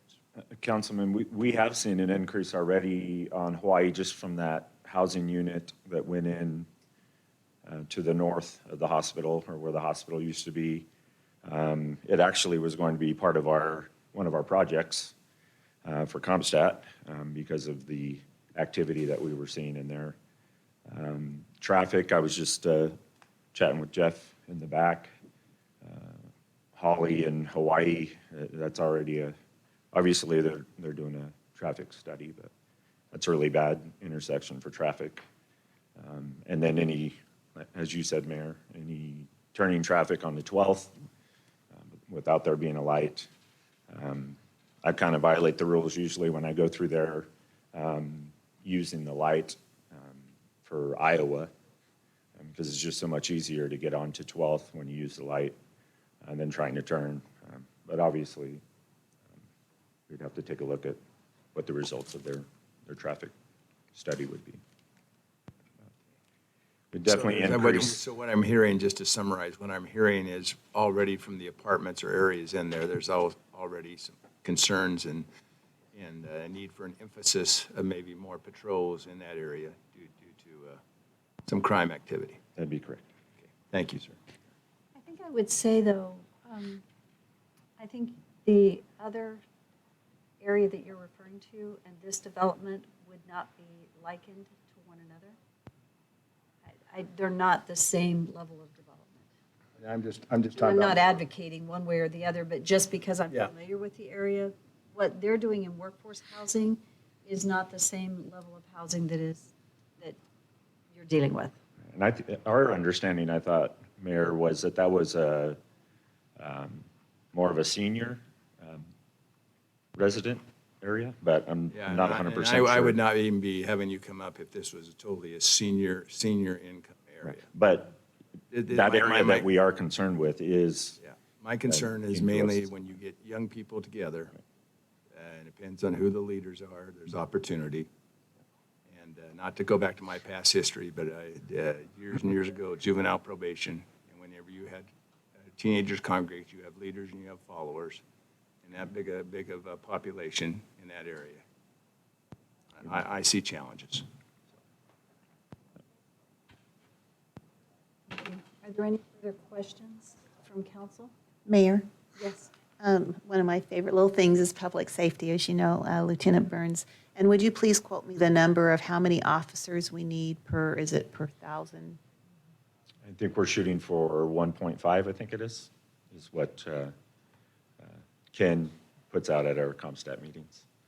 And my understanding that I had heard was around 792 residents in this project. And I'm thinking, well, that's the equivalent of one more officer. So who's coming up with the dollars for that one? Just wanted to get that for the record. Thank you. That's a good question. Any further questions for Lieutenant Burns? I do have a question just for Christy. Can you just remind me, and I'm sorry, this is just being a little bit redundant, but in the zoning map that we've been looking at, there was a big section in blue, and then there was the dotted area in red. The rezone, or the zoning map amendment, is for that entire area in blue, plus the dotted area. Is that correct? Mayor, that is not correct. Okay, so the blue is already zoned, so they're not needing a zoning map amendment for most of those. Actually, Phase 2 is about 120, if I remember correctly. And the rezone is for the Phase 2 portion. Is it just that one portion? Can we go back to your map and I want to make sure that we're clear, because that's what I got to realizing was that the blue area does not need to be rezoned. It's currently zoned. And they can go ahead and move forward with, what are they needing to move forward with tonight? Because that blue is already, Is ready to go. Yeah. so they're not needing, and that can move forward without this, That correct? is correct, Mayor. Yes. Okay, so tonight- the blue is RP, the orange is RD.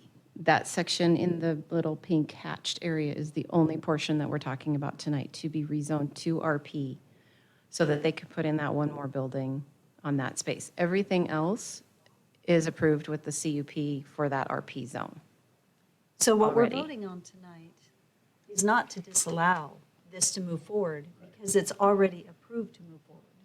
So the discussion we've had thus far is not party to really what we're doing tonight. Tonight, we're working on that one section. That's correct. And the Just to make total the number of- zoning consistent. And if I remember correctly, was the total number of units in that Phase 2 in that section 120? I believe that's the number that he quoted, but it includes that piece and then a piece to the south on Constitution that he was, not just for that one small piece that we're rezoning. It included a different section as well. I just want, for clarity purposes, for us to understand what we're voting on tonight, which is that project location right there. The unit that he showed us, he's already approved to move forward with, The larger section. the yeah. larger section. This area right here includes one 24-unit building. One 24-unit building. Yes. Thank you for that clarity. I think it helps guide our discussion a little bit. Yeah. Because it's one 24-unit building.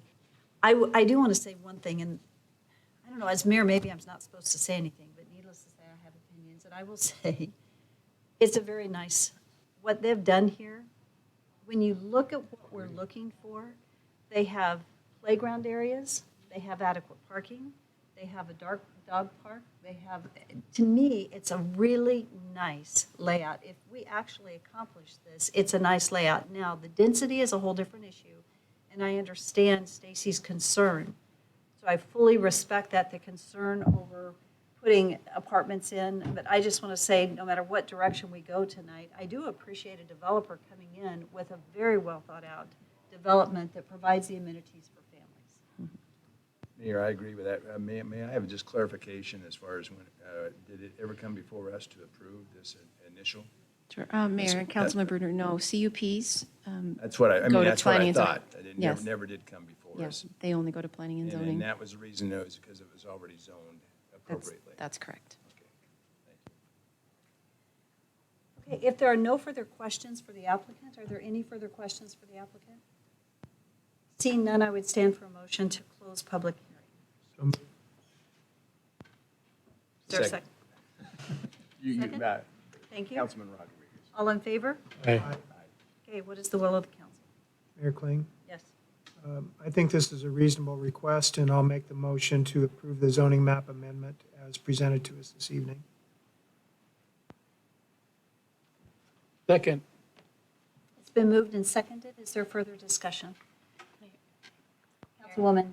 I would just really like the developer to follow up with the neighbors and do your due diligence and ensure that they feel like they're part of a process that's happening to them. I agree, we need more workforce housing, but the people who are most impacted need to be part of the conversation, so please do so. Councilwoman Levi? Thank you, Mayor. I think it's a beautiful project, definitely, and it has the things that we've asked for. I am bothered by the fact that it can go in there because the traffic is horrible there already. And when that park is in use for soccer and things, you cannot even get through that area. So I can't imagine more vehicles traveling in that area. I know what it's like. I'm at the rec center every day trying to get out on 12th.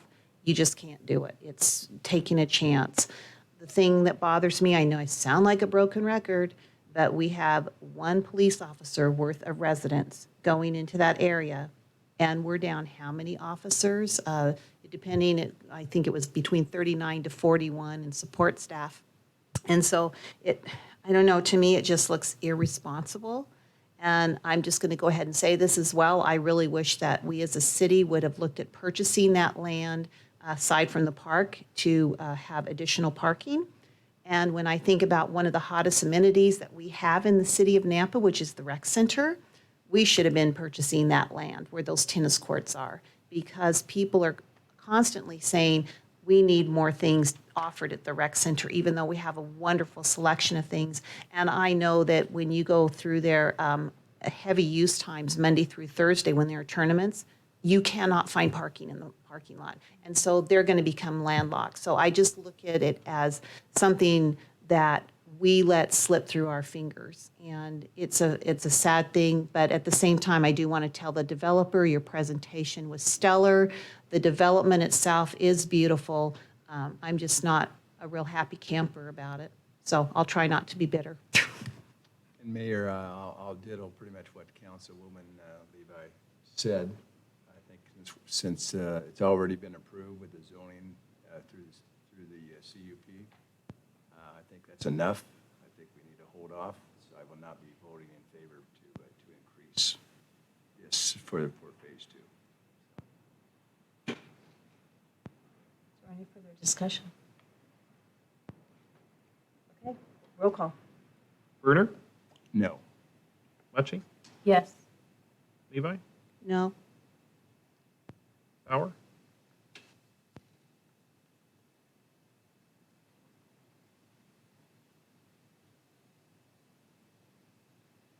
Yes.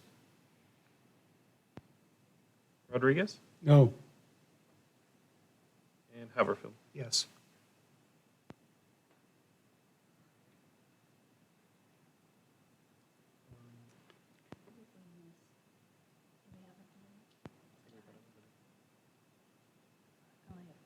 So what did you end up with? 6. We have 3 and 3. You've got 3 and 3. Okay. Oh.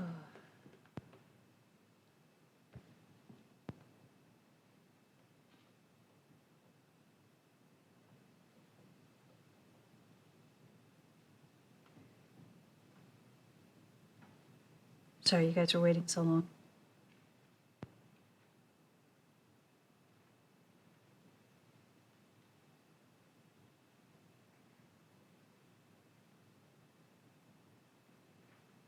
I think I'm going to say no. And I'll tell you why. And it's, if I can, I really like the work that's being done, but it's the impact to the neighbors that this piece of property is most closely aligned to the neighbors. Right there on Hawaii, and I think it's right next to the home that was mentioned. And so at this time, I'm going to vote no. That doesn't mean you can't come back, but visit with the neighbors and identify what that best use of that particular property is right there in alignment with what you've got. So it would be a compatibility issue for that particular piece of property. But you've done an excellent job on the development, and Beautiful, beautiful. it's a beautiful, it is. So there we go. So thank you for being and waiting here tonight. Patrick, it's appreciated. Thank you all very much. Thank you. So it's time for our last public hearing, and I've already said I'm sorry, and I don't even know what to say because you guys have been stellar, and you've waited a long time, and it's extremely unfortunate that you've had to wait this long. And so we're going to get into item 6.6 on the agenda, and Jeff, I don't know how long your presentation is, and it's important. It's short. Okay, Jeff's going to be short so we can move right into public testimony because you know what, we want to hear from our residents, hear what you guys have to say. So this is action item 6.6, proposed intersection design changes for 5 intersections and the addition of 4 new intersections with subsequent amendment of Nampa City fiscal year 2019 transportation master plan. And Mayor, I understand sleeping bags come out at 11, so. I don't know if we have, so do you want another bar or a bottle of water? We should have started with real coffee. Yeah, coffee. Okay, Jeff. So who's doing? Tom? Thank you.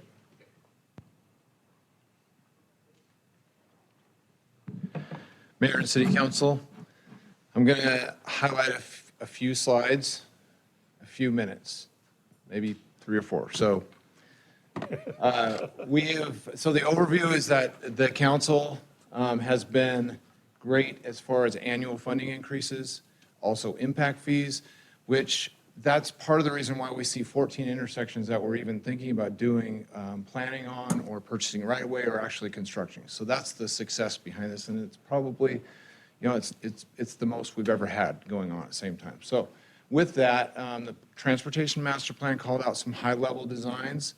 And now we've gone back and we've hired consultants and we've gone through in the meetings and the design meetings and we've gone through those intersections again. So now with more detailed analysis, we have 5 of those intersections. Out of those 5 that are changed from the Transportation Master Plan, 4 of them called out for signal originally, and we're proposing a roundabout. 1 of those 5 called out for both, and so we're clarifying that to roundabout. Then the other ones are 4 new intersections based on growth, based on safety, based on opportunity for grants, have moved up the list, and then the remaining 5 haven't changed. So you've seen the map. These are the locations of the 14 intersections.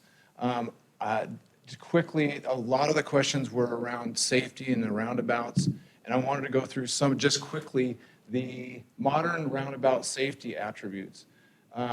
This is what we are proposing to do for every roundabout, And in light of the conversations that we've had about pedestrian safety, and this will clarify some of that. One, with the modern roundabout, there's 10 to 12 foot wide sidewalks with a buffer. There's mid-street pedestrian islands where the pedestrians can land before they cross to the other lane. And I'll show you what those look like. There's off-street bike routes. We actually take the bikes off the street in the roundabout. There's rapid flashing beacon crossings, which we are putting at every one of them, and that some of them, it would be an additional feature that wasn't planned with the single lane roundabouts. There's mountable curb radiuses that improve sight distance, and I'll show you that just briefly.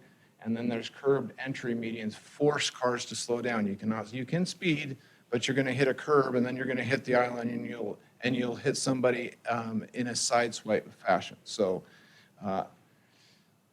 couple of slides here to show what I was just talking about. So the flashing beacon crossing lights, this is an example of what that is. And you see how short that crossing is.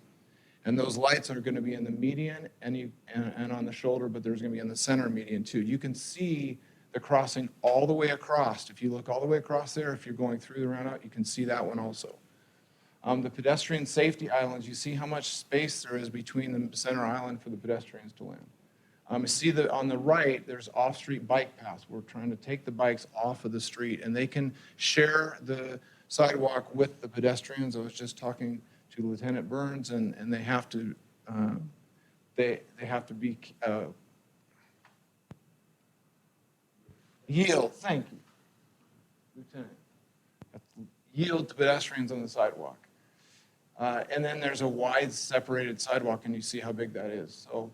The curb entry islands, if you see, they'll force traffic to slow down. And then there's a mountable curb around the outside of these roundabouts. And a lot of times with the original designs, they wanted high landscaping, so you couldn't see through it. But what we want to do is modify that so you can actually see the pedestrians crossing on that opposite side. So if you see here, this is in Boise, and they kept low-lying vegetation. And then I have exhibits from every one of the 14 intersections. I have enough data to keep us going for a while, so I won't go there. But we also have taken a public survey over the last several days, and I have the preferences shown from the public surveys at every one of these locations, and that's that bar chart down at the right corner. And so if you have questions on a specific location or how people voted, I will give you that information. I also have that, and I'm not sure if I can do this, but give it at the bench to the updated survey data for every location. So I can do that now I think also. that would be helpful, Jeff. Okay. So,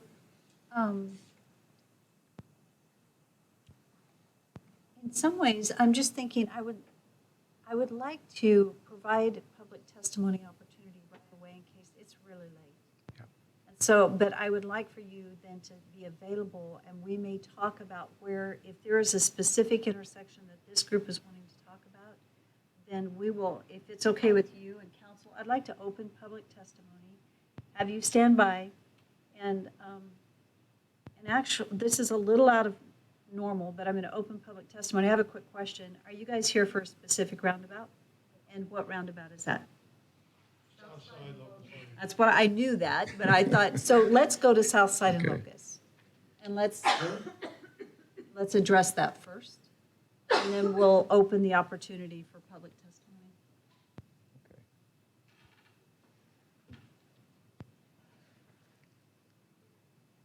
This, I'll let to you give you a talk little, this. this is Southside and Locust, so that we did have a concept of the roundabout, and we placed it at the intersection. That's what you see in the right-hand side. We've had 262 people take the survey so far, and you see about over 50% of them lean toward the roundabout, towards the signal. And that's, most of the roundabouts, that's kind of where we landed. And it's almost that 60-40, kind of that when we did the larger outreach to the community. There's a couple of outliers on this. But if there's specific questions, I can try to answer those. And then did you have the survey that you could actually pass out so that they can look? Yes, I have to run back. Can I grab that? Yes, let's do that real quickly. And while you're going, Councilman Rodriguez. Yeah, thank you, Mayor. And Jeff, the results of the survey, were the takers in this neighborhood, or were they from the North Nampa or East Nampa that never used this intersection? Yeah, it was a broad, excuse me, Councilman, it was a broad survey. So It was? community-wide, yeah. It wasn't that neighborhood specific. Okay. I have a question too. Yes. I don't know, Tom, if you want to answer the question. I appreciate being able to spend a little time with you both. Have you been able to determine if you can sync the crossing alert beacons at more than one location?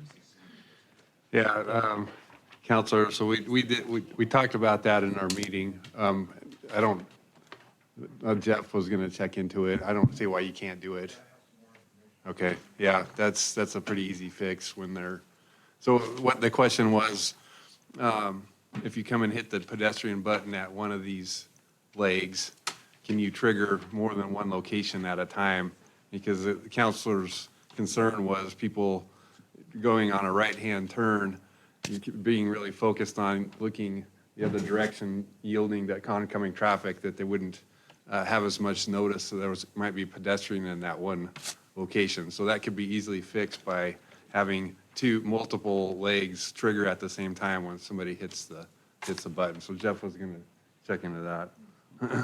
Yeah, Counselor, we had a couple of engineers get back to us on that, and they can definitely, like Tom said, do it. One hadn't heard of anybody doing it before, so didn't have a whole lot of information. The other one thought that maybe if a person was crossing on one leg and the other side was triggered, that they would, it'd start to see that there's nobody there, and then they would begin to disobey the beacon on the other side. But that was a personal concern from the engineer. But I mean, personally, I thought it's a viable option to consider. You can see my concern, a northbound person on the south side of that roundabout trying to cross over to the east. Yep. And then someone coming west to east to the roundabout, looking back to their left, not looking to their right, then making that turn. If they didn't have some sort of an alert, they wouldn't know to slow down. They might hit someone crossing over. So if we could get the backflow portion of the circle to go at the same time, then that just gives me at least ease of mind. It's getting late, so I'm running out of words to say. Counselor, we thought it was a good idea, so we'll continue to look into it. So, yeah. So if it's okay, I would like to open the public hearing, and we're going to do it a little bit different, but I'd like to give those that are waiting here an opportunity to speak on behalf of this. And then the woman sitting here in the red, are you here for the same intersection? So I think everybody's here for the same intersection. So let's talk about that. And so let's see, I'll go ahead, whoever wants to come first, we don't have our thing up yet, so whoever wants, okay, come on up and go ahead and please share your name and your address. I'm Deborah Tortellini. I live at 2633 East Andesite Court in Lava Springs. And it's really late and I can't see very well, but I'm going to try.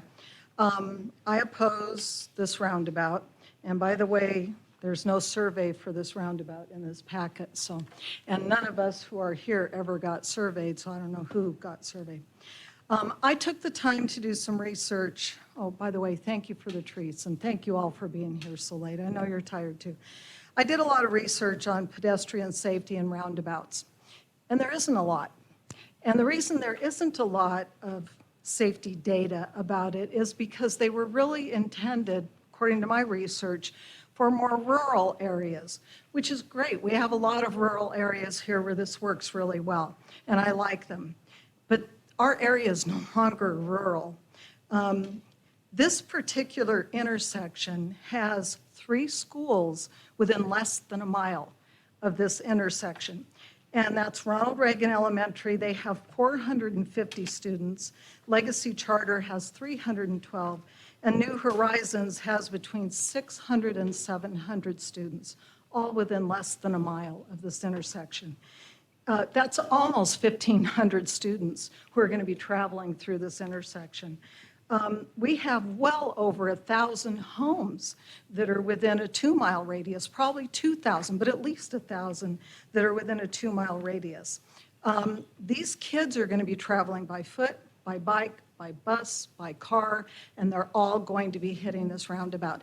And I just saw the lovely pictures of the roundabout, and I understand there's a little median there, there's a crosswalk, a little median, but you put 1,500 kids traveling in this area, some of them by foot and by bike, including my granddaughter. And I don't want them in this intersection. I don't want them walking through that area. I've seen people blast through those roundabouts at 30 miles an hour and practically hit me with their car in my car. I can't imagine a kid on a bike. I also saw the really nice lane that diverts them out of the street and onto the sidewalk. How many little kids you think are really going to get that? They're going to be riding down in the street, and they're going to stay down in the street, and they're going to keep right on going. You know, one life lost is really bad, and one child lost is inexcusable. And if we allow this to happen, it is an accident waiting to happen, and I don't want to lose one of these precious kids for this intersection. Thank you guys very much. Thank you, Deborah. Okay, so let's go. Is Ann Clarkson here? I'm not going to go in order. We're going to go from bottom to top. We'll switch it. So, Ann, thank you. Go ahead and restate your address. Hi, thank you so much. My name is Ann Clarkson. I'm president of Mansfield Park Homeowners Association. I live at 3973 Bell Court, Napa. And I have a handout for you with the points. Is it all right? It is, and thank you. Thank you.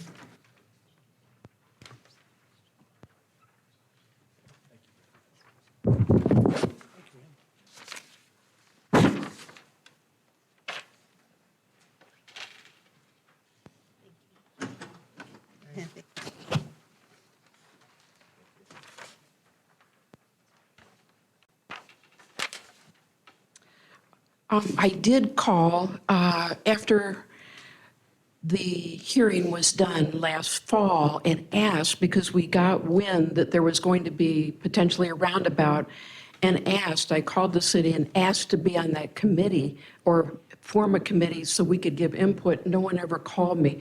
So, Victor, I'm glad you asked about the survey, because I didn't get the survey. I just found this out a couple of days ago. So anyhow, our Mansfield Park Homeowners Subdivision has asked me to testify today to oppose this, and here are the reasons why. We live about a quarter of a mile from the intersection. I have lived there for 15 years and watched it.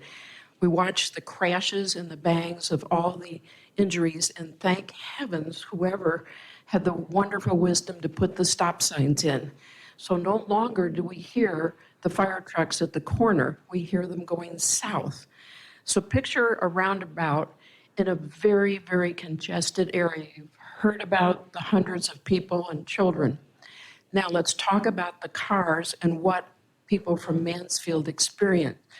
Each morning they get up, and as they're going out, either with the children, the dog, or going to work, and they look to the left. We are located east of where this will be. So if you picture the gray area and the orange arch, just go a little bit further, and that's Bell Court. That's where we live.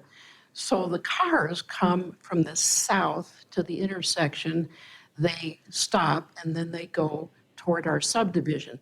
Luckily, because there's a stop sign, the people can get out. But picture if you have a roundabout now, and by the way, Locust Lane is the best kept secret, because if you jump on Locust Lane, you can go all the way to Meridian Road, and nobody knows it except now the people that are living in the south part of the town. They've discovered it. So now each morning they come, they stop at the stop sign. Our people luckily either can run across the road with the animals or the children to get on the bus, or they're in the car, they look to the left, nothing's coming, they look to the right, and they get going. But now with the roundabout, here comes the car zipping around the corner. There's no way they're going to be able to get out. It will be very, very fast because the amount of traffic is incredible. So their first major concern are the children. North of that is Ronald Reagan School. To the left is the charter school. So getting the elementary kids to school is number one. Number two is getting to work. So I tried to prioritize them for you. And so if you kind of go down, our biggest other worry is Linda. We have worked with her for months now on this project. And I think, Sandy, you mentioned, what about using that property? We are so thrilled that it's a storage unit, not high density, because we have another 300 homes coming just south of us. And there's going to be a restaurant. So picture this. Now you got a roundabout. How in the world are the people going to get into the restaurant? Either way. So the rest of the points are on there. Thank you for staying away. God bless you all. Don't approve it, please, because you'll be tearing it down. Believe me, within a year or two, because there'll be a lot of accidents. And thank you so much. Do you have any questions? I don't think so, but thank you. And thank you for your document. That's helpful. Okay. Thank you. Bob Patrick. And then Doug is after that.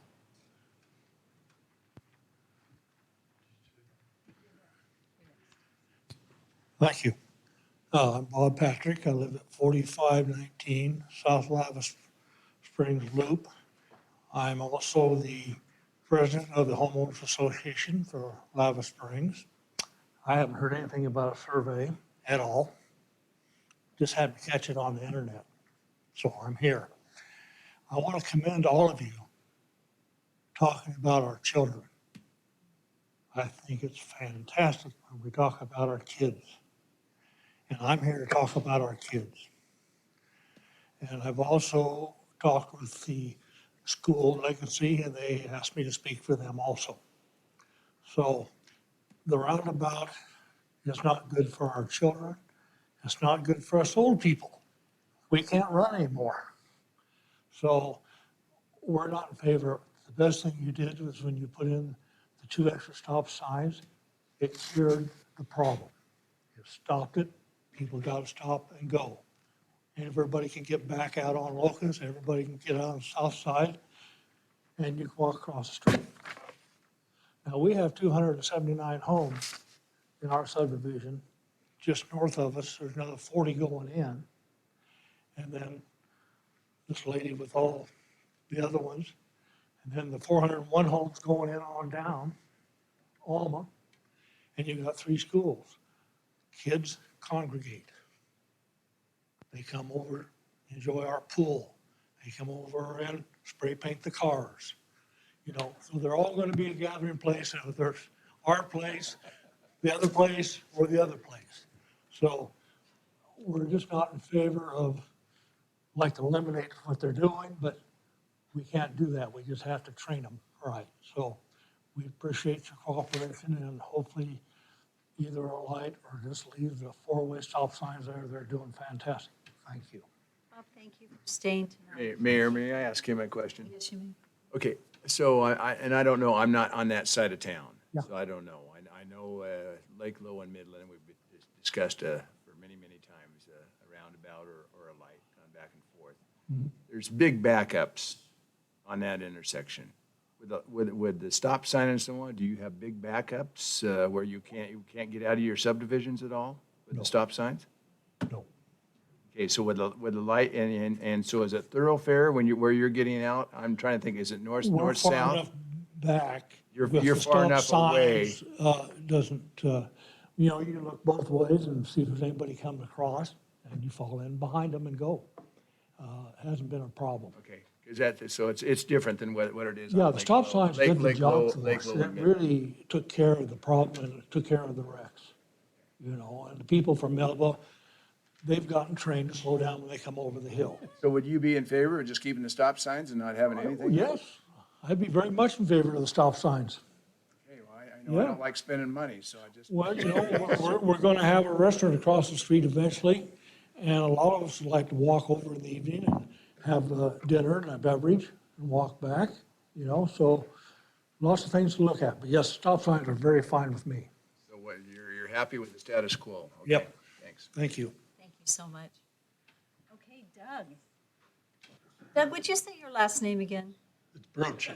Roshi, I would just say it wrong again, is it so? Okay, and Doug, you're at 4418 Yeah. South Lava Bob and Deborah have kind of taken all the words that I have to say, so I'm just here to oppose it. I live at 4418 South Lava Springs Loop, and my backyard is on Southside Boulevard. I plan to walk to the restaurant, have a couple of beers, and walk back to the house. So I want to be able to cross that street without, and, roundabouts are great. I love roundabouts. And the rural areas, they're perfect. And they're setting up a lot of roundabouts on Robinson and Happy Valley. And most of the traffic runs down those streets, stays off of Southside, and which is what I'd like to see. It's too bad they can't get from Robinson Road to Southside to Melba.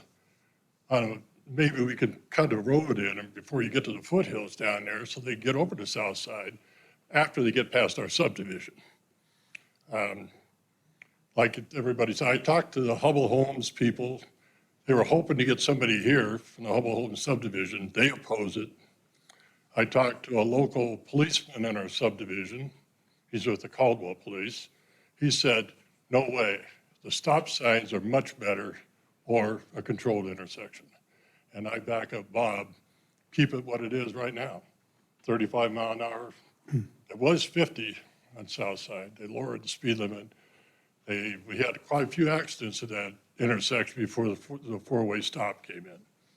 So, thank you for your time. Thank you so much. Thanks, David. I can tell that you're going to be having dinner and beers cheering for the Vandals. What was that? I can tell by what you're wearing, you're going to be having a couple beers and cheering for the Vandals. Hey,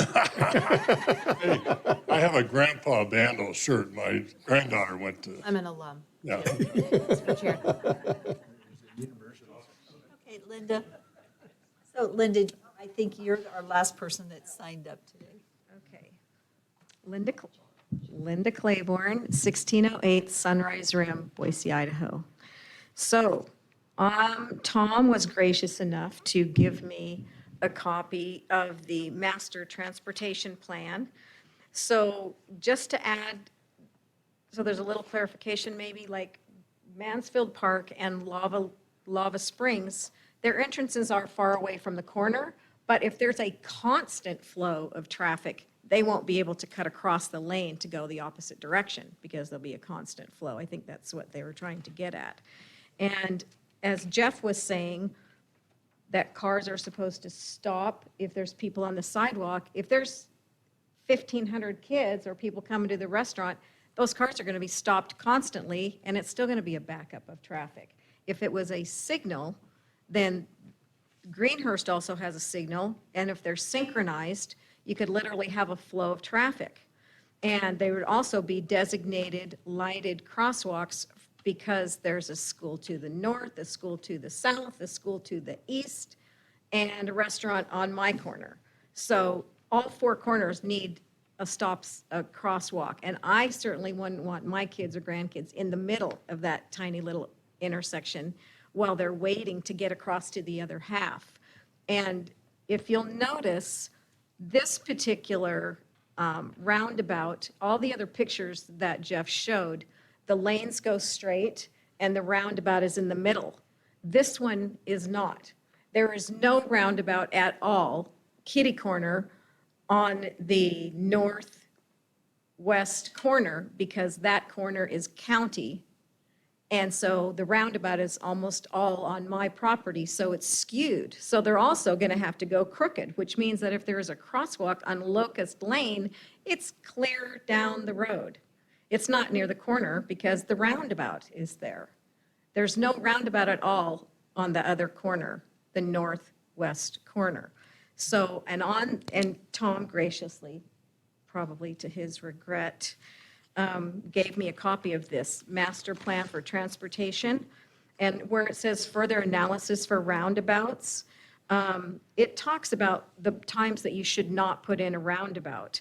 And number one, it says it may be better suited on the end of a single corridor or in rural areas where the traffic is meant to slow down at 50 miles an hour, not in a highly congested area.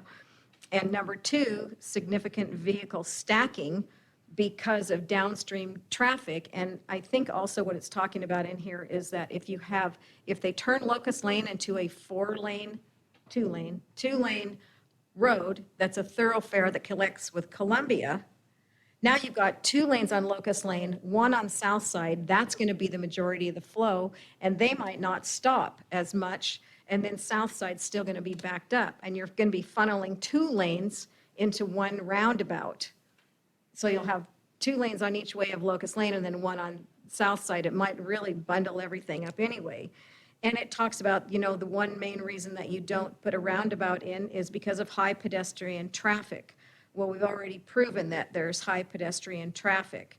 And then it talks about utility conflicts, like an irrigation drain. Well, the Aaron drain goes right there on that corner, and it's all county to the south of me. Plus, my property, Mr. Cranick, the original farmer who homesteaded in 1904, is still going to be farming part of that property, and the Aaron drain goes right on that corner and across Locust Lane. I don't know how they're going to accommodate that drain, but that's a utility concern. And then the last one, it talks about the cost of a roundabout may be a little bit more expensive in the beginning, but less maintenance because of a traffic signal. There's the lights. Well, you're going to have a roundabout, plus you're going to have 4 lights now because on each corner. So you're having the higher maintenance cost and the higher cost of a roundabout. So I think I covered all of those in my objections, so I oppose. So thank you all very much for staying till wee hours of the night. Mayor, Yes. Any questions? I stand. one for questions. comment, Linda. Yes. The next time we have an opening for a planning and zoning commissioner, I would really need to apply. You get land use. Thank you very much. Trust me, I didn't before. These wonderful people have taught me. Thank you all for your testimony. I'd like to ask, is there anyone else here that did not get signed up but intended to testify tonight? And is there anyone online on Teams? Is anybody watching Teams? Could there be? They're done. No. They're done. In It's like- That would be only Caldwell people. So, Mayor at Klein, this- yes. if you don't mind, I do have a question for Jeff. Just a couple of clarifications. And I want you folks to hear the answers to these. Because it's very important that, earlier, we talked about a $15 million deficit when it comes to our streets, right? And we're trying to find money to fix our streets and roads. Now, one of the main reasons I'm fiscally conservative on these major intersections like this because it's the cost. Give me the cost per roundabout. I know, but I want them to hear this. Yeah. Councilman, the average cost, let's say anywhere from 1.5 million to 2.2 million. Okay, so now if you had 15, I'm just going to round it out, 15 roundabouts in the city of Nampa or surrounding area, that'd be $15 million. Okay. What's the cost of an intersection with a traffic light? Oftentimes very similar. The roundabout take more right away at the intersection itself, but they neck down to 4 lanes and it's usually less at the throat of the intersection. So it usually pans out oftentimes equal. Sometimes they take up more property, it's a little bit more right away, so a little bit more cost. It depends on the situation. It's not all the time roundabouts are more expensive than signals. I think the one in Midland and Lake Lowell is about 500,000, right? That's traffic light. Yeah, Councilman, on that specific location, it was. And you remember there was some sidewalk we were removing at the other side. There is specific to that intersection. So I guess the ideal situation would be to limit the roundabouts for more progress on our other intersections. That's my attitude. And so I just want them to hear what that's all about. Because this is all from impact fees. You all don't pay for that. This is for impact fees, right? It's the development fee. Some of these are impact fees, and then we're leveraging those impact fees with other city funds. So yeah, a lot of these. Okay, thank you. Follow up. I was taking a lot of notes. If you don't mind, I'd like to answer some of the things that were brought up because, and I know it's getting very late, but this topic always seems to come up when it's late, but it is extremely important to spend some time on it. So the data is pretty clear to us that roundabouts are actually safer for pedestrians. And we looked at that over and over again. We've double checked it. We've all kinds of different sources. And we even had Jeff call Federal Highways and talk about pedestrian safety in roundabouts, and there just hasn't been any. And it's been because the speeds are lower. One really good example of a roundabout that works very well in the Treasure Valley, and it has 2 schools right next to it, is at 36th and Hill in Boise. It's got a roundabout right there. It's got all the pedestrian safety features, 2 schools right now, lots of traffic. We looked at that intersection. It's got the third of the crashes compared to one that's similar age in Nampa that's a signal. And the crashes are less severe because there's lower speeds. So I just want to make it, I don't like to put a lot of emotion in these decisions. I just want to give you the data. The data is pretty clear to us. So I know that that's been mentioned before. Cost is another one that has been a misconception. We're not seeing that big swing on every single one of them. And actually there's less property owners to negotiate with a roundabout because you have a smaller footprint and less, the signals have much longer tapers, a lot more properties, which ends up being more right-of-way costs. And with the cost of materials going up on metal and wires, it's just the signals are not cheaper anymore. So, and so, I asked Jeff, I said, roundabouts are safer for the cars, are safer for pedestrians. Cost is about the same. We can accommodate them in urban areas with, having the access points away from the intersection. If we can meet all those criteria, we should look at it because if our goal really is to reduce crashes in Nampa, it's pretty clear to us that is what the answer is. And then on top of it, you have a lower life cycle cost because of the maintenance of the signal and the power and the timing and everything goes along with upgrading those. So, read my other notes here. One of the questions was about this. We'd rather have a stop sign, and that's actually what it's going to be for 5 more years. So it's not 5 to 7 more years. It will be a stop sign, and what we're trying to do today is plan the future for all of these. Jeff's got 14 intersections. They don't just happen overnight. We need to plan out the next 5 to 7 years, start getting right of way, start getting designs done, and then looking for grant opportunities and get it built.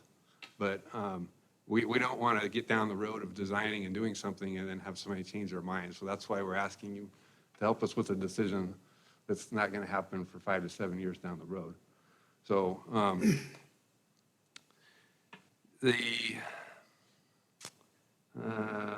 I think, I've spent time at both roundabouts and signals, just kind of auditing safety of conditions, and I have to say that the signals, what concerns me the most is the speed involved with them. You get a lot of, enforcement. We talked about that at a previous council meeting. Let's up our enforcement, although they're not there always there. And I see people running red lights. I see even people using pedestrian signals correctly and crossing when they have the little walk. People not almost hitting them in those cases as well. So there's not a perfect scenario. So what I like about the roundabouts is you have these shorter distances to pass, you have the refuge in the middle, you have all the signage, and you have the lower speeds. So I'm not sure if I hit all the questions there, but that's my thought. Because you're looking at me, and I agree with you, but in this situation with Southside, no, I don't. Mayor, could I ask a question? So Doug first and Councilwoman Mutchie next. Tom, you indicated out of the gate that the costs are similar between an intersection and a roundabout. And you also indicated that the maintenance costs over time are lower in a roundabout. Do you have any way of quantifying that degree of cost? How much does it cost to maintain a light over 10 years. Have you done that yet, Jeff? Come on up. It's about 150,000 a year. 150,000 a year. And in a roundabout, it's $150,000 less. 150,000 less per Less with a year roundabout. for one roundabout. For one roundabout. You figure, okay, so a signal needs to be timed. The hardware, the software needs to be updated every 10 to 12 years, actually. Every day they go out and check the signal cabinet. We're getting ITS to connect to it. There's software to control the ITS. You got underground wiring, and there's a lot that goes into a signal. So that's where we're getting that. And that's it's a ballpark. But Thanks, Jeff. I'm sorry, life cycle costs, yes. Did you ask the annual? I'm sorry, life cycle costs for it. Okay, I was 150 seemed a lot per year, but over like, okay, Right. okay. Thank you. Sorry, thank you. Councilwoman Mutchie?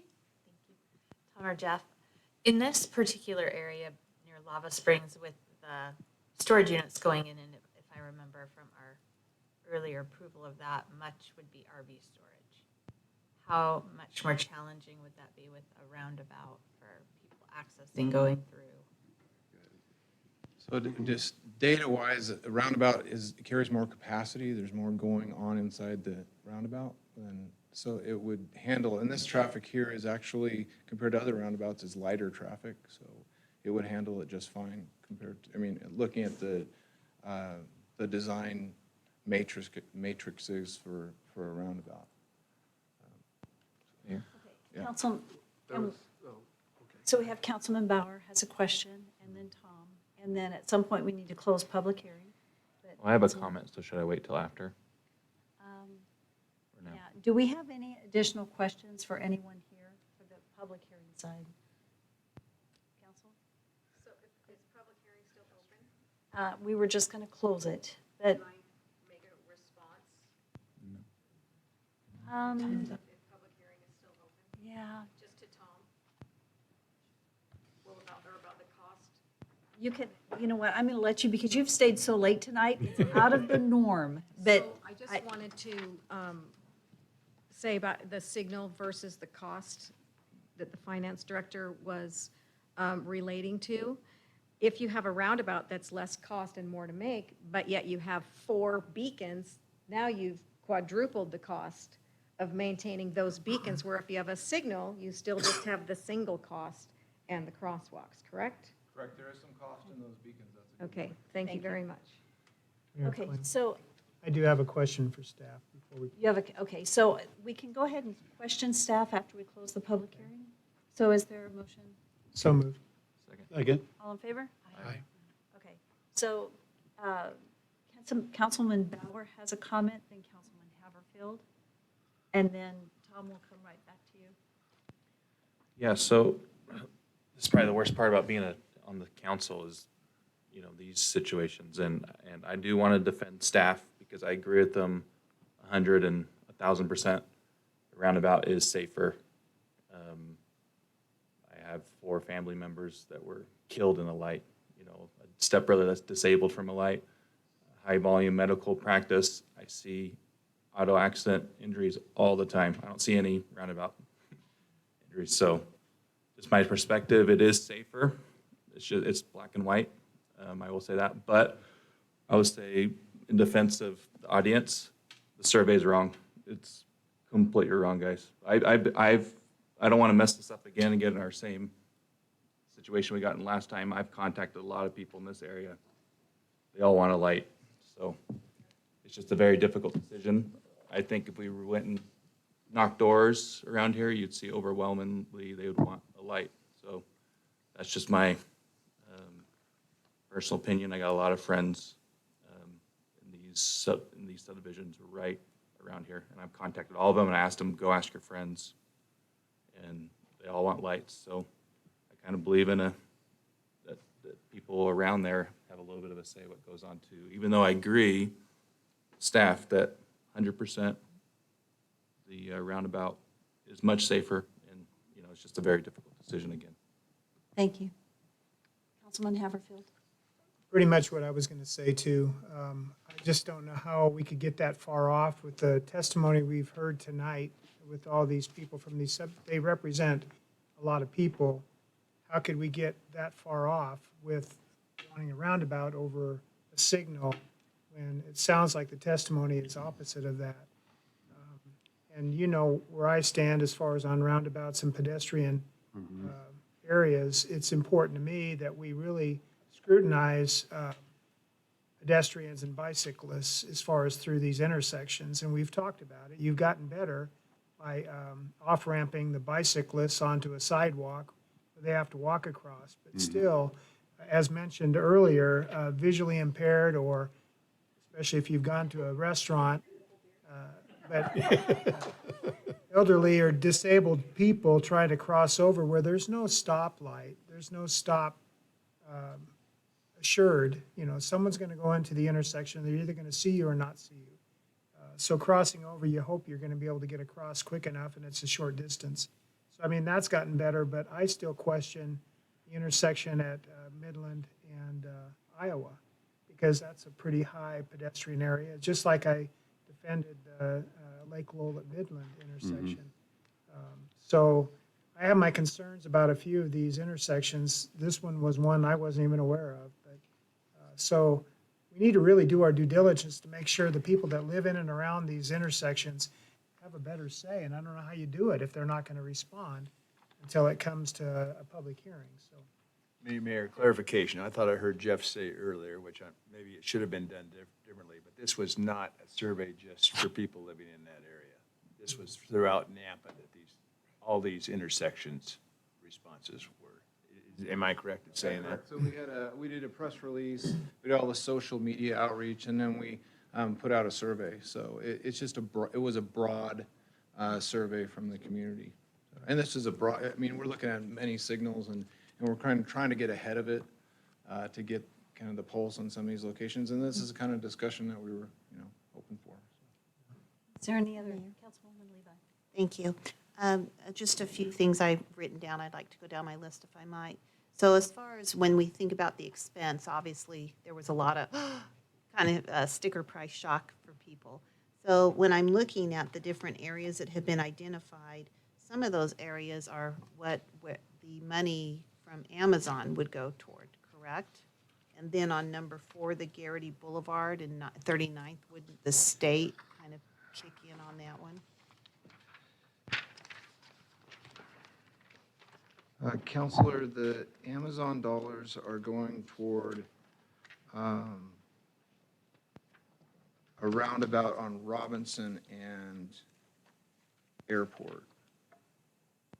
And as far as that's it, I believe, and that's Nampa Highway District. So those dollars are going towards that intersection, but not towards any of these. I was thinking out toward like Cherry in that area, that was supposed to be some road improvements that were funded with the Amazon dollars. Counselor, so Cherry and Star and Cherry is a Nampa Highway District roundabout that's being built right now, and that's solely Nampa Highway District dollars. There's Canada and Cherry is on this list. That's in the vicinity, but that is a quarter of the dollars are from Nampa Highway District, and 3/4 of the dollars are from the city of Nampa, and none of that is Amazon. So if I might continue, and Councilman Brunner caught about the survey for me. A lot of times I find that when people are opposed to roundabouts, it's really simple because they don't know how to use them. And being that I taught all my kids to drive, we had roundabouts here in Nampa before it was ever in the driver's manual. And so people didn't know what to do with them. And once people start figuring out how to use a roundabout properly, then they see the ease of it. And as you said, there is a big safety factor there. But a lot of it comes from people knowing how to use them. And so I want to go back and touch, and I forgot, I overlooked, excuse me, about the beacons, that I can see the money that comes with that, but having been on the PED and Bike Committee, they also get a lot of grants for those beacons. Would we be able to do the same thing? We're definitely pursuing grants or funding or one-time funds that are out there for the entire intersection in that case. There has been talk where we we don't have enough money to do a full intersection. We put underground cable and we set the foundations for those, and then we come back in later. But now with these discussions we're having, we're putting those rapid flashing beacons as more of a priority, so. But it would I think it would probably make more sense right now with the funding to look at the entire intersection. But I mean, we certainly could go back and do that, but we'd probably want to do it with the construction of the intersection at this point, so. Thank you. And then finally, my question or observation, and maybe a question as well, is the actual request is proposed intersection design changes of 5 intersections. So are we identifying the top 5 intersections that we want to be going after tonight, which would possibly relieve the people here that were very concerned about the removal of their stop signs and putting in a roundabout or a light? Kind of give me a little bit of I'd input, like to please. interject with that because I have a recommendation. We have held the public hearing as posted, and thank you guys so much for being here tonight. I would like to recommend we do not vote tonight, that we continue this item to the April 5th. The reason for that is that there's 14 intersections, but there's the 5 recommended, right, what you have recommended. In my mind, I have a really good idea of what we ought to do, and I can tell you what I think I would recommend. But I think that it's late, and we need to, I don't know if you need a decision or if it can wait. I think we need further discussion. And you guys know, and I'll tell you right now, I support your roundabout discussion, and they are safer. I am concerned about that particular intersection, actually, though, as a light and as a roundabout, because you've made very, very good points. As a light, it can be very dangerous as a light, because I used to live on Locust Lane. I know what that road is like. People drive fast either way, and it could be very dangerous as a signal, or you could have challenges as a roundabout. What we do want to do as a city council is make wise decisions. And so, candidly, on that particular one, I would recommend that we accept every recommendation you have made, with the exception of Locust Lane and Southside, and I would retain the signal. And the reason I would there is because we have citizens that have requested it. They have asked us to please stay with the signal, and there's a signal 1 mile down, right? So where you're trying to get consistency, at that, I would probably recommend we do that. That said, I'm just letting you guys know how I feel, the one sitting here. I think that I'd like to suggest that we postpone the decision to the next council meeting, because listening to Councilman Haverfield, I think you have some other questions, and we need to give time to deal with those other intersections. So, Mayor, I think that would be great if we could do that. Also, the survey is still open, so we can just extend it out to the next meeting and then do some targeted information out to these subdivisions we just heard from. Mayor, Yep. Yes. we post for conditional use applications on property for, any developments. Have you posted anything that says we're looking for input about a roundabout on this intersection? I mean, have you posted at any one of these intersections? Council Haverfield, we haven't posted it. We're trying to figure out the best way to do these all at once, because, we're trying to get, but, I mean, that's an option. What we're talking about was getting the HOA information, especially in the ones that we know have an interest, and get that to them. But I'm not, if we could do a sign, I suppose we could. Just tell us which ones you'd like us to do. The ones you're only suggesting, how many tonight? In this recommendation, you're just suggesting 5 of changes, right? So you would only do those that you're suggesting a change? Well, there's 5 changes, and then there's 4 additional, so there'd be That you're 9 bringing signs. Mayor? Would it be possible to, I sense we're in alignment on the intersection with the folks here tonight. Would it be possible to vote on that one and possibly give them peace of mind? To not have that continue on if we're going to be posting signs for input on others? I don't know, because they've been here, for 6 hours. We appreciate you. Mayor. Councilwoman Levi?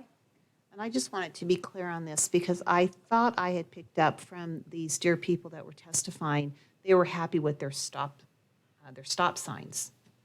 And they wanted to keep the stop sign, not necessarily a light. And I just wanted to make The sure. stop sign will stay for the next up to 5 years, but when the traffic flow increases, there will be a time that something needs to be done to mitigate. And that's where our team is trying to plan in advance. And so they're needing to know which direction we're going. On that particular intersection, they are needing a decision. Mayor, So- clarification, if I may, please. So how much time in advance? I mean, I know the more the better. What do you, realistically, how much time do you need? This is a 27, 29. I'm specifically speaking to this intersection. So when do you need to make a decision? Because we just pulled your strings forward and backward on Lake Low and Midland, which I never want to get into that again. So what's it realistic for you? So this has had development interest at that intersection. We wanted to get ahead of these intersections, so we hired a concept done. You're trying to get them all high done at level. once, even Yeah. though they're, one's in 22 and one's in 27, you're trying to get them all.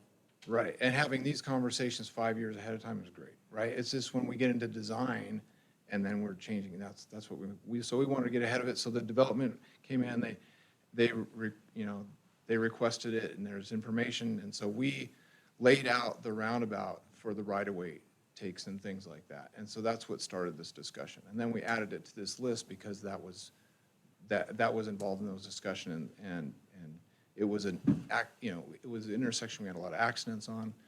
We recently added the stop signs to deal with that so that safety-wise it went up on the priority list too. So now I'm going to be presumptuous here, but so this group, I can tell, is going to this council, and because of listening to these great people, are going to vote for a light here if we make a decision tonight. So you would rather go ahead and have us vote for a light and not put it off for two or 3 years on this one exception? You know, I'm a roundabout guy, so I mean, I would recommend delaying the whole decision on all of them for 2 weeks to get more but you still want to keep them all together. Yeah. You don't want one exception to the rule. And it's just like what Jeff said, Counselor, we just need to make sure that so developers have some clarity of what's happening, right? So they know what to donate and what's going to happen. So we're going to go through these, I mean, there's 9 supposedly, but a total of 14. So we're going to go through each one of these individually and hopefully what you want to hear is whether light roundabout. Is that what I'm hearing?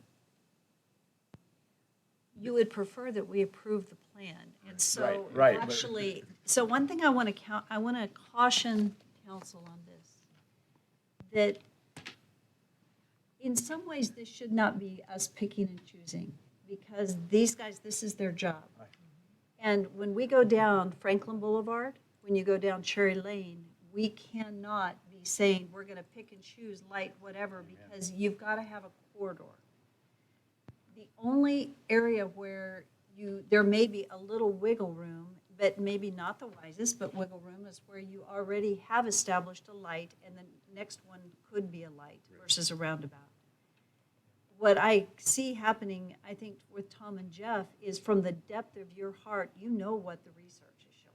And so it's very difficult for you when you know the research shows, and we've recently had a fatality at light. And they took the calls from the public that said, we've changed our mind at Midland and Lake Lowell, and they said, we want a roundabout because they don't want to go through that again. So it's hard when you guys are listening and you're actually seeing to shift because you know. And what we want to do is make wise decisions and protect the lives of our kids. That's what this is about. It's really not about the money. It is as far as stewardship, but it's really about safety, but it's about mobility, it's about moving traffic through. And I think that on Cherry Lane, you've got a really good plan. I think on Franklin, you've got a really good plan. And so there's a lot of work that has gone into this for some consistency. That's why, like for me, I could be done tonight because I know what I would personally, but it's really up to the council. And I think we need to give you guys the courtesy, but I would strongly encourage us, if we start picking and choosing, that is not wise. That's not a wise plan for And our I was being transportation sorry, plan. Mayor, I was being sarcastic, and I'm sorry, I'm not one that likes to delay things, and I like to make decisions, and I realize it's late, and these people are great, and you can shoot me later. I'm an open target. And I don't expect to have a second, but I'm making the motion that we go ahead with the plan that's been suggested to us by the staff tonight. So that's my motion.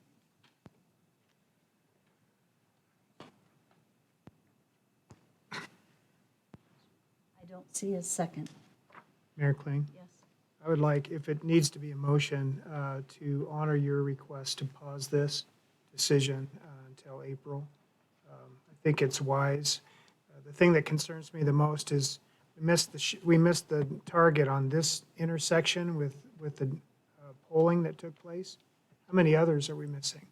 We need to allow the people that live in and around these intersections a chance to voice themselves. And I think it's really important that we post those intersections that we're talking about with some sort of signage that lets them know, because they go in and out of those intersections on a daily basis. They might not be checking the city website or wherever they're maybe going to get this information, but I have concerns about a couple other of the intersections just because they're in a high pedestrian area.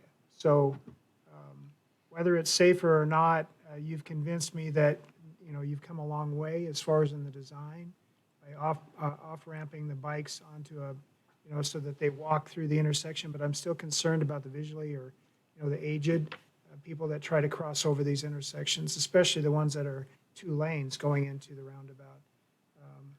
It's just scary from a standpoint of a crossover. So I think there's a motion. Could I suggest that Second. it be moved to the 19th, I think is the date, the second council meeting in April, Okay, to that'll give be us a my full motion month? then. Second. Okay. It's been- Discussion, Mayor, then, if there's been a second. So if we're delaying this, rather than signage, I think that's a waste of money, a waste of time that people don't see. Is there any reason why, we have all the HOAs, right, of these areas? To me, contact the presidents, as we have had the wonderful presidents here in their areas, contact the HOA presidents and let them get the word out. And I would like to say, though, planning and zoning has the signs, and if they're not using all their signs, we could do a sign using their frames, because not all these locations have HOAs. A number of these locations do not have an HOA close by. That's true. So I think that we can do that and just work with planning and zoning, see if they have any extras that you can use right now, and you can borrow theirs and then set them out.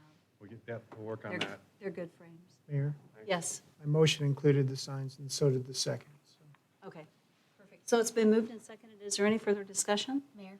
Yes. I just want to thank Tom and Jeff. This, for some reason, is a really emotional, it's just an emotionally charged thing. With 6 public hearings, I think we're like, hey, it's almost time to go to work today. I appreciate all the work you do. I'm a big fan of Roundabout. I think from a growth perspective, we're going to move traffic better. The one that was really tragic, we had just changed our decision. I wonder, what growth projections do we have 7 years from now to ensure that the decision we make today can still stand up against the test of time? I mean, you think about tonight, looking at, I don't know how many new units with apartments tonight. I mean, well over 1,000 if we had accepted everything as put before us just tonight.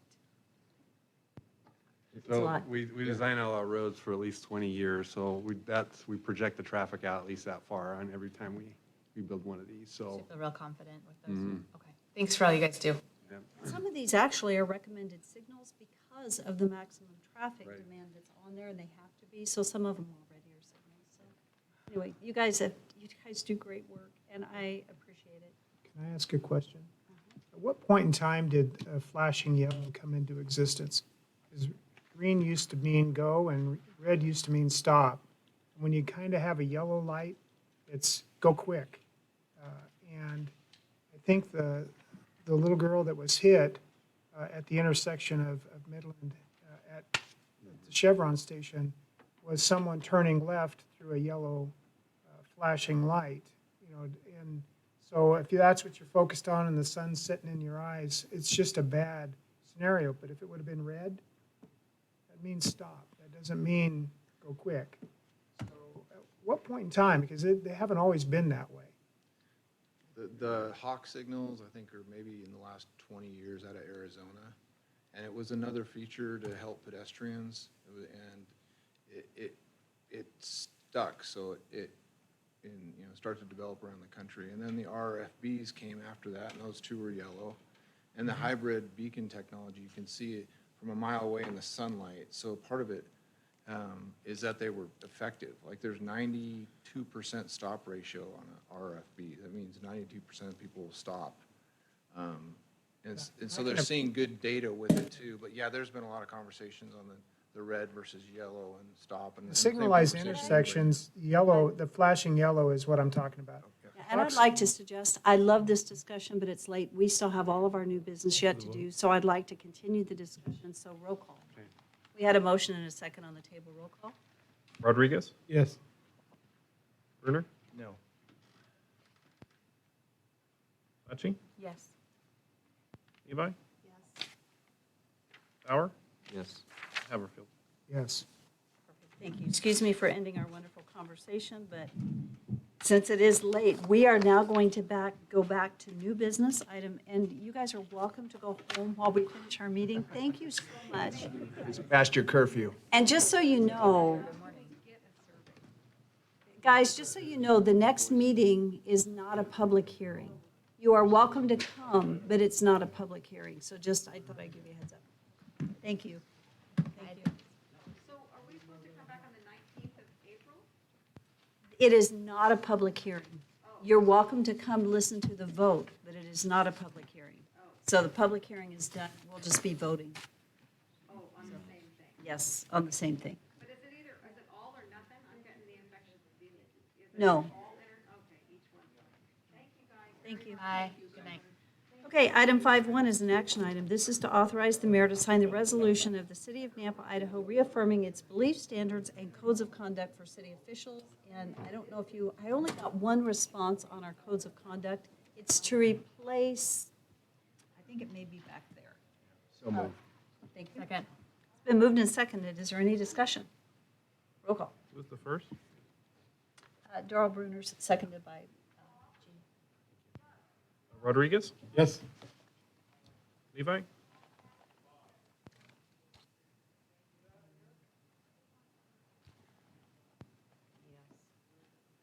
Haverfield? Yes. Bauer? Yes. Machi? Yes. And Bruner? Yes. And we'll have a resolution number affixed to it, and you guys can sign it, and then we're going to frame it and replace the one hanging in the back with our new one. Item 5.2, action item. This is to approve the findings of fact for violation Title 5, Chapter 12, Alcohol Beverage Control of the City of Nampa for Agave Cantina. This was written by and approved by legal. So moved. So moved? Second. It's been moved and seconded. Is there any discussion? Only comment I'm going to make is thank you. I really appreciate, Joe Borton has done a great job, and we've really appreciated his help with these. So thank you, Todd. Roll call. Rodriguez? Yes.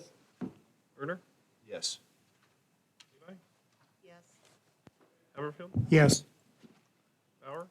Yes. And Machi? Yes. Item 5.3 is an action item to approve the findings of fact for violation Title 5, Chapter 12, Alcohol Beverage Control of the City of Nampa Code for 4T Sports Bar. So moved. Second. Same two. It's been moved and seconded. Is there any further discussion? Roll call. Rodriguez? Yes. Bruner? Yes. Levi? Yes. Bauer? Yes. Machi? Yes. And Haverfield? Yes. Item 5.4 is to authorize the mayor to sign the cooperative agreement with Valley Regional Transit. It's been approved by legal. It's approved in the 21 budget, and this is a mere formality because I don't know how it didn't get signed. Questions, Mayor? What's the reason we're doing it now? And I thought we'd already. It's nothing more than just to put a signature on it. I just wanted to. This is the same amount that we've been doing every year. It's what we. Otherwise, before this next budget hearing, we will be discussing that. Can I just make, you know me with VRT, can I just make the request that we have VRT come sometime before we do our budget hearings and they update us, please, with stats for a change? Okay, thanks. They're much better, and the stats with the new on-demand service and the Good. equipment they have is Yeah. going to be, it's going to be better. Been living without it for 4 or 5 years, so I'm ready for it. Thanks. Okay, is there a motion that we could sign that? I will make the motion. Thank you. Is there a second? Second. It's been moved and seconded. Are there any further questions or discussion? Roll call? Rodriguez? Yes. Levi? Yes. Haverfield? Yes. Bauer, Yes. Machi, Yes. and Brunner. Yes. Item 5.5 is an action item to authorize the mayor to sign the Federal Aviation Administration Airport Coronavirus Response Grant application. This is for federal assistance, SF 424 for COVID-19 relief. So moved. Second. It's been moved and seconded. Is there any further discussion? Roll call. Machi, Yes. Lehman, Yes. Haverfield, Yes. Bauer, Yes. Rodriguez, Yes. and Brunner. Yes. Item 5.6 we did earlier, and Section 6, public hearings is completed. Section 7, unfinished business, we have none. And that is the conclusion of our agenda. I would, yes. Mayor, if I may, just, and there again, not to talk about it tonight whatsoever, but I would like to know, since there seems to be more COVID relief coming, at least specifically, city of Nampa, and we do know something, what that's about, yeah, I will come right out. You know, I was pushing the other one early in favor, but I'm not in favor of accepting any more COVID money at this point in time. So I would like to know what's being proposed. At this time, we don't know what's. I understand that, so, but I don't want us to just all of a sudden, here it is. And The difficulty is, just a quick comment on it. We can deny the funds and they will go to California, to New Jersey, to someplace else and be spent. I fully agree with you. I think we now, I know I'm Fully ready at agree this with point that we have to take a stand, and I realize that. It's Yeah. the same way BRT money too, and so on. But they're federal monies, and we're all paying for it. I realize that's what's happening anyway. These municipalities are not running their, like you are, Mayor, and our staff. We're going to get the monies anyway. That's what I'm seeing. So. Thank you. I'd stand for a motion to adjourn. So moved. Second.